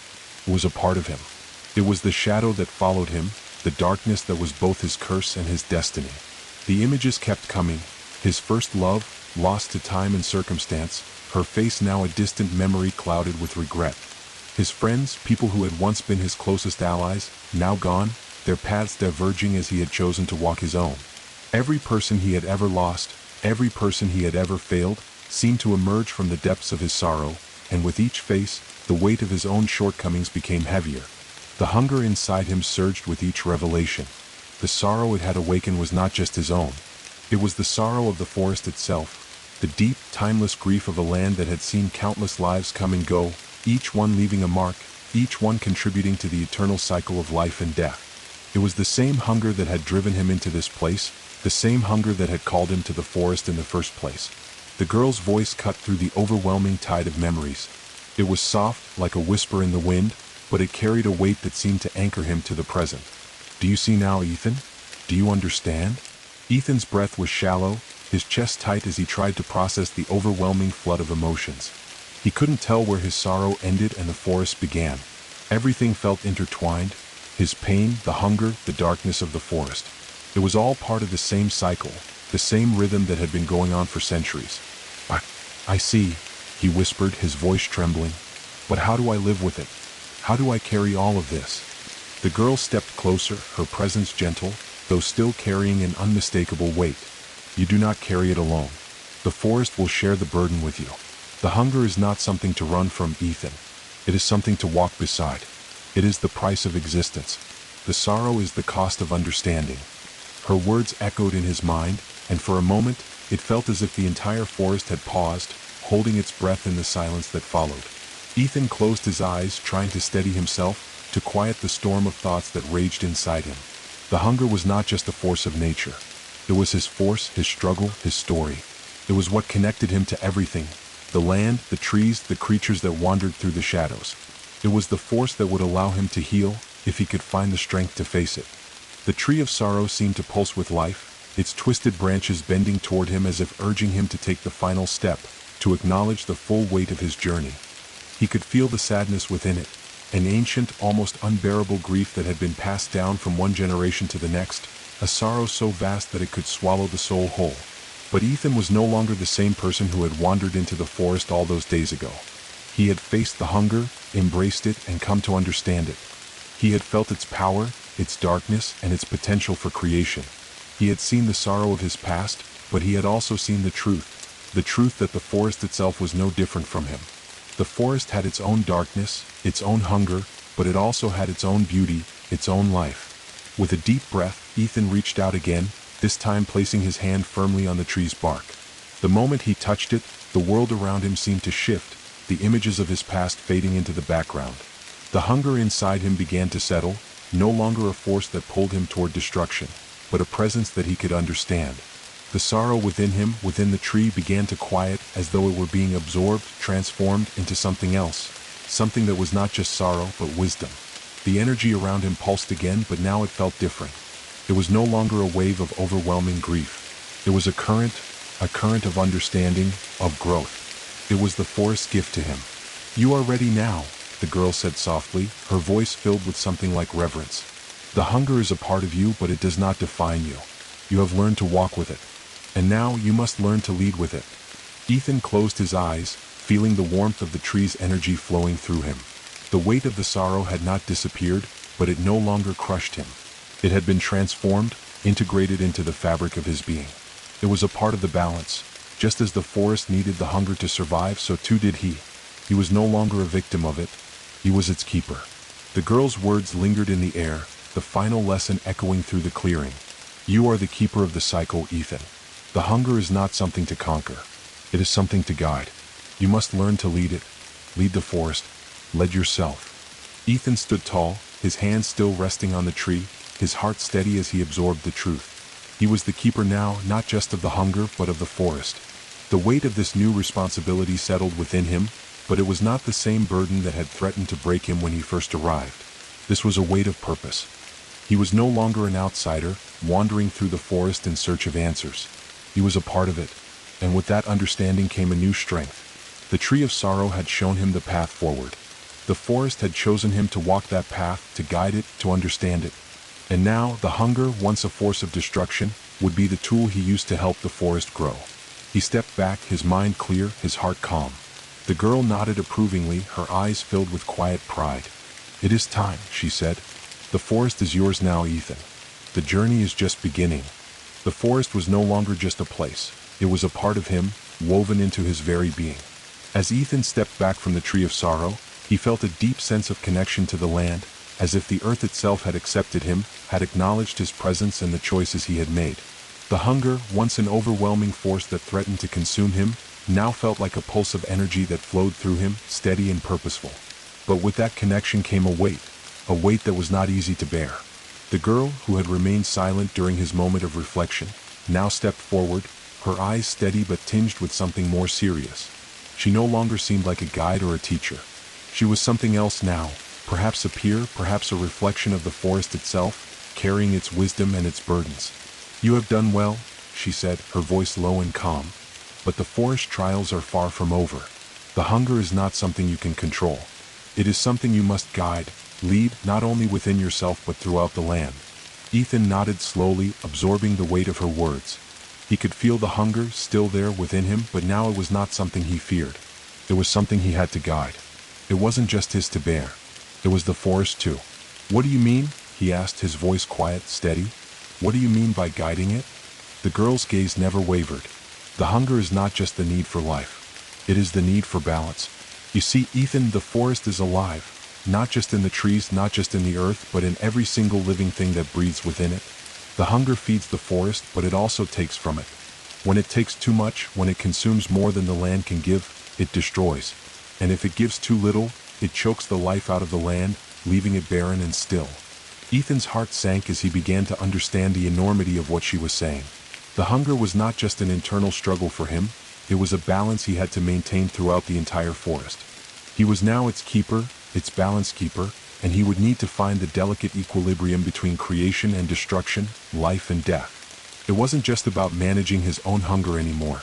It was about understanding the hunger of the land, the creatures, the trees, the very air itself. "You must learn to see the hunger as part of the greater cycle," the girl continued. "You must guide it, teach it to flow where it is needed. It is no longer just yours to control, Ethan. It is the forest to sustain." The weight of her words settled deep within him, like stones sinking into the bottom of a still lake. This wasn't just a matter of surviving. This was a matter of stewardship. He had to live the hunger in a way that helped the land thrive, not decay. He had to make the hunger work with the forest, not against it. And in that, he had to be the intermediary, the one who stood between life and death, creation and destruction, guiding the delicate balance that kept everything alive. "Where do I begin?" Ethan asked, his voice strained with the enormity of what he had to learn. "How do I guide something that is as old as the land itself? How do I know when the hunger has taken too much?" The girl gave him a small, knowing smile, as if she had been expecting this question all along. "You will learn through the land, through the creatures, through the wind, the rain, the trees. The forest will show you. It will speak to you in ways that you may not understand at first, but you will learn to listen. Just as the hunger is inside you, it is inside everything else. You will hear it, feel it, and you will know how to move with it." Ethan felt a shiver run down his spine. The forest was alive, yes, but now it wasn't just the trees that whispered in the wind. It was the hunger itself, a pulse running beneath the surface of the land. He would have to learn to understand it, feel it in the same way that he could feel his own heartbeat, his own breath. He would have to become attuned to it in a way that he had never imagined. The girl turned then, walking away from the clearing.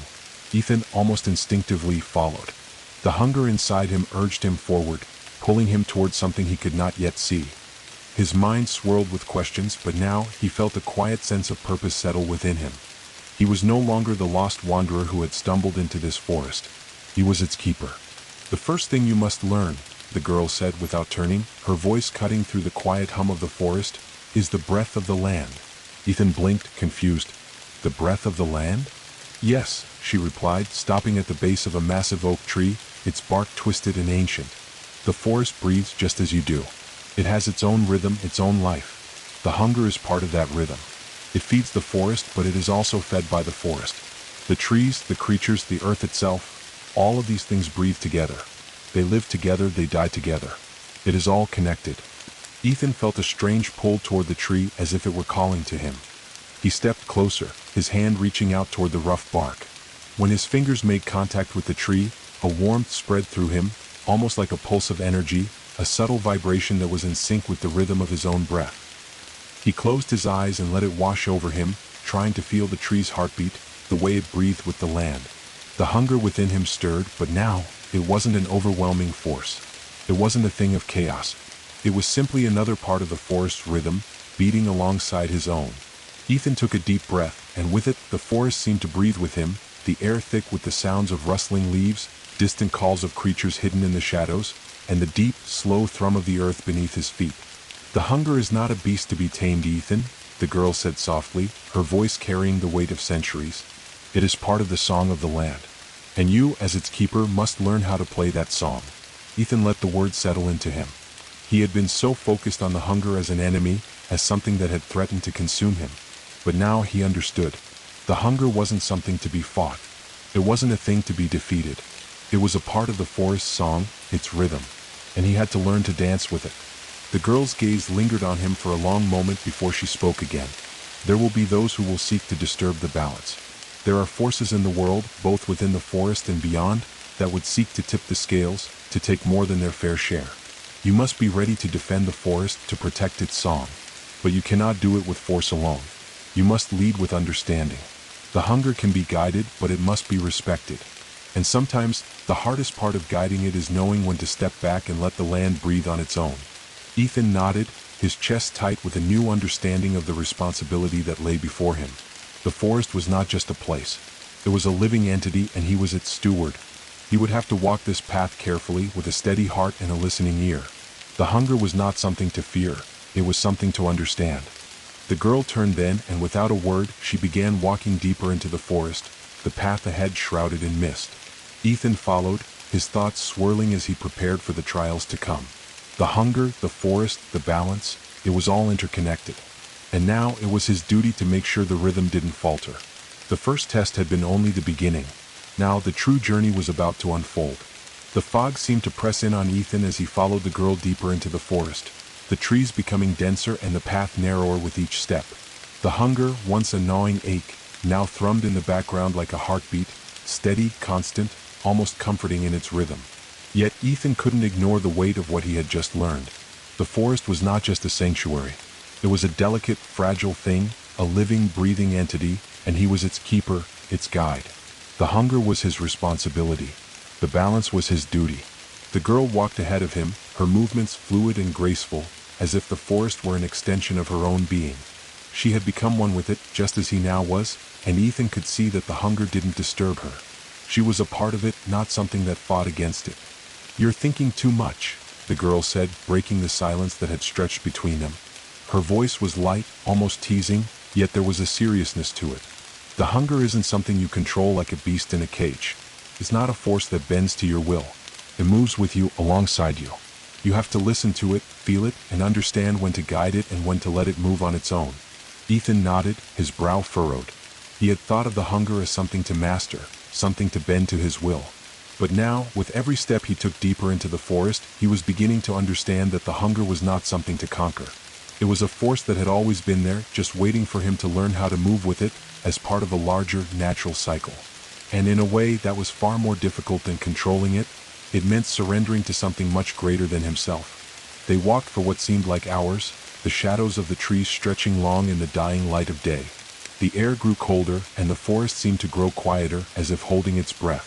Ethan could feel something shifting in the air, a change that hummed beneath the surface. Something was stirring. The girl stopped suddenly, turning to face him. Her eyes, usually so serene, now held an edge of warning. "You can feel it, can't you?" she asked, her voice softer now, almost a whisper. Ethan felt a chill run down his spine, the air around them thickening, the ground beneath his feet seeming to shift. It was as if the very earth were pulsing, vibrating with an energy that wasn't natural, an energy that made the hunger inside him stir, more restive than it had been before. He nodded, his heart racing. "It's like, something is out there," he said, his voice tight. "Something. It's not part of the forest. It doesn't belong here." The girl's gaze darkened, her eyes narrowing in a way that made Ethan's unease deepen. There are forces in this world, outside the forest, that would seek to disturb the balance. Some of them may not even understand what they're doing. They may think they're helping, but they are only taking. And when they take too much, when they disturb the cycle, the hunger will rise in a way that cannot be controlled. It will become a force of destruction. Ethan swallowed hard, his thoughts racing. He understood now. The hunger could not only be his enemy, but also the enemy of everything he had come to cherish. It was a force of life and death, and if disturbed, it could tear everything apart. "I need to know what's happening," he said, his voice firm. "What do we do?" The girl's lips pressed into a thin line as if weighing her words.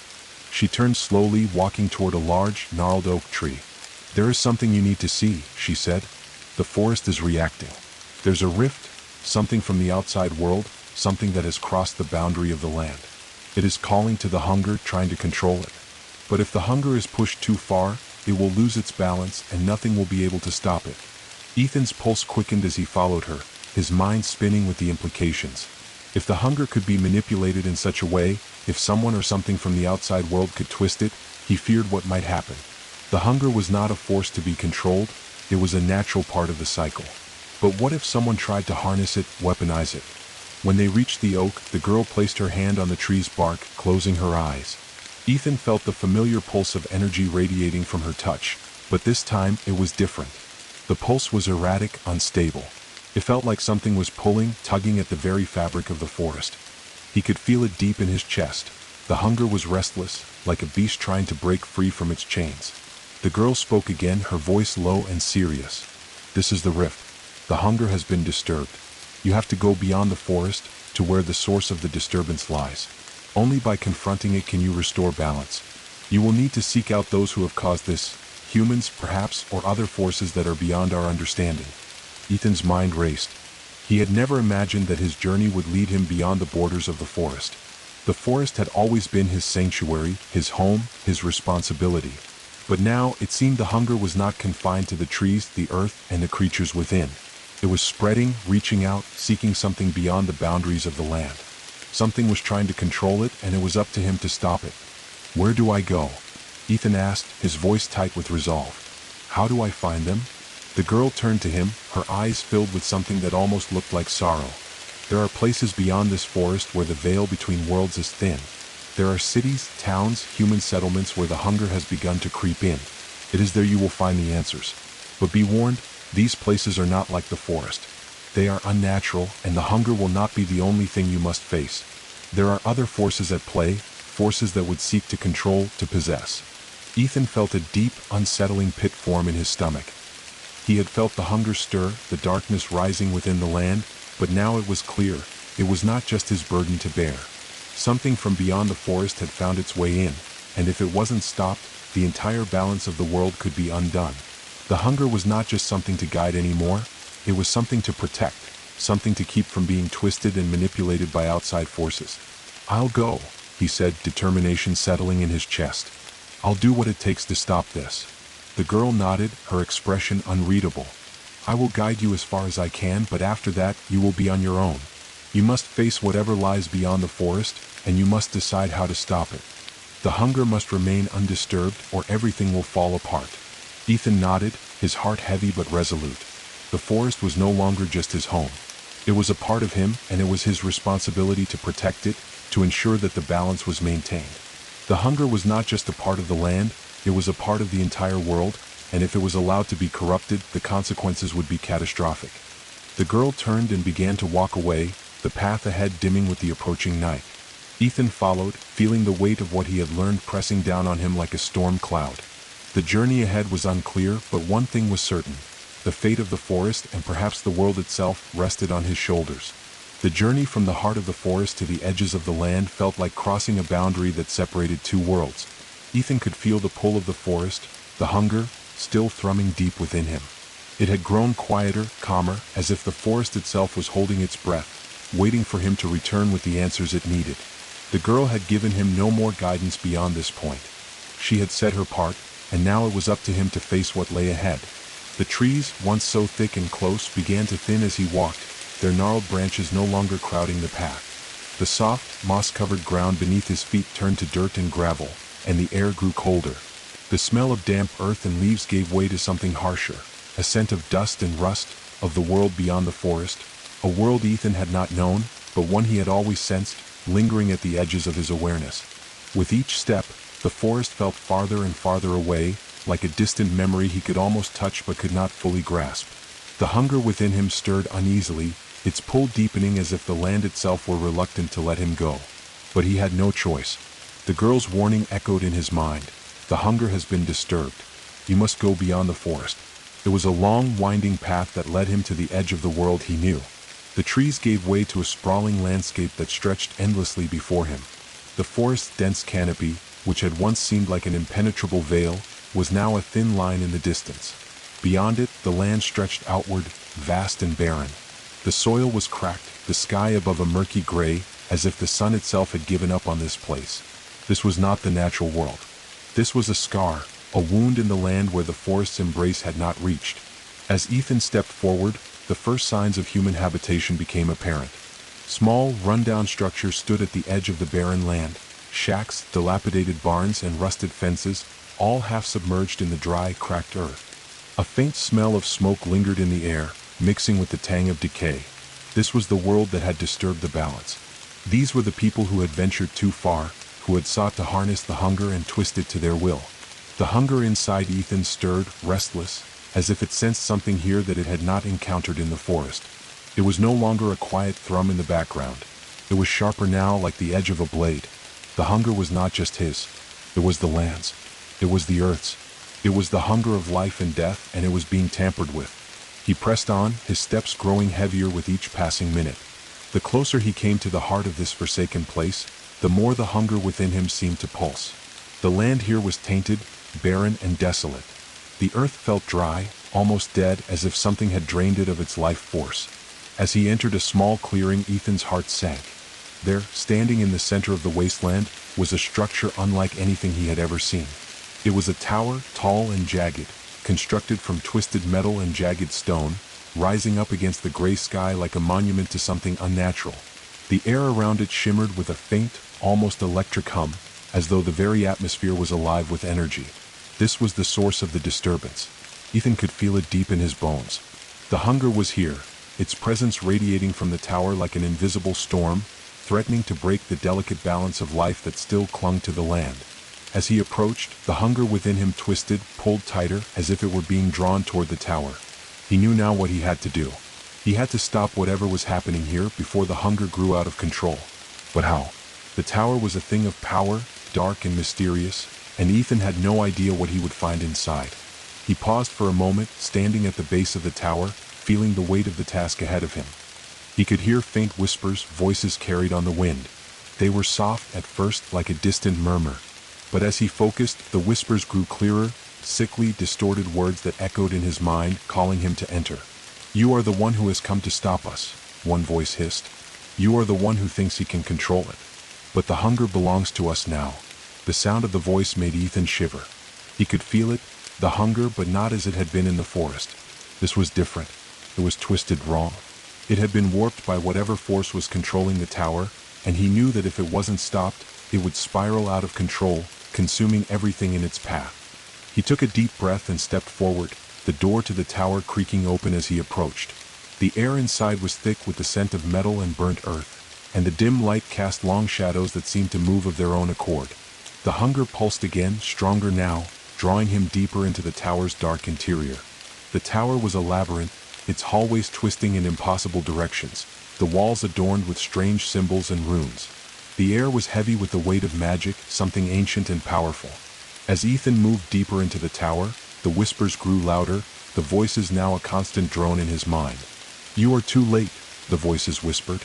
The hunger is ours. It will never be tamed. You cannot control it. Ethan's steps quickened. He could feel the hunger within him rising to meet the force in the tower.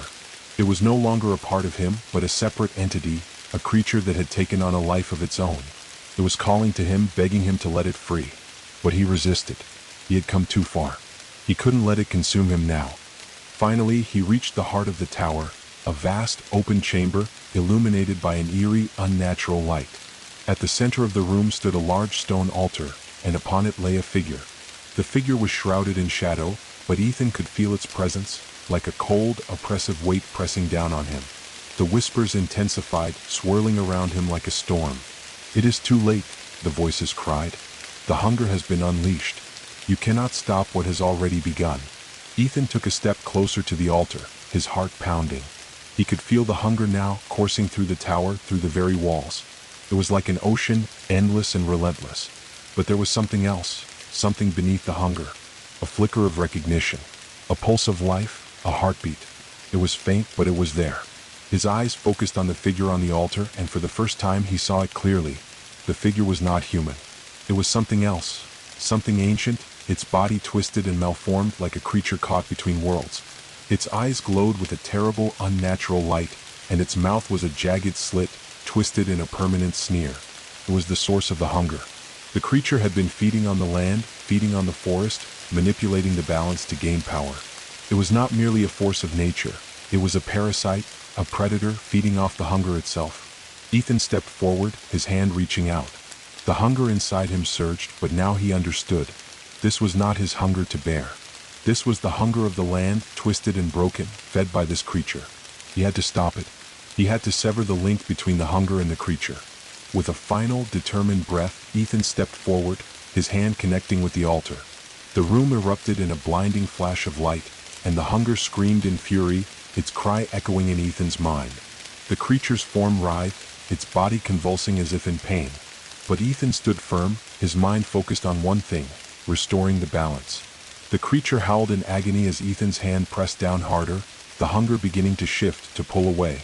The tower shook, its walls cracking as the unnatural energy that had once filled it began to dissipate. The hunger inside Ethan stirred, but this time, it wasn't consuming him. It was healing him, restoring him.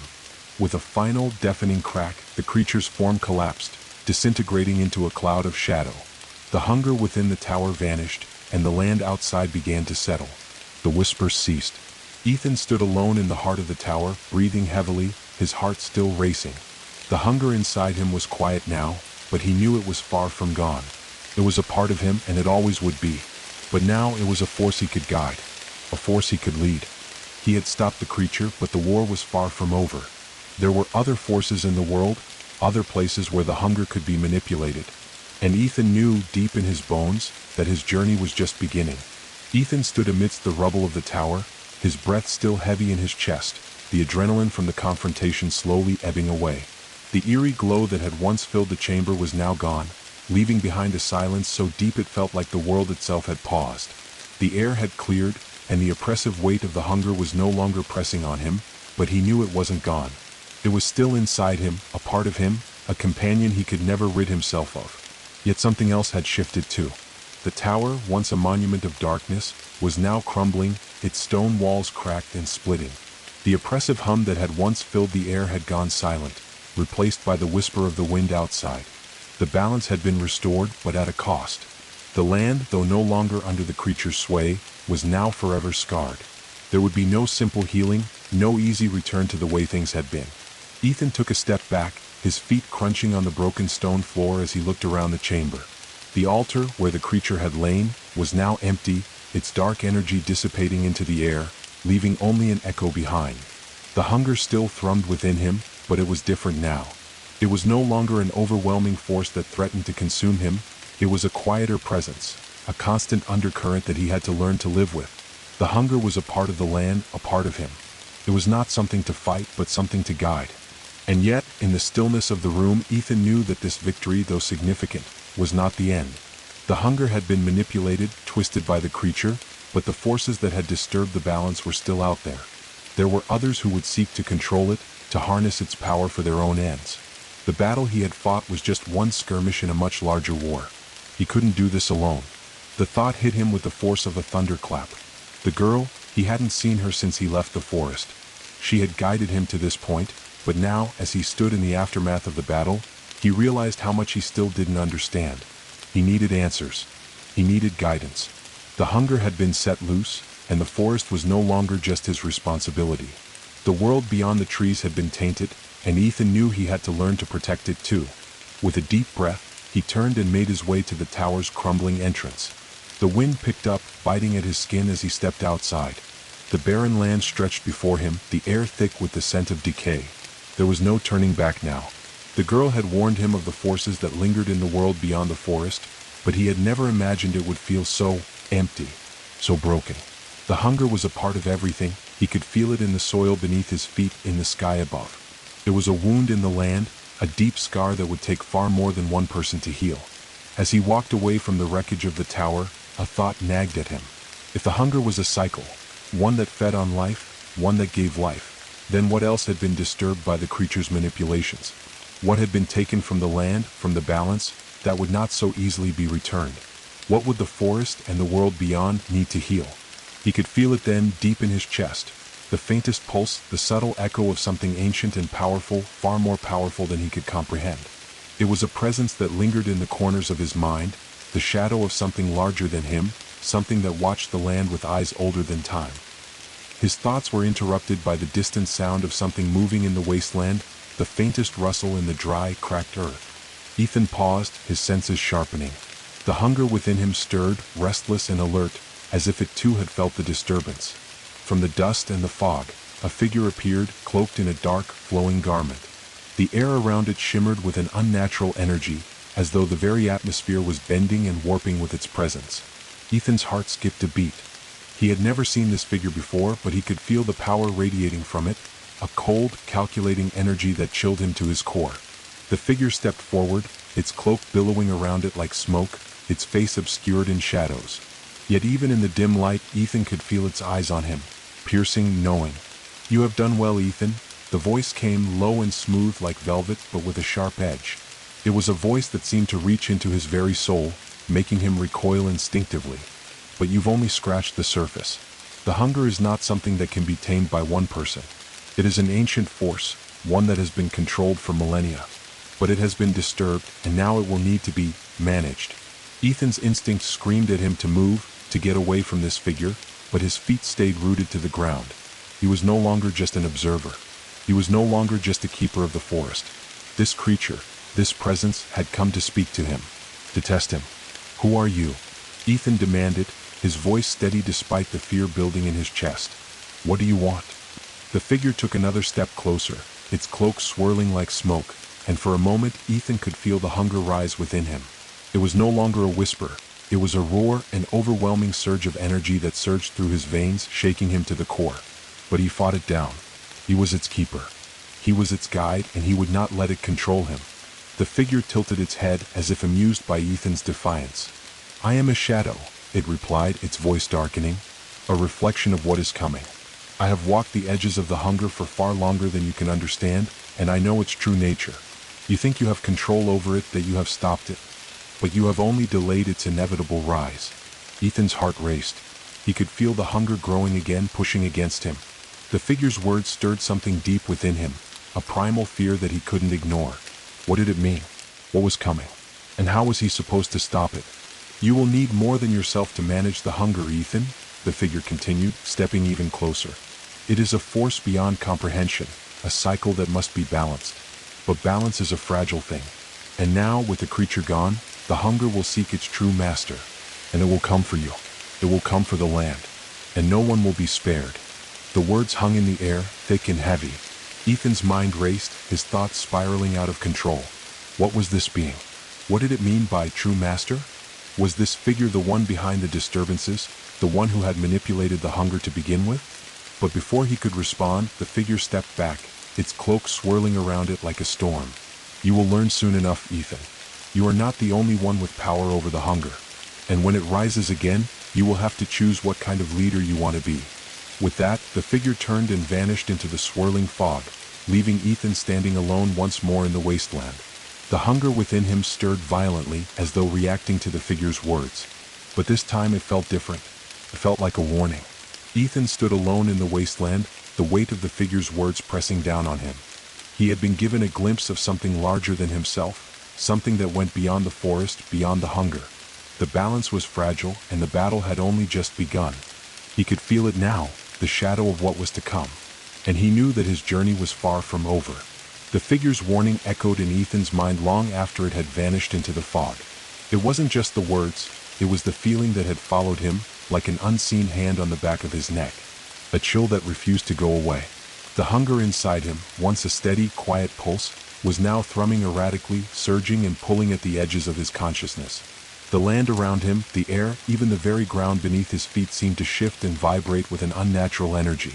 He stood still, his breath steady, trying to gather his thoughts. The landscape before him, barren and broken, seemed like a reflection of his own mind. Empty, fractured, a place in need of healing. The hunger wasn't just a force he needed to manage, it was a part of him, a force that was rising, that was demanding something he couldn't quite understand. The figure's warning had been more than a threat.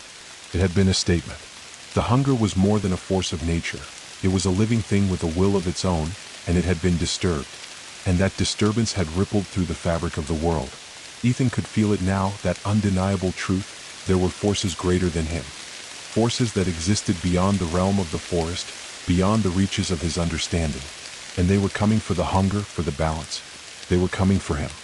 He turned, his gaze drifting back toward the crumbling remains of the tower, its silhouette barely visible in the fading light.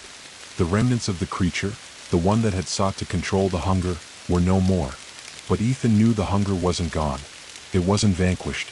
It was merely waiting, dormant for now, ready to rise again. He began walking, the weight of the journey pressing down on him. The hunger still throbbed within him, not yet fully quelled, not yet fully understood.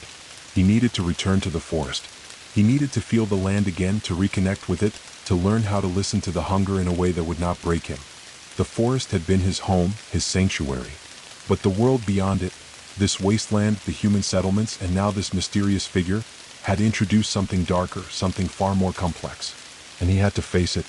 The sun had set by the time he reached the border of the forest, the dense trees appearing like dark silhouettes against the twilight sky. The air here was different, fresher, cleaner. He could feel the energy of the forest in every step, the ancient pulse beneath the earth, the rustle of the trees as if they were whispering to him, guiding him back home. He reached the clearing near the Tree of Sorrow, the place where it had all begun. The place where he had first connected with the hunger, where he had learned of his new responsibility as the keeper. The air here was thick with magic, with power. And now, more than ever, it seemed to beckon him, urging him to understand the deeper mysteries that lay within. The ground was soft beneath his feet, the grass wet with the remnants of evening dew. He knelt beside the tree, his hand pressing against its rough bark, and closed his eyes, letting the forest's energy flow through him. The hunger within him responded, a soft pulse that seemed to echo the heartbeat of the land itself. He breathed deeply, focusing on that pulse, allowing himself to sink into the rhythm. For a moment, he lost himself in the sensation, the hunger and the land becoming one, a part of the same cycle of life and death, creation and destruction. But even as he immersed himself in the peace of the forest, something shifted. The hunger stirred, restless and violent, pushing against him with a force he couldn't control. The pulse quickened and his breath became shallow. It was as if the land itself was trying to speak to him, trying to warn him of something beyond the edge of his understanding. He opened his eyes, and in that instant he saw it, a shadow moving through the trees, dark and heavy. A presence, one he had not felt before, but one that seemed to call to the hunger within him. The pulse within his chest flared, and before he could stop it, he was on his feet, moving toward the shadow. "Ethan," the voice was soft, distant, but it sent a shiver down his spine. "You are too late." He stopped in his tracks, the hunger inside him now clawing at his chest, pushing him toward the shadow. It was not the girl, not the forest voice, but something else, something darker. He could feel it. This was the true source of the disturbance. The one who had been manipulating the hunger from the shadows, the one who had caused the rift between the forest and the world beyond. He stepped forward, the pulse of the hunger growing faster, more frantic. The shadow emerged from the trees, revealing itself in the pale moonlight. It was a figure, tall and cloaked, but unlike the one he had faced before. This being radiated an overwhelming energy, an aura of malevolent power. Its face was obscured, but Ethan could feel its eyes upon him, piercing and unblinking. The hunger within him writhed, as if in recognition of the figure's presence, responding to something that lay deeper than just the land, deeper than even the forest itself. "You have restored the balance," the figure spoke again, its voice low, almost a whisper, yet somehow it echoed in Ethan's mind. "But what you fail to understand, Ethan, is that the hunger is balance. It is neither good nor evil. It is neither life nor death. It simply is. You cannot control it. You cannot tame it. And yet you think yourself its keeper." The hunger surged within Ethan, the figure's words stirring something primal inside him. He wanted to resist. He wanted to fight, to push back against the words, but the figure's presence was suffocating, as if it had a hold over him, drawing out the very essence of the hunger, forcing him to confront it. "You are not the first to try," the figure continued, taking a step forward, its cloak flowing like shadows around it. "There have been others before you, keepers of the hunger, and they too thought they could control it. But they were wrong. You too will be consumed just like the rest." Ethan's hands clenched into fists, the hunger within him now like a fire burning inside his veins. He could feel it tearing at his control, pulling him, urging him to surrender, to let go of the balance he had fought so hard to maintain. "No," Ethan's voice was harsh, defiant. "I will not let it consume me. I will not let it consume the forest." The figure paused, a faint sound of amusement echoing in its voice. "You don't understand. You cannot stop it. You cannot keep the hunger at bay forever. It will come for you. And when it does, there will be nothing left of you but the shadow of what you once were." Ethan stood his ground, the hunger inside him pulsing violently, but he refused to succumb to it. "I will find a way," he said, his voice stronger now, resolute. "I will not let you use it. I will not let you destroy what remains." The figure stepped back, a cold smile playing on its unseen lips. "We shall see, Ethan. We shall see." With those final words, the figure dissolved into the shadows, leaving nothing behind but the faintest echo of its presence, and the thundering pulse of the hunger that was still alive within him. Ethan stood alone in the clearing, the weight of the figure's words hanging heavily in the air. He knew that this was not over, that the battle was far from finished. The hunger still stirred within him, still pulling at his soul, still testing him. And in that moment he understood what the figure had meant. The hunger could not be controlled, not completely. It could only be guided, shaped, understood. He was not its master. He was its keeper. And it was his responsibility to learn how to live with it, without letting it consume him, without letting it destroy everything he had fought for. The forest, the land, the balance, they were all tied together now. And Ethan knew, deep in his bones, that his journey had only just begun.